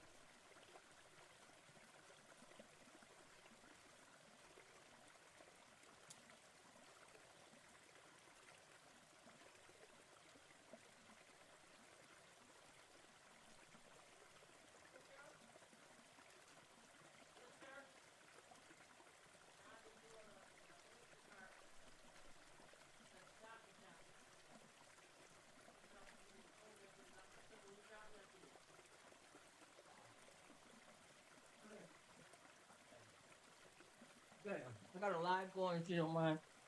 Mm. Movie feels like you're in the fake world. Yes, it's too much, man. They think they be hyping it up, man, and it be corny and fake. A lot of these old good movies from back in the days really takes you through a lot of real stuff and emotional stuff. Honey, I like the old school stuff. I like the old school stuff, and like I said, they got some new stuff, but for the most part, some of it is it's just too phony. We really have to get back to getting into the quality of what's really, really breathtaking out here, what we watch and what they putting out, because this stuff ain't hitting no more. This stuff is corny as I don't know what. And I'd be like, wow, this part three didn't do good. You know, they had the ball up and running and then they dropped the ball. And you're like, well, what happened there? That definitely ain't hitting, you know? That's how it be, though. They start doing too many parts and they lose that rhythm, or it never really was all that from the get-go. And they talking about how many millions they done put into making it, and it really ain't hitting. Mm-mm-mm. And that's how it is, though, too. So what you got going on for the weekend, Mr. Aaron?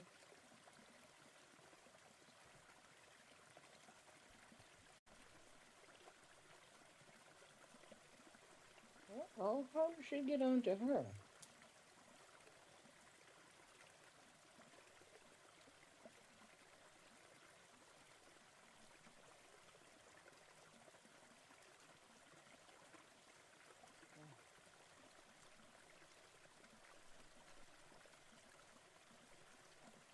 Have a great weekend. Thanks for sharing. Uh-huh. What is going on with you? I plan on, while we talking now, Aaron, I'm setting up what I'm going to binge on. I'm planning as I'm talking to you, setting up like two of the movies that I just mentioned to you are going to be well all three of the ones I talked about, I'm gonna watch them again. Definitely am. That old school stuff. He said two yeah, aren't even as good as the original. That yeah, that's killing me too. No, they're not.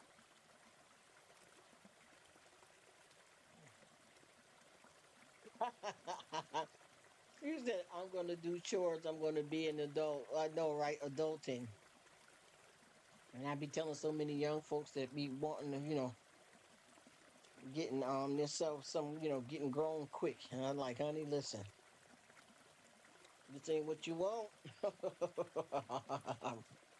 This ain't what you want. You better watch yourself, because I'm telling you, this stuff is hard. You heard?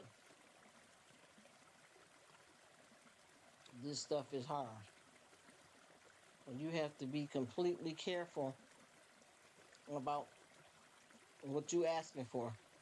'Cause, honey, adulting is harder than being a child.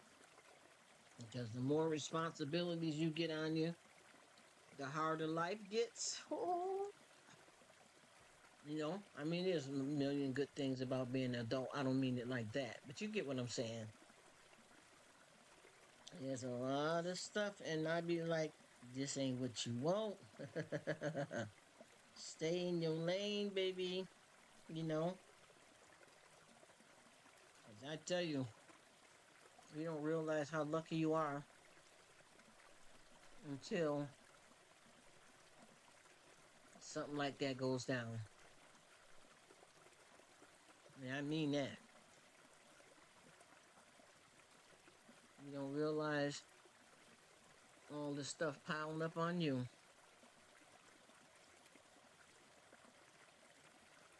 Got to be careful.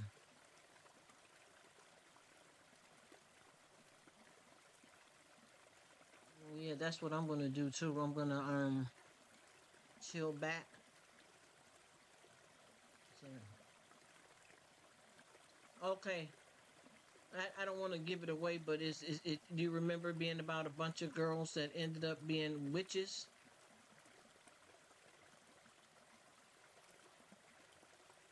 Oh, that's nice, meeting up with a friend and chilling out. Yeah, with the craft. If it was a bunch of witches, like it started off being fun, and then it started getting to be bad. You probably didn't seen it then.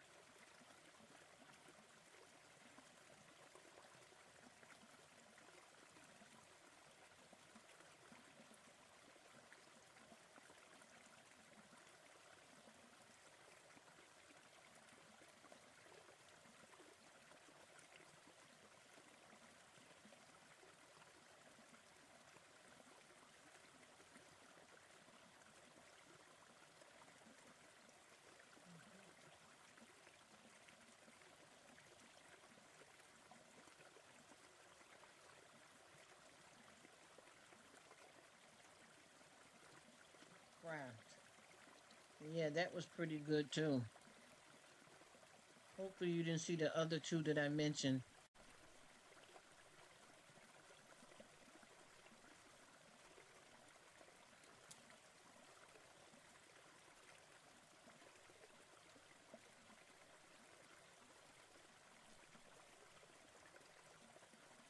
Oh, let me see what he's saying.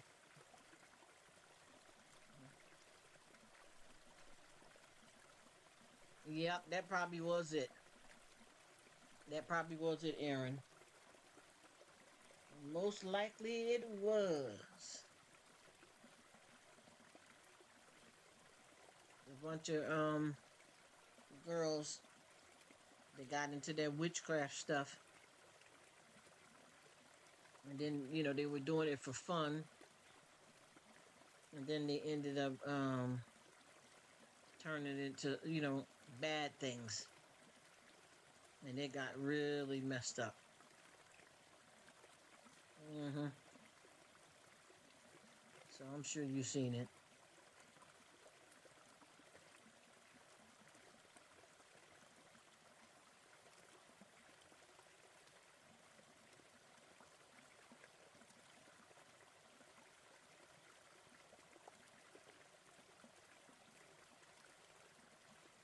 With me, what I'm planning on doing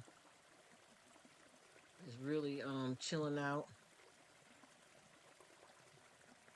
and enjoying some I already did some vacuuming and dusting already. So what I'm going to be doing is probably really and truly relaxing and binging. And also here just in September I just had 2 surgeries, so I'm still recovering.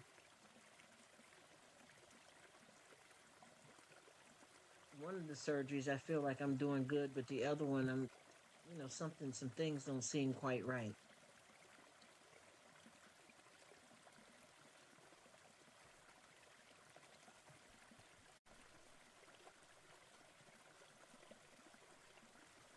I've just been chilling back, and I'm going to chill. I'm going to have some fun, just to relax and not have nothing to do.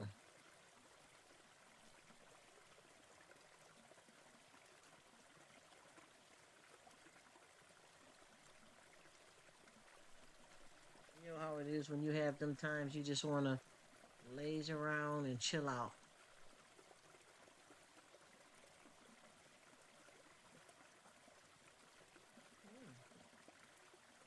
Now that I got this new recipe from you, what somebody wants to do for dinner, but I'm thinking about if I don't make it today, I will make it for dinner tomorrow. Of the world later. Yeah, I know. That's what I'm talking about. Yes. That's what I'm talking about. That's why I said I'm going to binge. Play some video games and watch some movies sounds like a good idea. Yes. Yes, that's what I'm going to do. And you know what? I promise you, Aaron, I know we enjoy being on the grid and people and work and whatever we're doing, but man, when you zone the rest of the world out, you don't realize how much of a heavy weight you've been carrying. Oh, I mean, I look. I woke up like this. You know what I'm saying? Peace, quiet. I don't want to hear the birds. I don't want to hear nothing. I woke up. I got some family. Everybody's doing their own thing. We all in the house doing our own thing. Hey, what's up? Yeah, hey, and that's it.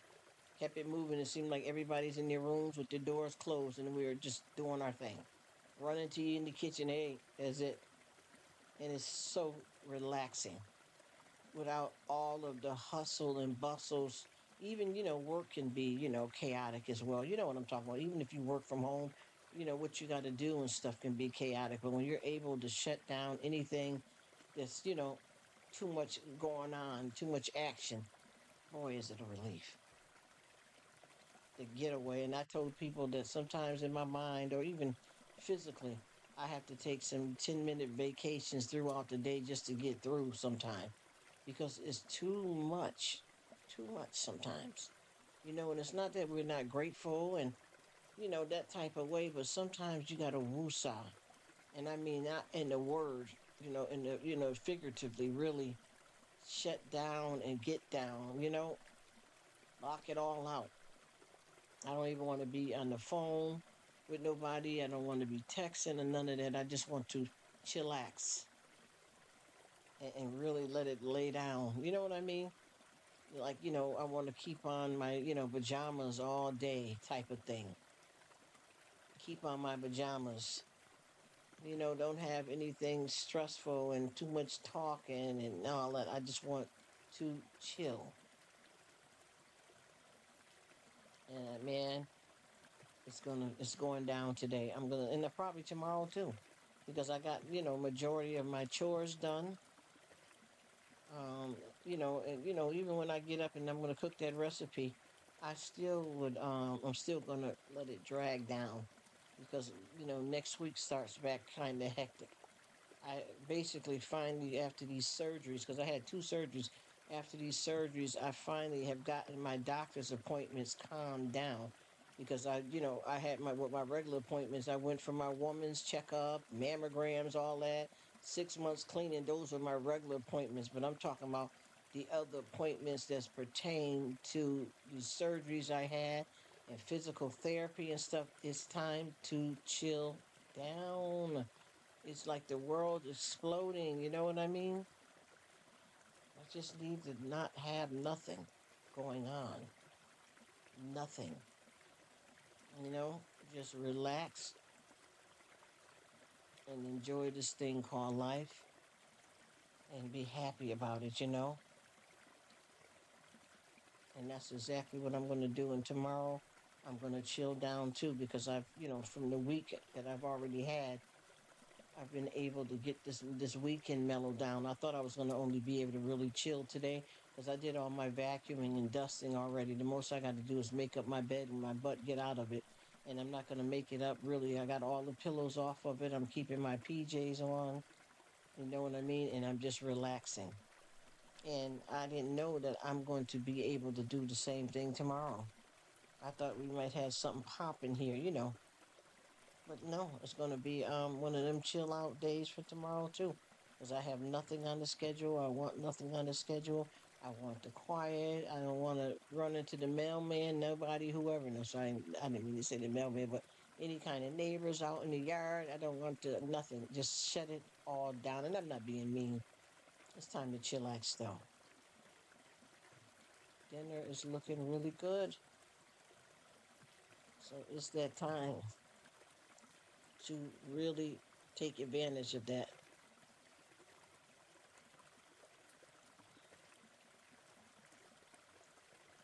And I hope that you are able to really find some chill time yourself.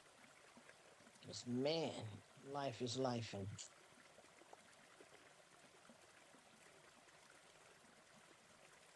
I'm going to enjoy this. And I feel good, too.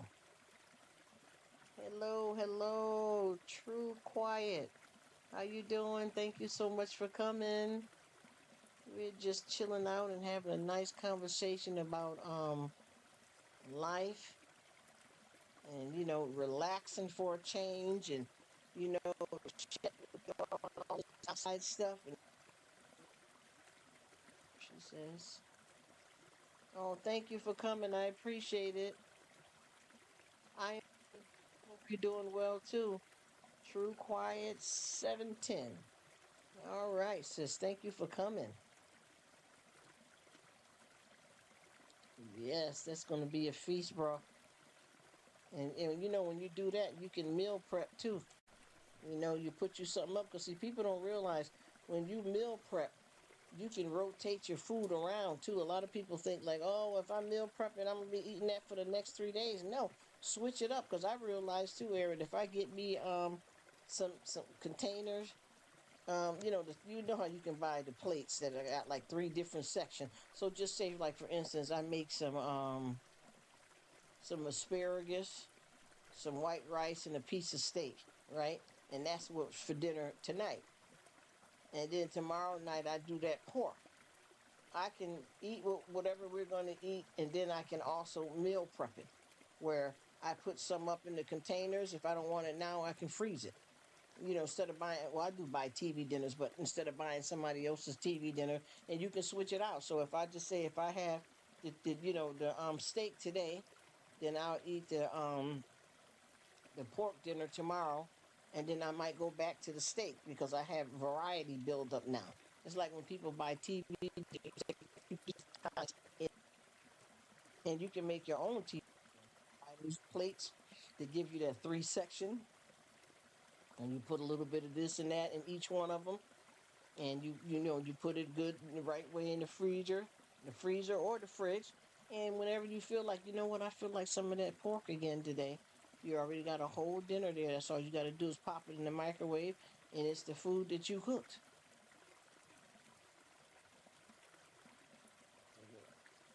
Yes, meal prep, man. Listen, do you know how good it feels not to have to cook sometimes? And then I enjoy cooking though. So it's a double-edged sword. But do you know how good it feels like if you get to go in there and you ain't got to cook nothing much and you just get a chance to chill out? Oh boy, isn't it good? Okay, with eating a giant pot or something until it's done. Yeah, I do too. And yeah, honey, listen, I don't get me started because I'm definitely good for it. I definitely don't care what it is because if it's something I like, I don't get tired of it anyway. People that are picky and like to change up, sometimes that'll work best for them. You know what I mean? But I can go in.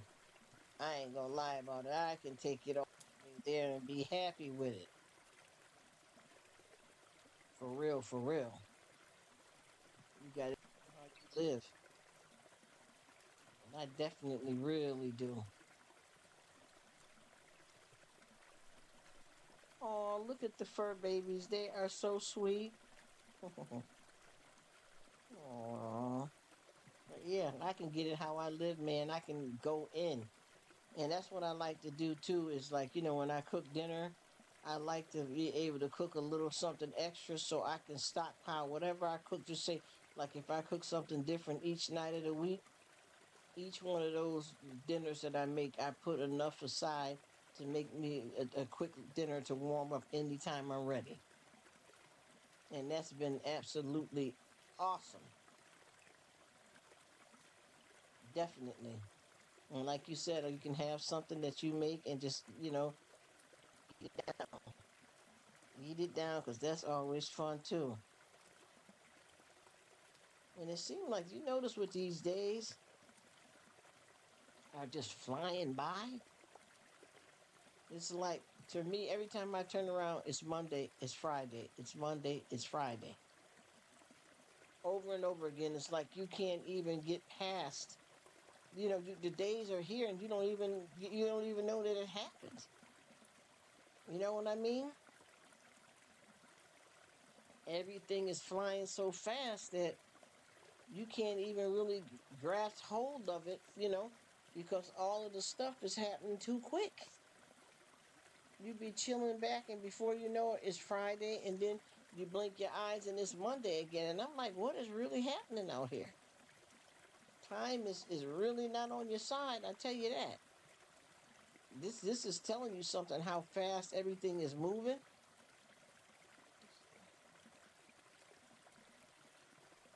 It's one of my favorite dishes. I know how to get it in right there.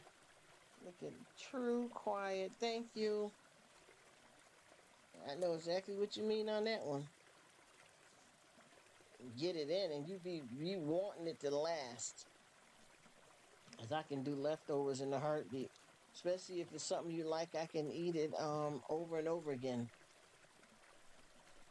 That definitely works for me. Eat on and enjoy it, just like with that pork. Woo, honey.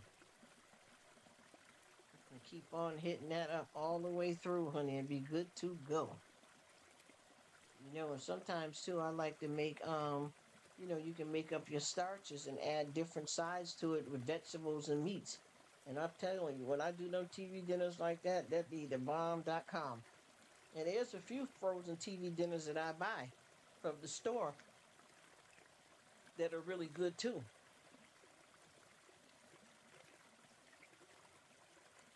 You got to get it how you live and what you have a taste for, and it's good to have something good to eat. You know how that is. So what you got planned into here? Is it True Quiet? Yes, True Quiet.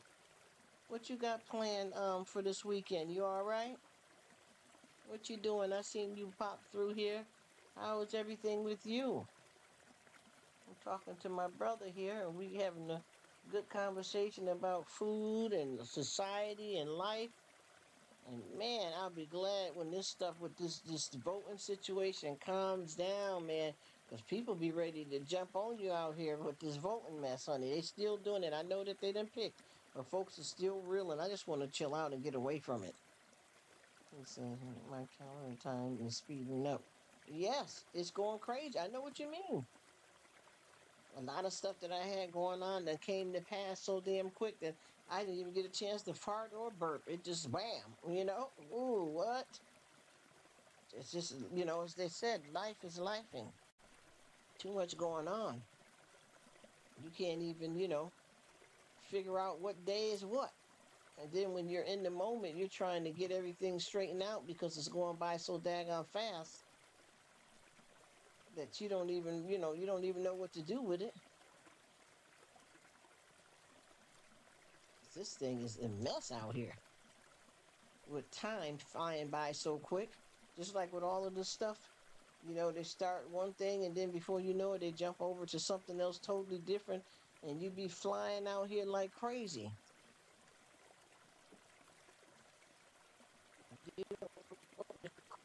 You just know. I'd be like, wait a minute. Okay, it's Monday. It's like no other days even exist in between. It's Monday, and then before I know it, it's Friday. And it seems to be what the heck is all this happening? Monday, Friday, Monday, Friday. Oh, yeah, yes. Yeah.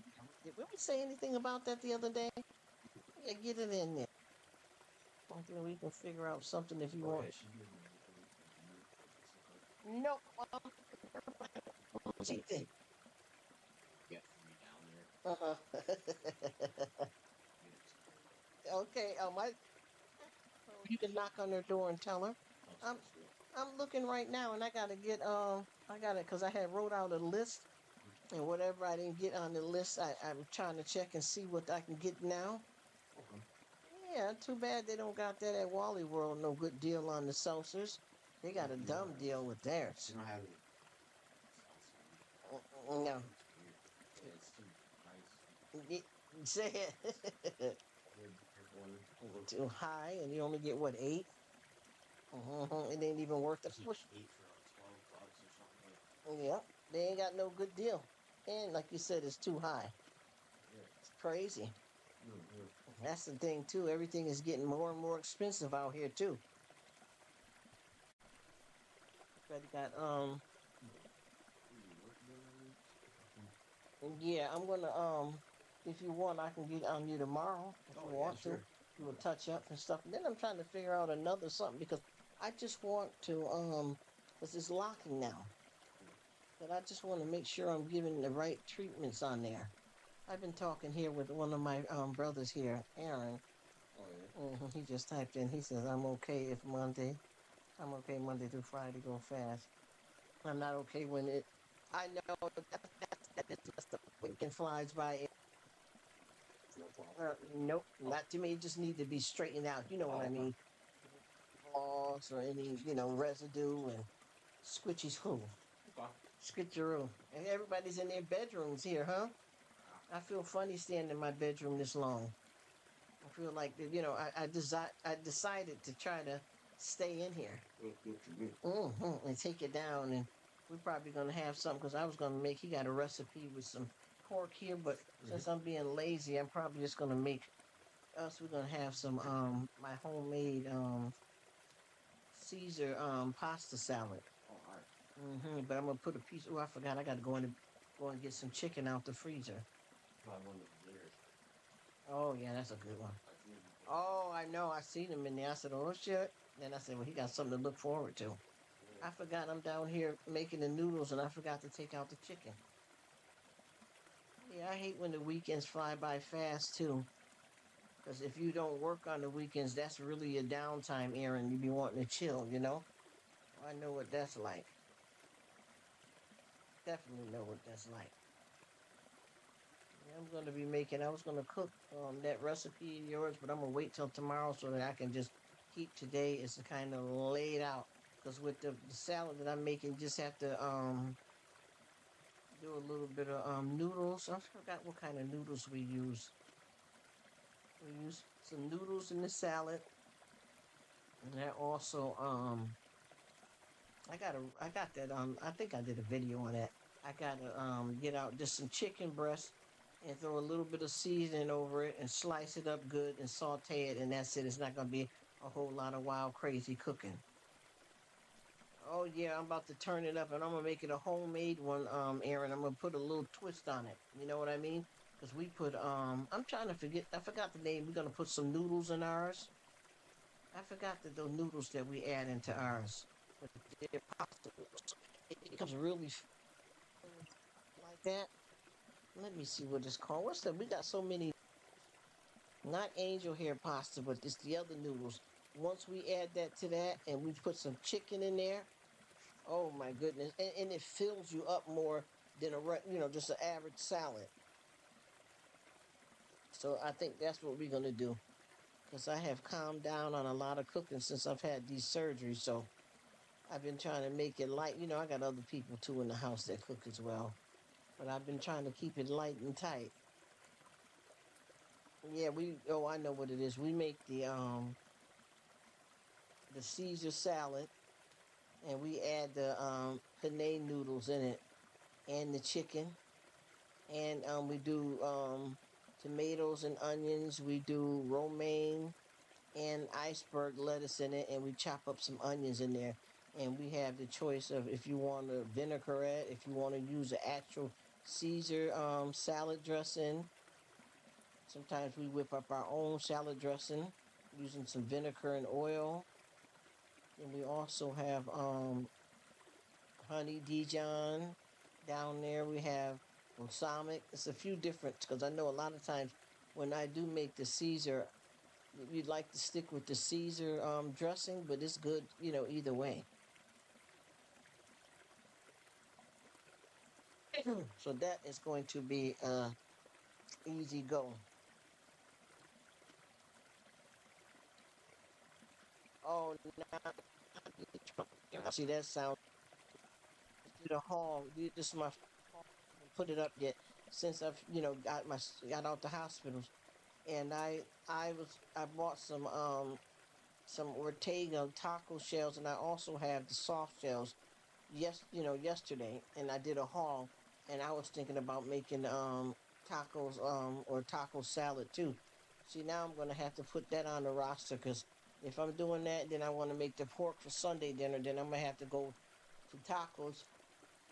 Oh man, I'm gonna have to move the tacos to Monday because I'm already making the penne noodles right now for the salad, and I got some that I have to pop in the dryer because I put a load in earlier. I'm talking about I did all my chores. No, I didn't. I did dusting and vacuuming, but I put a load of clothes in the dryer.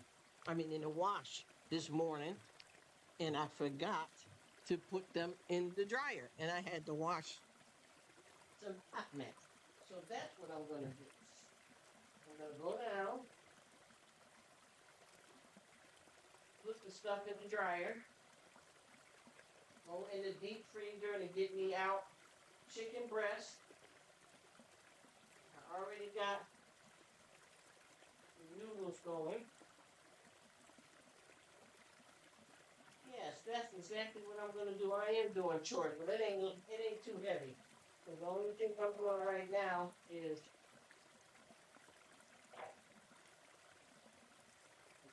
doing some little quick noodles.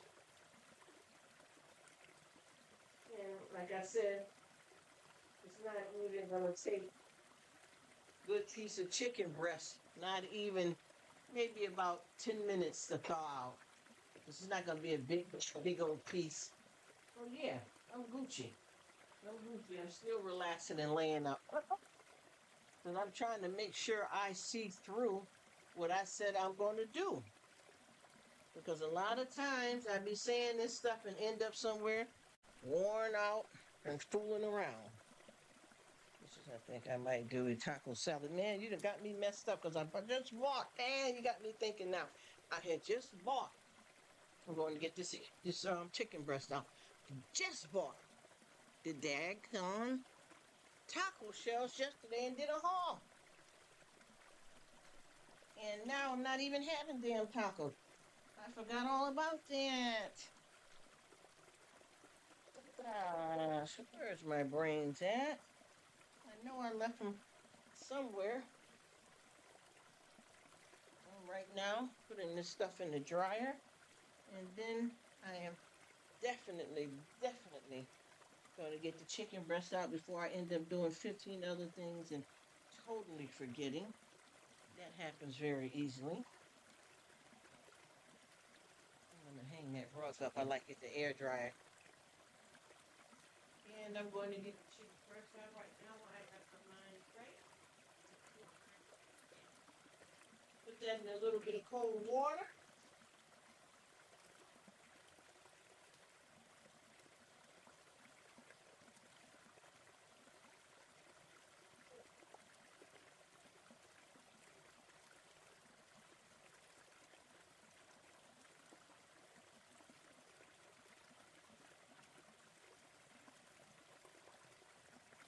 Can't believe that I done set my butt and forgot to take out the chicken breast, and yet I'm making a new.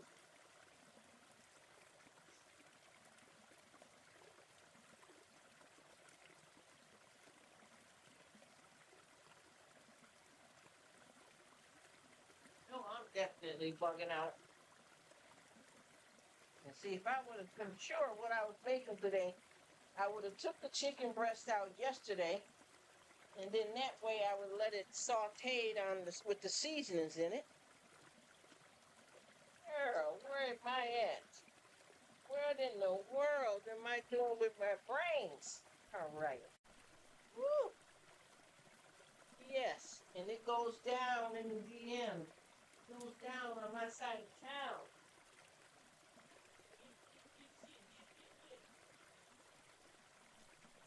Get it? Get it? Ain't nothing to it but do it.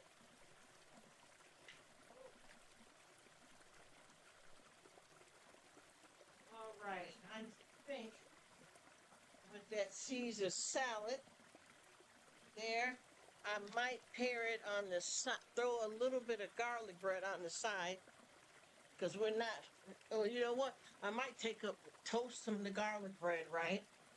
Chop it up and throw it in the salad like croutons. Yeah, that'll work. That will work. Okay, so I've got the piece of chicken breast out. I'll put it in some cold water, and then I'm going to season it up and lightly saute it.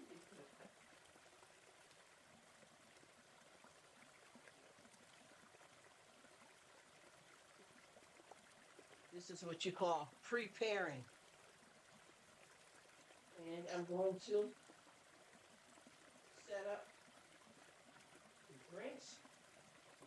turn is supposed to be cooking or whatever, even though I'm not going all the way back into cooking like I used to.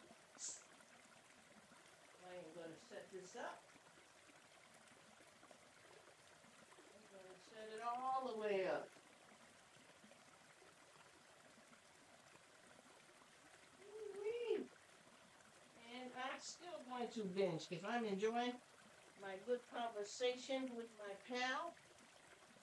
And I'm going to cheat it. I feel good too that I haven't had to get dressed. I haven't had to get dressed today. I come back down here and put those drinks in the freezer just to get that nice ice chill on them.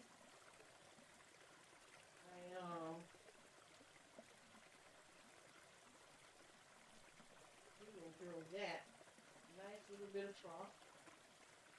Okay. That's gonna go down, so that's gonna be. Everybody is covered with something to eat.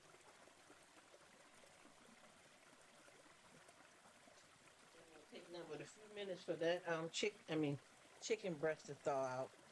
Yeah, you done gave me the idea because I was planning on something. Well, I was planning on actual tacos, Aaron. I was planning on tacos, but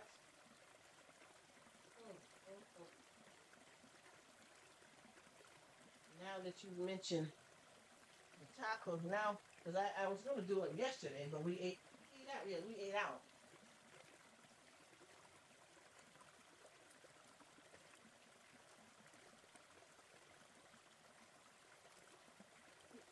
Gonna do tacos yesterday, but instead we ordered pizza.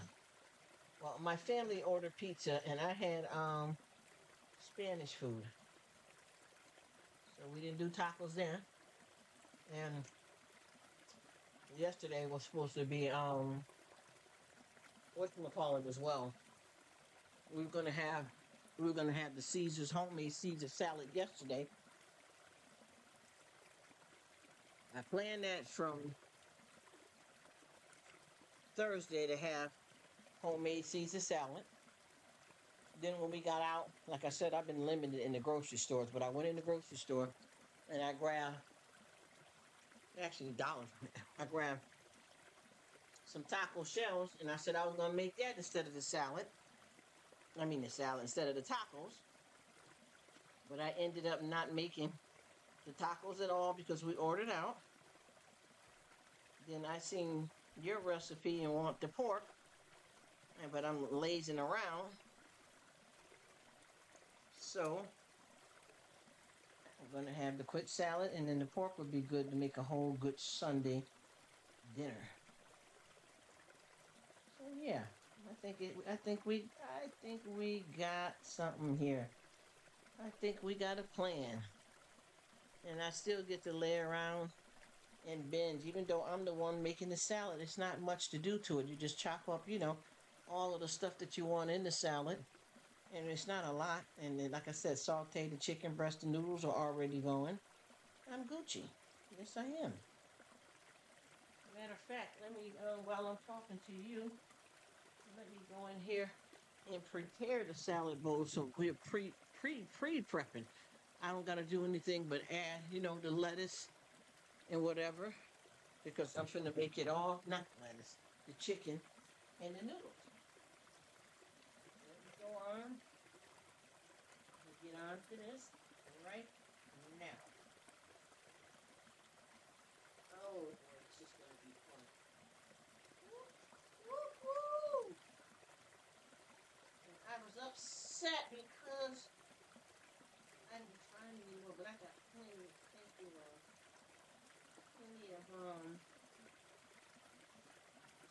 options here. But I really, I know they had some issues going different places with finding lettuce at some point. Then they straightened it out, and then it started happening again. Okay, where's the wide mouth bowls? Where's the wrong bowls? That's the wrong bowls. Come on in. Not the salad bowl. I'm here.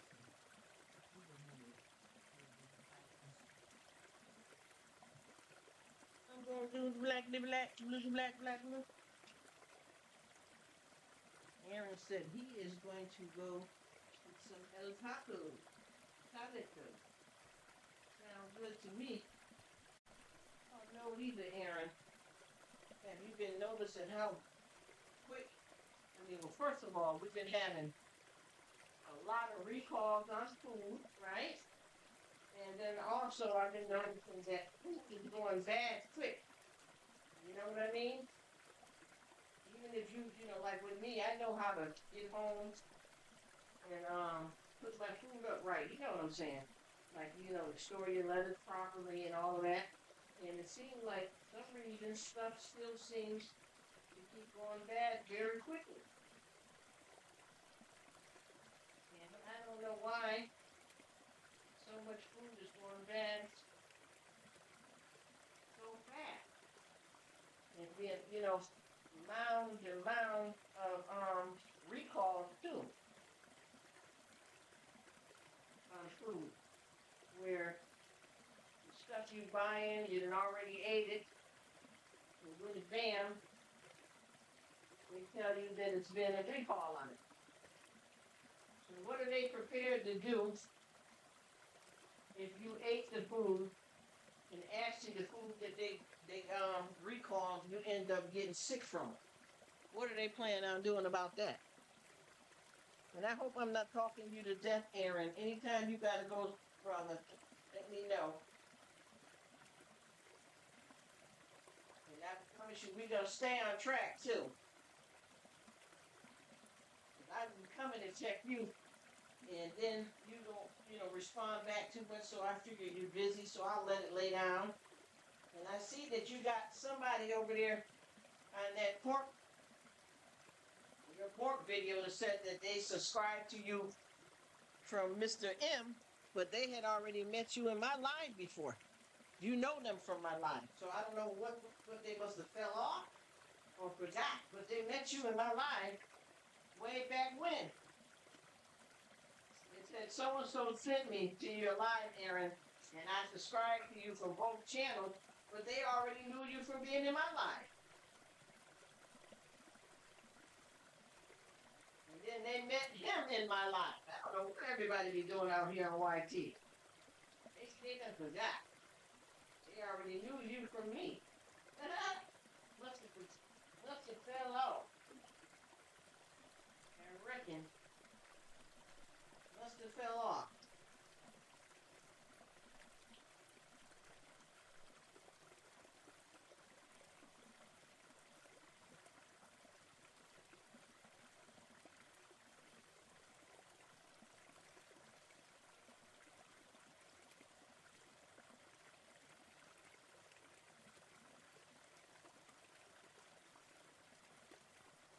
Yes. You know who I'm talking about. They were talking to you because all of us was in their lives together several times. And now that they're saying that they're subscribing to you because so-and-so sent them and they're subscribing to both channels, but they were already subscribed to you because they met you in my life, so they must have forgot.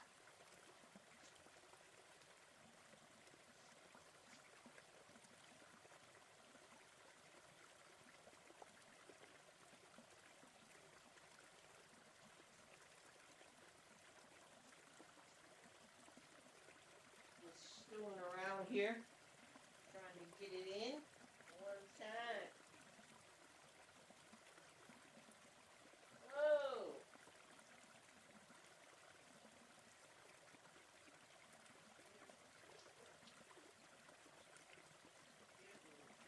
They move it somewhere in the damn cocktail. Ooh.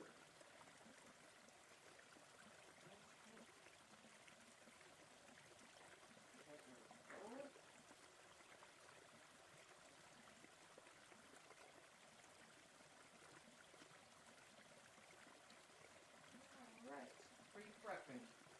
Anyway, that's all I gotta do is add that meat in and we're done.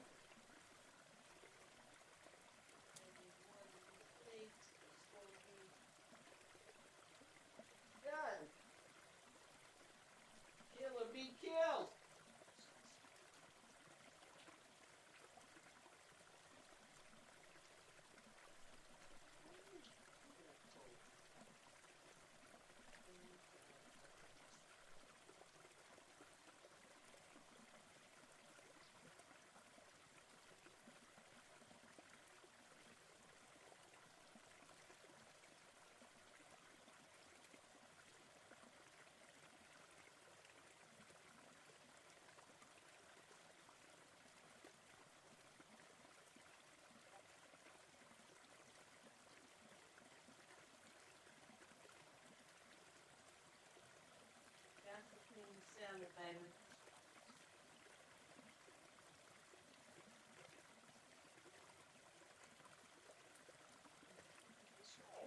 Say it again.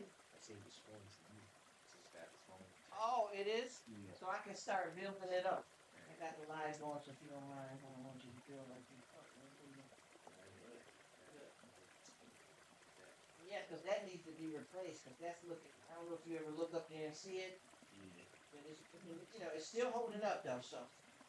But that's, really grand. Grand slam. I'm just Yeah, right with there. some thinner pieces, but They can be stacked up together. yeah. That's what I'm talking about. I'm just preparing our salad part now. So that's all I gotta do. It says that chicken breast probably gonna be unthawed by the time I finish chopping this up. This is what we're gonna have salad, or we're gonna have homemade whatchamacallit, Caesar salad. Oh, good. So we're gonna add I'm going to put a little bit of pasta in there. And now I got me a nice ripe avocado, so I'm probably gonna add some avocado in the El salad killer. Yeah. I About might that want beef to stew in there. say it again. About that beef Ooh, that look good too, and those potatoes. Yeah. Ooh, that beef stew gonna be good, honey. Sure is. Sure is, brother. So you know from Instacart. I don't think so yet. I ain't even had a chance to look because I started looking and then I got down here. But if you gotta go on, I'm not. You know what I'm saying? Oh, that's all right. I was checking. Yeah, I'm trying to think because it looked like I might have. Thinking about I might order a head of lettuce, but then I'm thinking if I do it through there, it's gonna cost more. And you gotta go out for y'all because I had nice cleaning. Now y'all gotta go out for y'all cleaning. So I might run up into the store while y'all in there and y'all appointment and get it physical, which is gonna involve because that grocery store there is right in that area. So I might just wait. Let me get the chopping one. Wait, and then I also have some. I'm gonna make some. I got zucchini and eggplant. One hand over.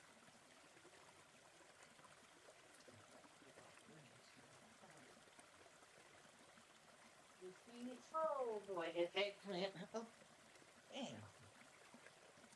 Is he still there? He said, yeah, for sure.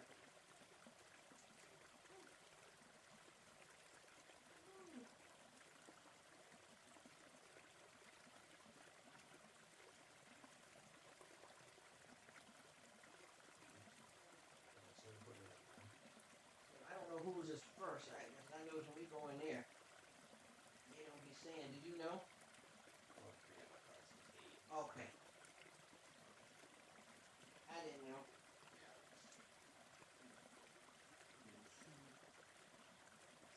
I still have to do 6 hours on Tuesday.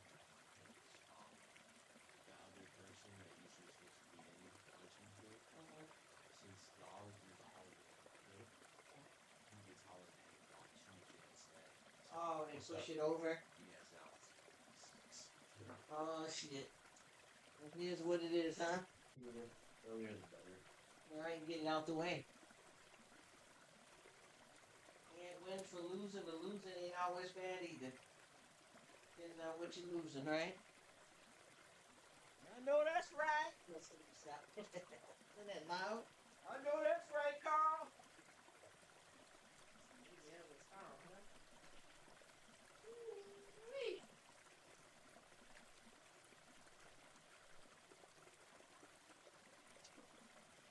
All right, so let's Gucci down to the socks, baby.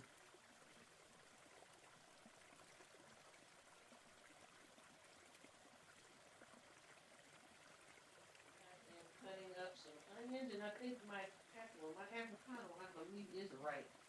So I'm going to definitely give me I'm gonna put some avocado in mine. What else do we want in the finger?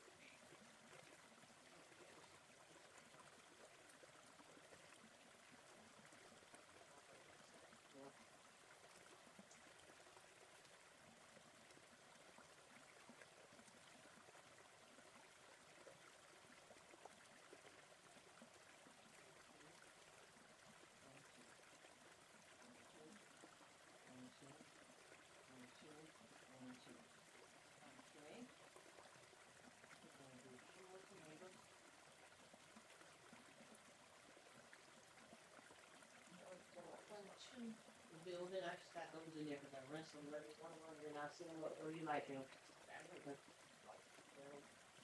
I don't. Nope. Oh, Whatever you got, you probably been drinking on it, right? no, no, it's not. Ah! I told you sometime I put on my some readers and you wonder where they are, and they be right on glass, right on your face. When you're doing a lot of things, sometimes it gets kind of thrown off. This is how long we feel. We drain this pasta. This is good. This is good. This is all good. Okay, I'm gonna let me cut up the onions first. Let me see if he's there. Aaron, have you left the building? If you do, I understand, because you have been a knight in shining armor, man. You have been hanging with me a long time, and I appreciate it.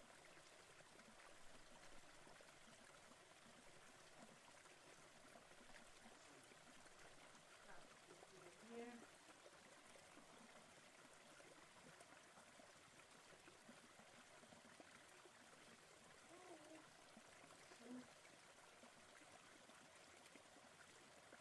Chop, chop, chop, chop, chop, chop, chop.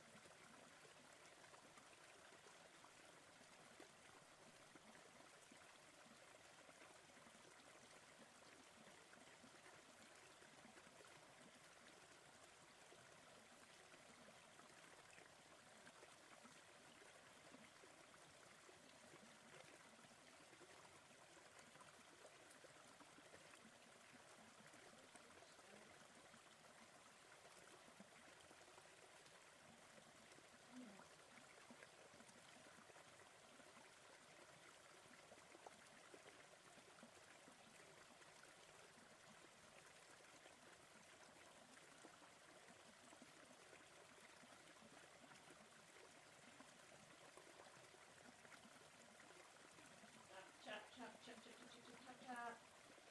I like onions good. I can eat onions as long as they sauteed up or something. By themselves and nothing else.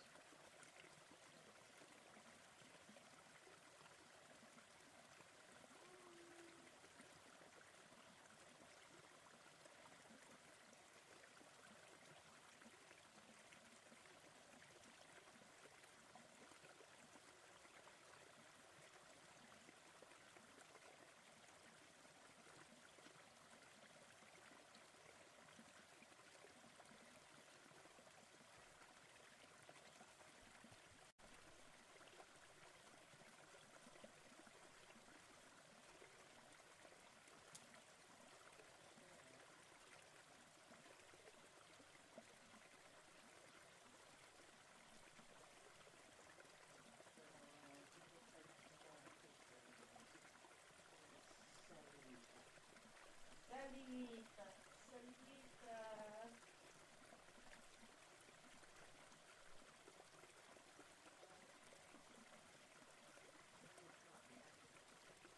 Now let's see if we want to chop up a few avocados. I might put some. No, I don't have no cucumber right here because I didn't buy them. But I'm gonna drop some cheese up in here. This isn't going off the beaten path of the actual typical Caesar salad. It's a homemade Caesar salad. Put that spin on it.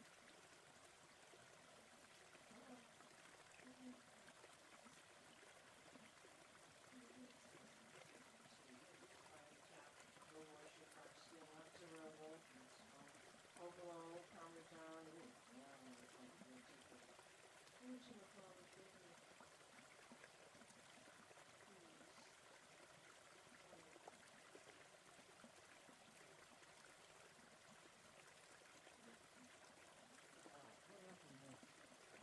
sprinkle a little Parmesan in mine. That's how I do it. Oh, if I can get it out. Oh, okay, come on, come on.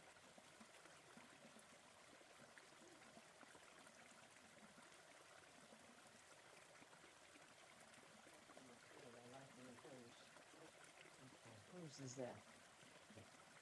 Hello, are you there? Are you there?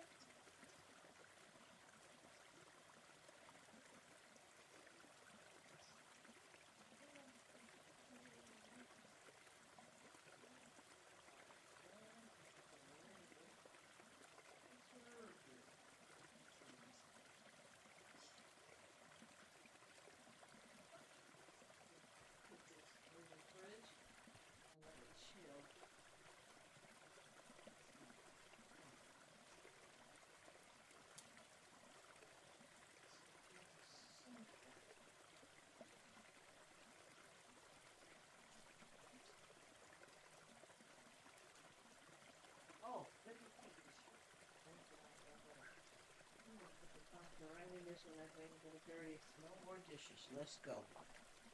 Let's go. You're right there. A little bit of EVO. A little bit of EVOOO.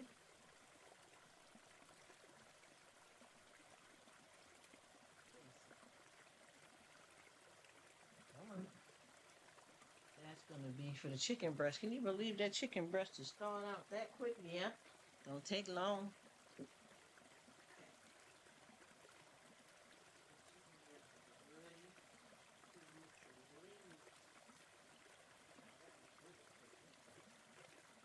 Chopping, baby. Chopping, baby. Woo.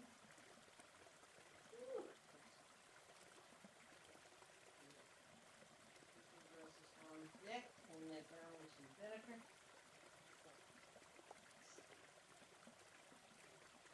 Woo.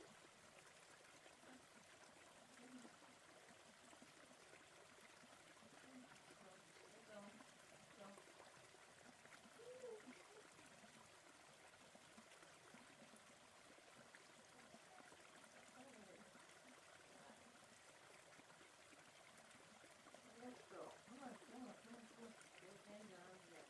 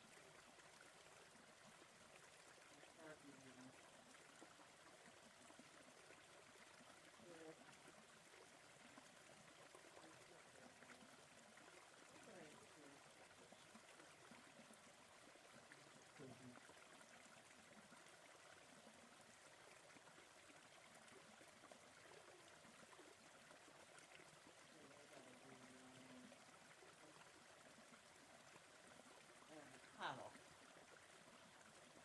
Come on. Let's go. Let's get it. Let's get it.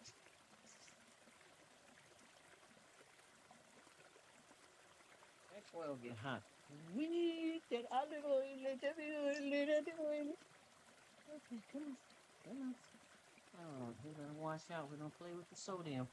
Anytime you got seasoning salt that got salt in it, you don't need to put no extra, too much extra salt in it yourself. You done had your damn pressure up and your daggone body messed up, child. Be careful. Another spin on this. I wanted some of that lime and cilantro seasoning in this. And a little shake of paprika. A little bit of paprika.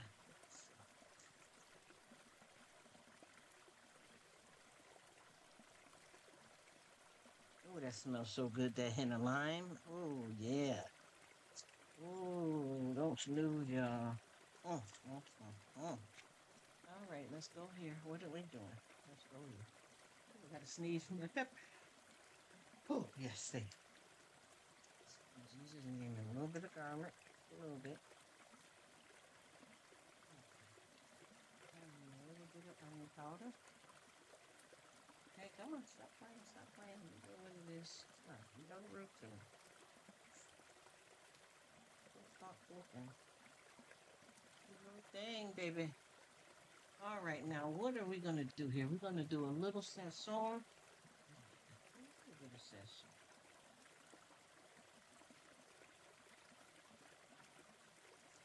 All right, I gotta buy some more of that. And what else? I need some more sazon. Oh, I got refills over there. Sazon. Come on, come on, baby. Sazon. What did I say I needed? Some more bouillon cubes. Just got groceries yesterday, and I think I left them out. Yeah, there's only 2 of them in there. I don't use that much because that them bad boys is salty. All right, Aaron, you gone? Mm.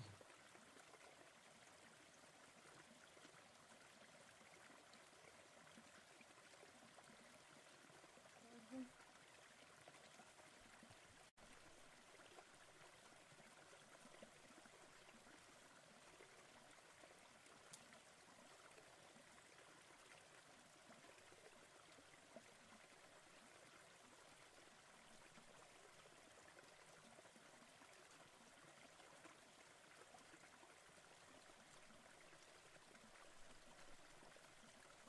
Bam, we're in. Bam. We're in like planned. It's about to go down. Come on, let's get it. Let's get it, y'all. I'm in.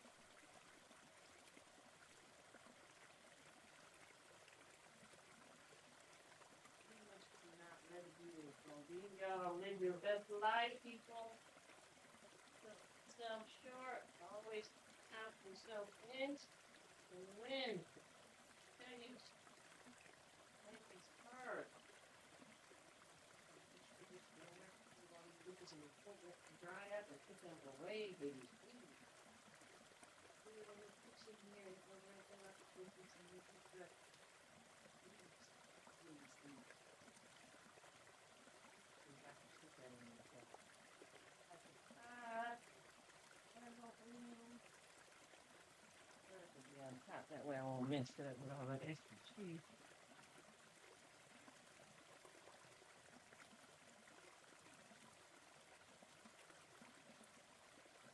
All right, we're gonna do it like this. A little bit of what? Olive oil. That's it. Right, bam, thank you, ma'am. Uh-huh. Good. Come on. Here we go. Are we ready to rumble?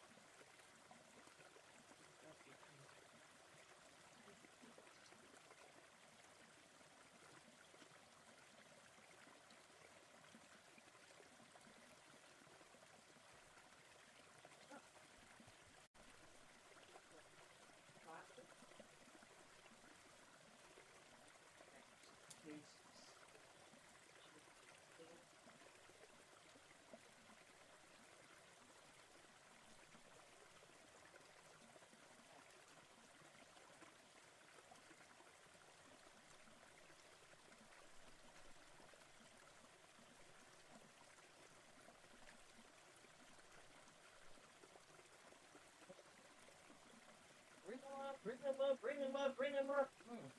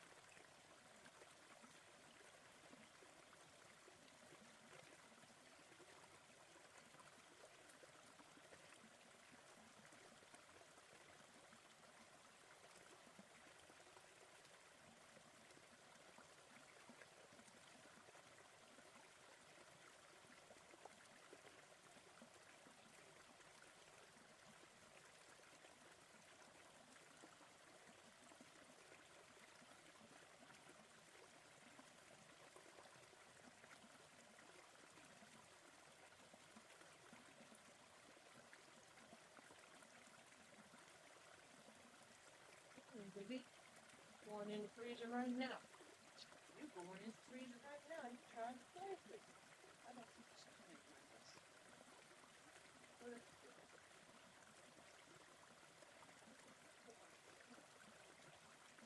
What's happening?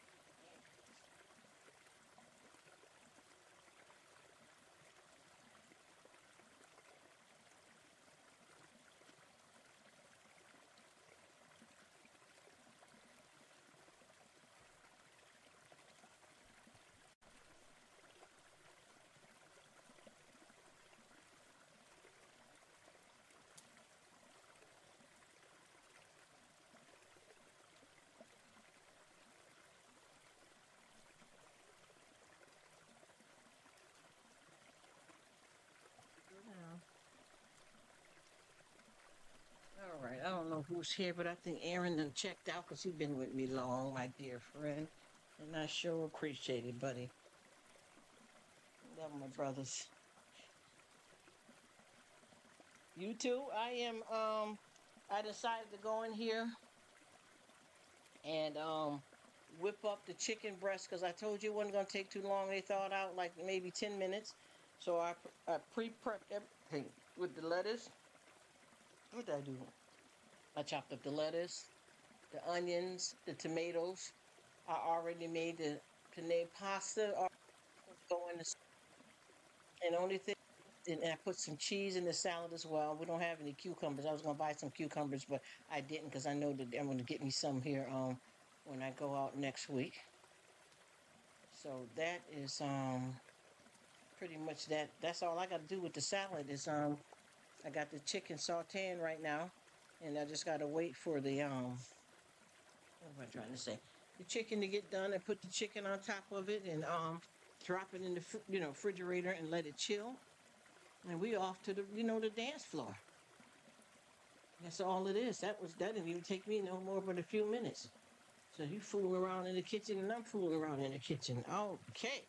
So you do your tacos, your taco salad? The salad. Salita. Salute the salad.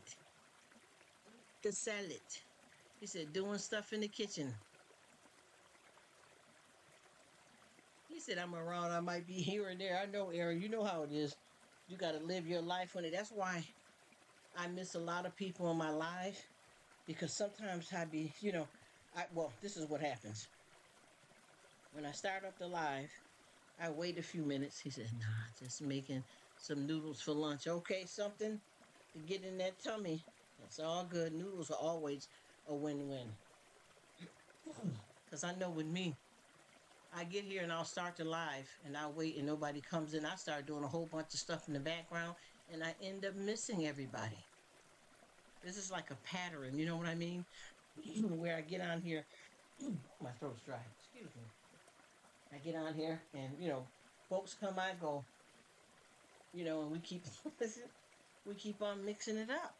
I don't know what could be happening, but I don't want anybody to ever think that I don't want to see them. You know what I mean? I be wanting to hang out with everybody that comes to the lives. But if not, if I don't just sit, you know what I mean? I would have to sit here. You know what I mean? And I have been sitting a lot because I had my surgeries, but I'm getting back up, popping and cracking. You know what I mean? So with that being said, I end up missing folks left and right. And a lot of times too, when I go to people's lives and their lives is running long, I'll keep it running, the support, and I'll peep in and out, but I'm up on the content as well too. I know how that go. You know how we do it. You hang out with the folks you want to, do your thing.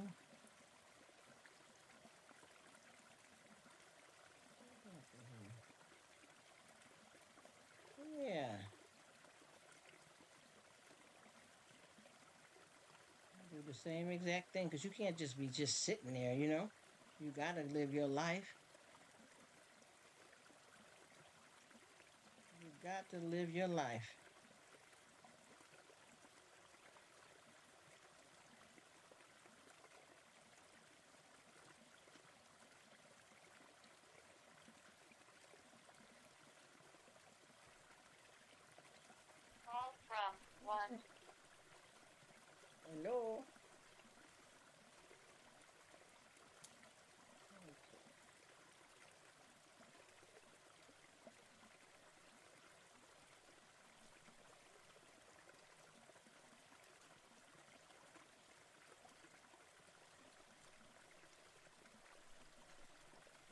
I am not going to be on the phone talking. I am relaxing. I'll talk to you later.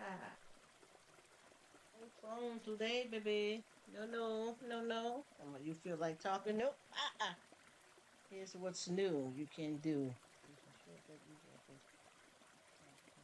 View your information in shortcuts. One spot on your account screen. Receive.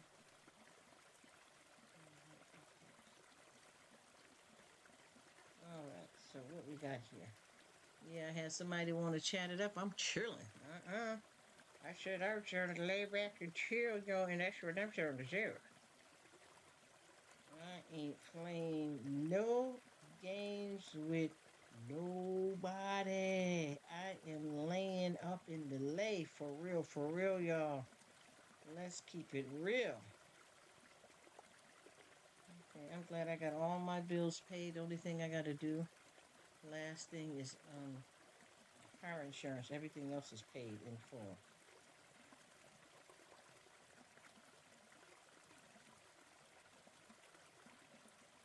Everything is paid. Thank you, Lord. I have to thank God. To be able to pay my bills another month, still standing. Yes, sir. One second, damn it.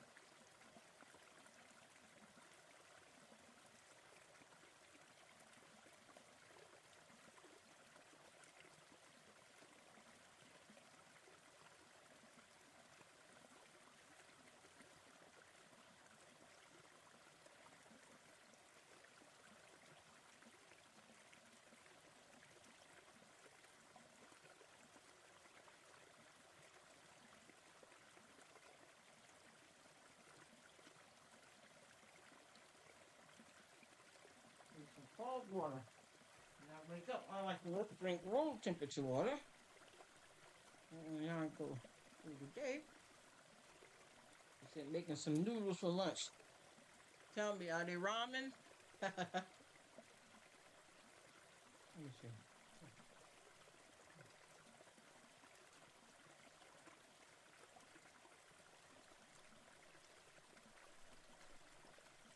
Oh, put that over there, huh? Okay, so you gave me a refund. Thank you. Messed up product. And let's see. Okay, oh, it was the small one. Aaron. Oh, let me see. I want to put some on TV, but I don't. I'm trying to get me a promo code. Okay, I think Aaron might be gone because he cooked. Well, he said he's around. But I don't want to hold him up too long. Let me see. Eating some plantains, boiled plantains, not fried. Mm-hmm. Mm-hmm. Right.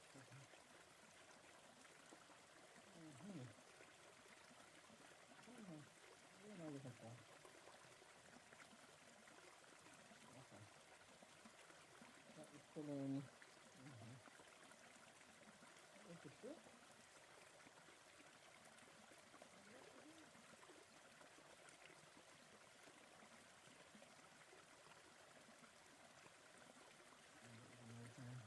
Oh, okay. We'll see what we're doing. So I know.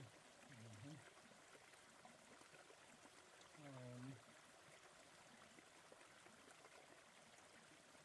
Let's check. Right. Okay. Everything is paid, baby, except the car insurance. All the food. God, it's God, it's God. Food going. Food is in. Okay, lights. Internet. Food. That's the only bill real bill left is car insurance. That's it, and that's all. Mm-hmm. Oh no, you signed me out that quick? Damn, that app never stays open long. All right. All right. I'm gonna get ready to shut it down. I guess. I've been running long and strong. Aaron has been my best buddy. So I'm gonna keep on going over supporting him. You are awesome. I really appreciate you. Mm.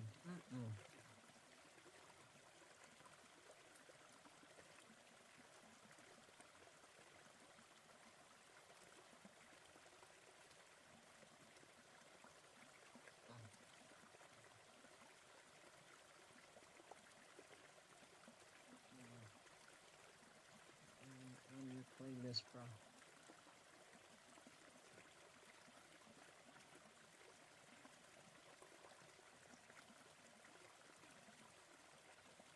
Okay, who we got? It says current viewers is two. Who is it? Me and who?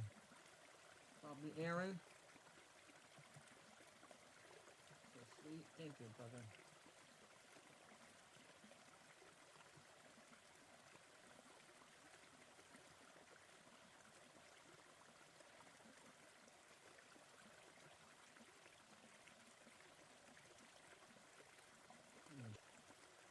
Let me find another one of yours to run, Aaron.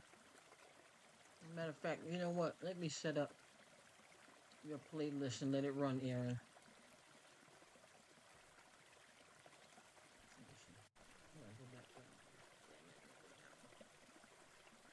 Is this another recipe I missed?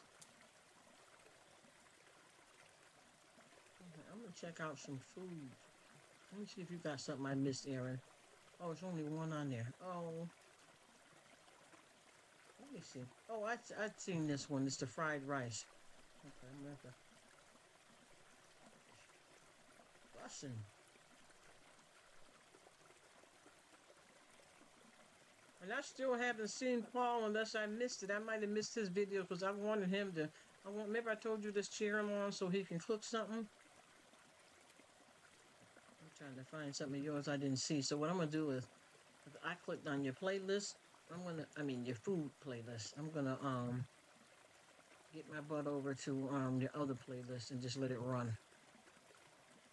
If you're already in your partner thing going, so you don't need much from me, but I want to enjoy some of the content. How about that? Aloha. I'm used to Uncle Burpee saying that. Okay, Aaron, I'm finna run this. How many you got on here? Okay, you got a lot of good ones here, and it's gonna be something to let run for you. I've already seen this one because I can see I've been her, but why I got a thumbs up and I wasn't here yet? Okay. Awesome combo. What's that combo, not combo? Aloha. Awesome combo, thank you. Combo. Let's see. Convo. Okay.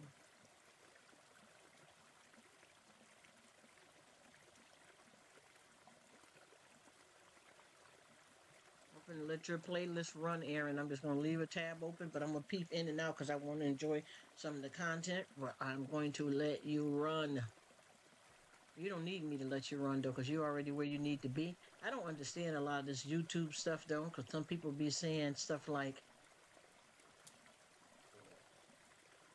they're doing watch hour updates. I don't know. I don't know nothing about this, so I better shut it up. But yeah. I'm going to play this right here. This is Aloha Friday Upper Deck Series 2. Sports talk, collectors, showcase, and more. All right. Okay, you entertaining, huh? Okay. Okay.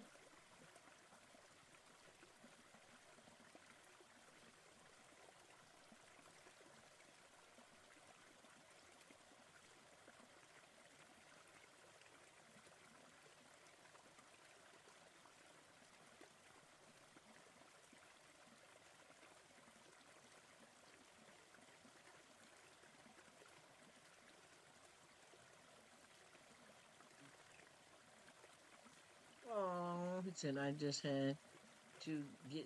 I know that's right, honey. Get it in. This is. I know. I just said. Did you hear me? I just said he don't need me to do nothing, but I am watching this one right now. Well, I already did two, but I'm watching this one right now, and I want to finish it through. And I know you don't need it, but I want to ask you a question, Aaron. I got a lot of people that already reached their 4K and stuff out here. What about when people be saying watch hours update? What does that mean? What does that mean if you know? Because I know you know. I don't. I promise you. I know I be talking to good, good trap over here, but I don't know none of this YouTube far as that side of it. What does a watch hour updates mean?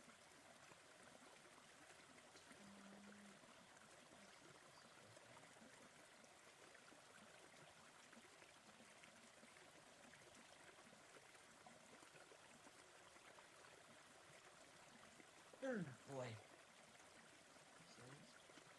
we had to get certain Rruk.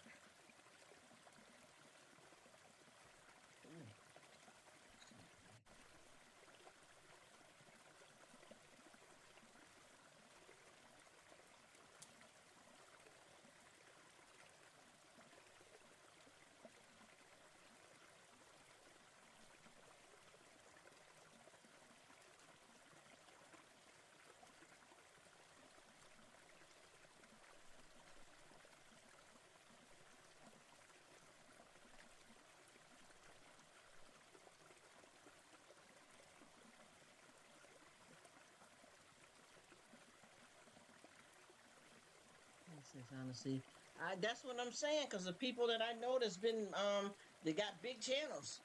I got one of my friends. She got oh boy, I think she got 100,000 now.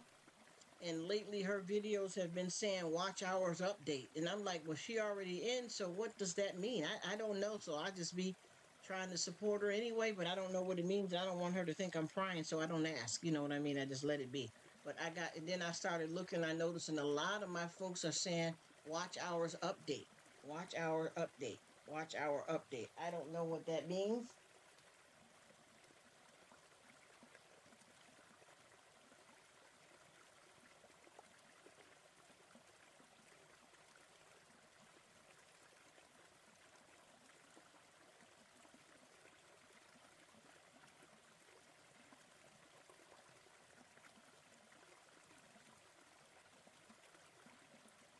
I've been trying to figure it out and I don't get it. I don't understand it. He says, you know what it means to do. It's the right way. He says,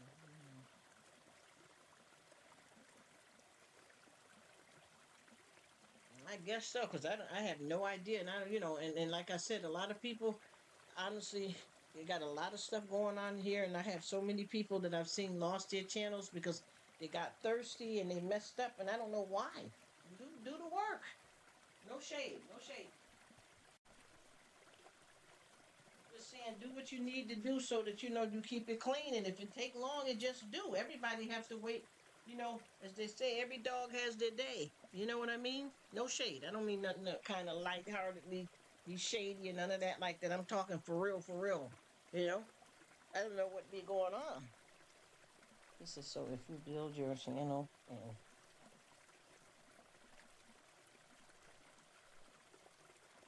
I told you, if you know my saying, Aaron, that's one of my great sayings. If you build your house on sand, it won't stand. That's one of my cliches that everybody loved that I be saying. So I guess you feel me. You know what I'm talking about. Because I'm watching a lot of stuff here, man. It's scary.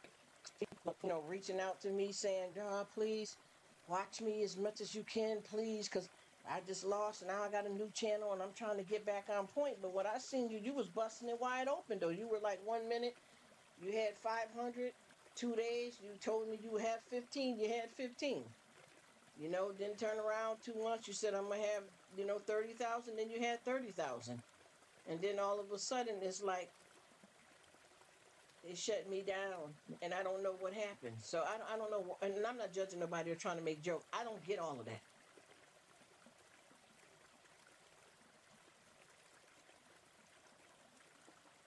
I do not understand half of that.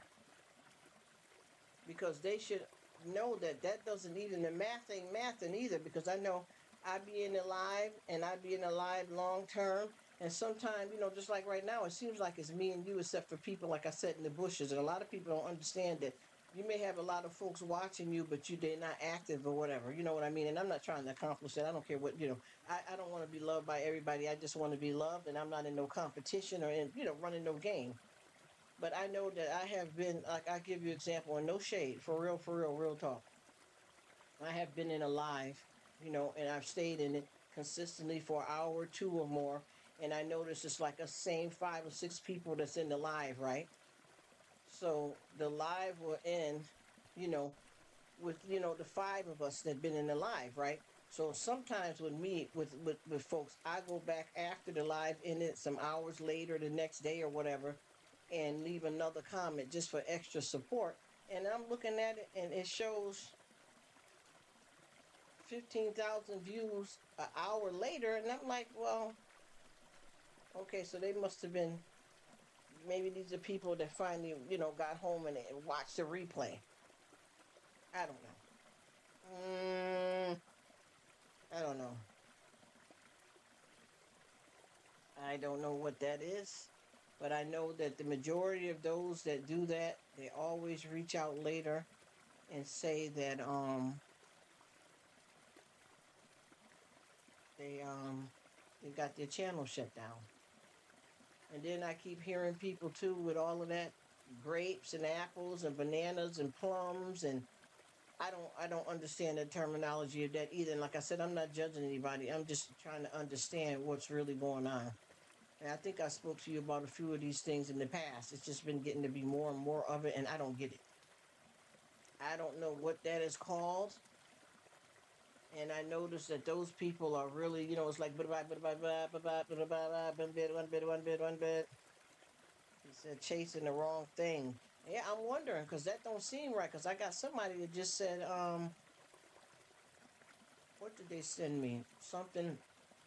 They made a comment on one of my videos, not a live, but a video.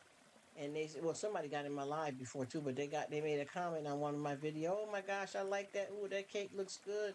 I wish they sold it where I'm at. They were saying that, and then they said, I will be doing a live later on today, and what did they say? $5 for 100 bananas, plums, and apples. And I'm like, well, what does that mean? I don't know. I don't know how to even work that. Yes. Yeah. So I don't know what that means because I didn't go looking for nothing. So when I went over to support them like I usually do, as soon as I came in live, they started getting on to me about that. Drop your link, super chat. But I'm like, I just continued on. Yep, how you doing? It's nice to see you. I'm glad you're doing well. Oh, that's a nice picture in the background. I wasn't there for all of that because I didn't know what it means. This is.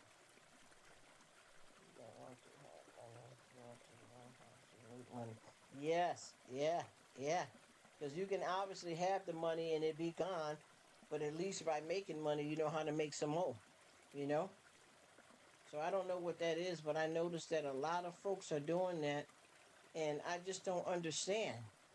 And I know I remember there was a group of people that I had met, and they were all like 500, 1,000 supporters, and it's like 5 or 6 of them. Before I knew it, all of them had got up to 30,000, 20,000 within like a month, a couple of weeks, and I'm like, okay, they busting the move. I'm glad for you guys, and saying congratulations and everything.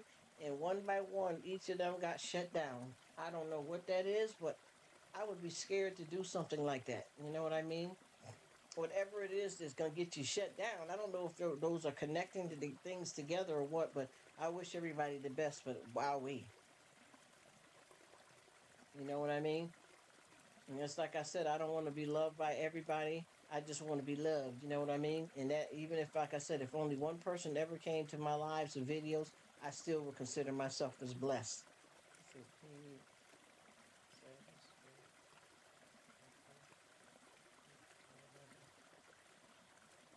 And the thing what I don't understand is when people are doing that, right?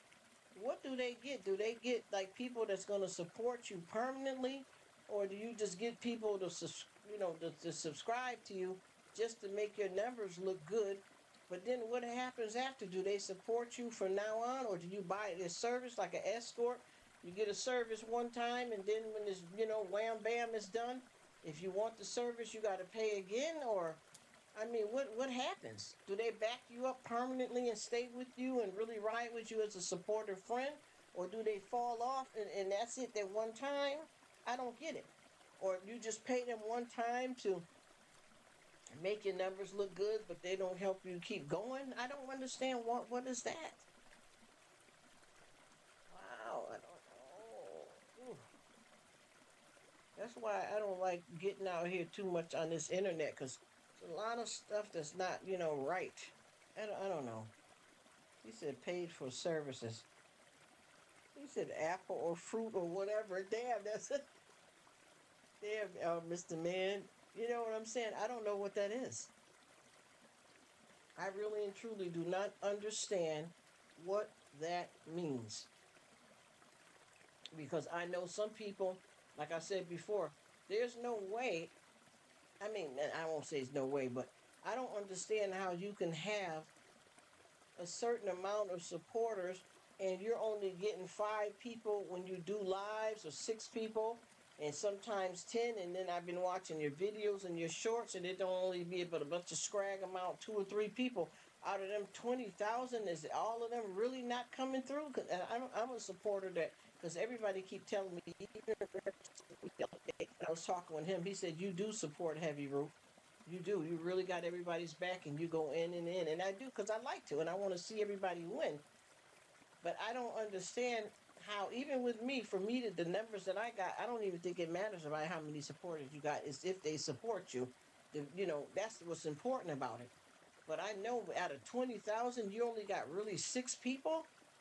I don't know what's that even worth. He says, fake it till you make it. Damn. And ain't none of them doing nothing but faking because ain't nobody made it. Not that I know of. Because the amount of people, I know somebody right now, and I'm not talking disrespectful. I got not even just one person. I got several people, and one of the ladies that I have right now, she only have five. I ain't saying only because people matter, but she has 500 people, and she's monetized, and she just does little videos here and there. Like she'll do a little something with at the grocery store or something like that, and that's all her videos are about. At the grocery store, if she go out and eat, she'll say hey right quick and show the food, and that's it, and she's monetized. So I don't think it goes by. I don't know the many for you to have showing that you got 20,000 supporters, because if they're not supporting you, I mean, what is that, dead works? I mean, what does it mean if they're really not riding with you? What is the use of it? Doesn't make sense. And see, I don't want to be caught up in no stuff that ain't right. You know what I mean? I don't know. I don't get it. But I know that, like you said, fake it till you make it. But damn, how good does that look to, if you're trying to build something, especially a lot of people are trying to become lucrative and run a business, but how does that look if it's fake? I don't get that. I am trying to understand, why is it, why? I guess it must be, man. Because I tell you, it's optical illusion. And I noticed, too, that one thing I watched here on, YT and a lot of social medias and even in my personal life, people will ride with you when they think you got something that they can get from you. Like they would rather go and support somebody with a bigger channel than somebody with a small one, because they feel like the people with the bigger channel can do more for them than the person with the small channel. But the thing is the numbers that you see on the big channels, are they real? That's what I'm trying to figure out. Are they really real? Because if you got the numbers but you ain't got the views and clicks, I mean, what does that mean though? It's a lot of folks around here too, because I got a crowd that I ran across, and these folks are saying that they're Christians and stuff, but a lot of stuff that they're doing here, I don't, let me shut up about that. I don't know. I don't understand what's going on. I don't know why and what and where and who and do. I'm not getting it. I'm not understanding it. He says, imagine if YT was any other social media that didn't show you following. I think that, you know what, I think that would be better too, because you don't remember, maybe what, I don't even know if it was what, 4 or 5 months back, they wouldn't show you how many subscribers people have, and I think they need to go back to that, because a lot of this stuff is misleading. You know what I mean? I think that they really need to go back to not doing that, because they don't need. I don't think it's really important for people to see that, because it gives it brings drama and unnecessary stuff. Because I know, like I said before, I don't flock to people. Look, oh, she got, oh, look how many. I don't care what they got, what I got. You know what I mean? And no shade. I don't wish nobody no negative, but I know with me, the majority of the people that I have, I really and it's not all of them now, but I had real relationships with these people. And like I told you, when I had my actual channel, these are people that came over the main 3,000 of this little bit, this little number I got. These were my real people that I had over from when I had an actual channel that came over here with me, but they're not really rocking no more, because I don't hear from none of them, and it's okay. I'm not complaining. I'm just saying, I don't be hearing from these folks. So, the numbers I got ain't nothing either. It's the same old thing. I say probably out of the numbers I got, I don't even know if it's like 3,000 or something. I think I probably got a real, honestly, maybe 100 or 2 of them are legitimately following and down and with me, and the rest of them is just you know, just subscribe to you, and whatever happened, because I'm not judging, because I don't know. Some people not even here on the earth no more, and I'm not mad about it because I don't care about that kind of stuff. But I'm just saying in general, everybody ghosts, and everybody where they want to be. So I know for a fact that a lot of them folks are not around anymore. They just subscribe to you and they just never unsubscribe, because I have to turn around a lot and clean out who I'm subscribed to, because I realize if we're not working with each other, there's no need to have every video that they got or what they're doing fill up your notification. For what? If you're not if you, because see, with me, I support for real, but a lot of people leave me hanging, and that's okay too. I don't even care about that. But what I'm saying is, why have your notifications filled with a bunch of people that don't even support you back, when you can have your notifications filled with people that really got your back? So I know with me, I got a lot of folks that have been riding with me and who my true riders are. That's why I always like I said, when I'm doing these lives, even the last lady that just came in, when me and you were talking here way back, True Quiet. I've already done went to her channel and hooked her up. And everybody that was in the live today, I've already went to everybody's channel. The only one that I didn't go to, I think, was Rev, because I was just with him the other day, yesterday. So no, I did Rev today too. I did Rev today and yesterday. And pre-retirement days, I just did her video yesterday too. Lawless, I was just in his live. You know what I mean? And two of the other people are a couple in here. They have the same channel together. So I've already went through everybody that was in the live today, and when I go over to watch my actual videos, I rock with that over there too. I go and I leave a comment because they commented on me, and then I go and I watch one of their videos, whether it be a short or a long. You know what I mean? Because I know that people are struggling out here, and they want to win. And I know, just like what Reb was saying about his count, he's trying to get up. So I keep going over there, and and I be giving these, I be going to people lives, and I be hanging in there with them hours too. And sometimes I'll just let their lives run, and those lives could be 2 hours apiece, because that's when I run the playlist, because it's helping, or whatever they ask me to do, because they're my friends. I care about them, and I want to see them really get it in. Because one thing about with the YT, it is one hand washes the other.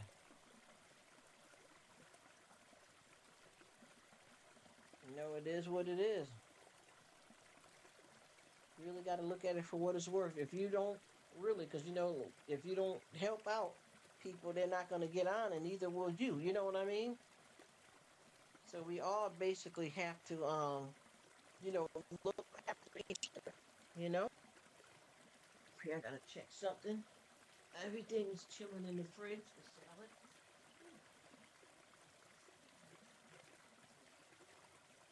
You all right, Sue? Margaret, you okay?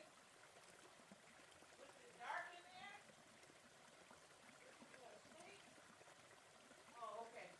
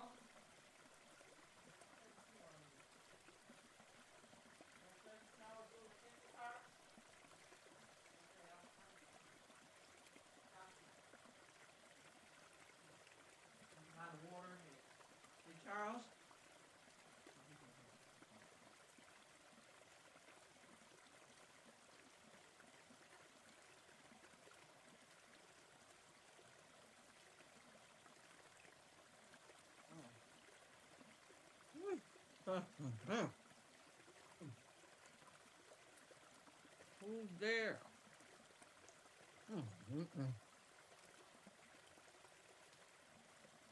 Would you need any fruit, Aaron? I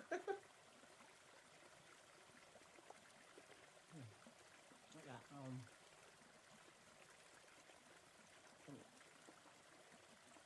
what you call it? I'm eating some plantain. Oh, it's plantain. Mm-hmm.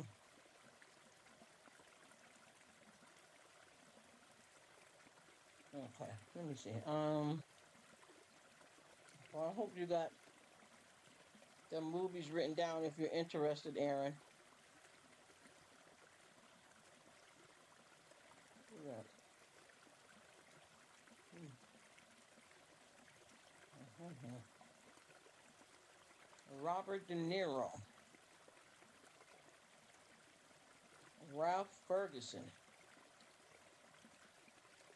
mm, Carlos Martinez, one of the ones who starred in the movie. Sleepers.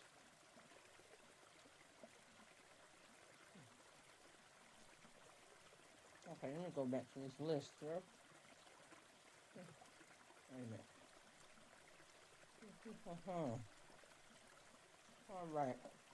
I'm probably going to shut it down here in a minute. I don't know if Aaron is still here. And I might shut it down. And I'll pop up late tonight.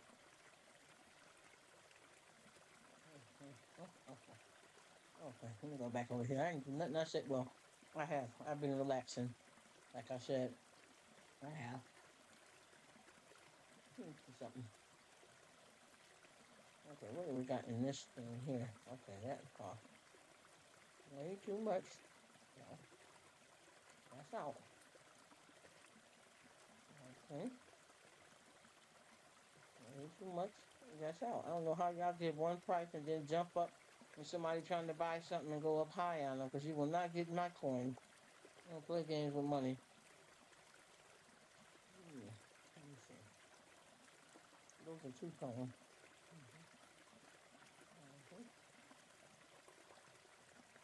A lot of these ain't gonna make it.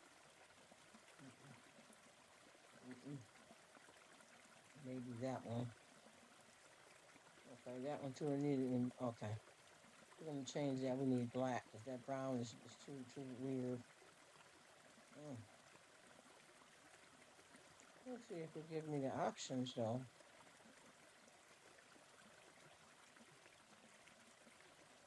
Wait a minute, is it? Oh, minor. Now let me add the what colors on that. Wait. Nope. That's the wrong color. Stop playing. Come on. I thought y'all had black. What happened? Okay, there we go. I'm gonna have to mix two colors. I don't like that though. It's too much work. Okay. Sounds good. Probably gonna go take a nap or something. You too. I love you, brother. Thank you so much for coming. And if you can, let's please keep in touch, because I thought we had something real, man. I thought you loved me, man. You know, so let me stop being silly. I want us to keep in touch. And if we fall off, you know, I understand. We always gonna keep it real with each other. No misunderstanding. God bless you. Thank you so much. Much love, bro. He said he gonna take a family member that's napping. Love, bro. And now that you're leaving, I'm gonna go on and shut it down too, and I'll probably pop back way later on here tonight. I appreciate you. I respect you. Just know that I always got your back, and no matter how we drift apart, just know I'm always thinking about you and rocking with you, man. Cause I don't meet too many real people out here, and I promise you, a lot of people try to throw dirt on me. and I can prove every bit. I got all my receipts. A lot of people, and there's a lot of people me and you know in common. They got the misinformation or got something mixed up, and it messed up our thing on here. But you know what? I'm all right. 'Cause I don't play games. You know how I am. We've been riding for a long time, and you pretty much see that I'm a straight shooter and I don't play with it. But I know that a lot of people tried to come for me, and it was all wrong. And like I said, it's friends we both have in common, and some people you still with now. You know what I mean? But they got it wrong. Can't nobody keep me down. I thought I told you I could never lose. Not me. It's because I'm a straight shooter and I love to gab and talk. It don't mean I be doing wrong and trying to hurt nobody. That ain't where I'm coming from. You know that. You know that. You know that.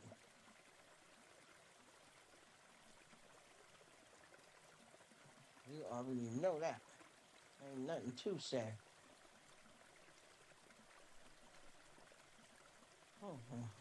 Blessings to everybody. Thank you all for your friendship and support. Thanks, bro.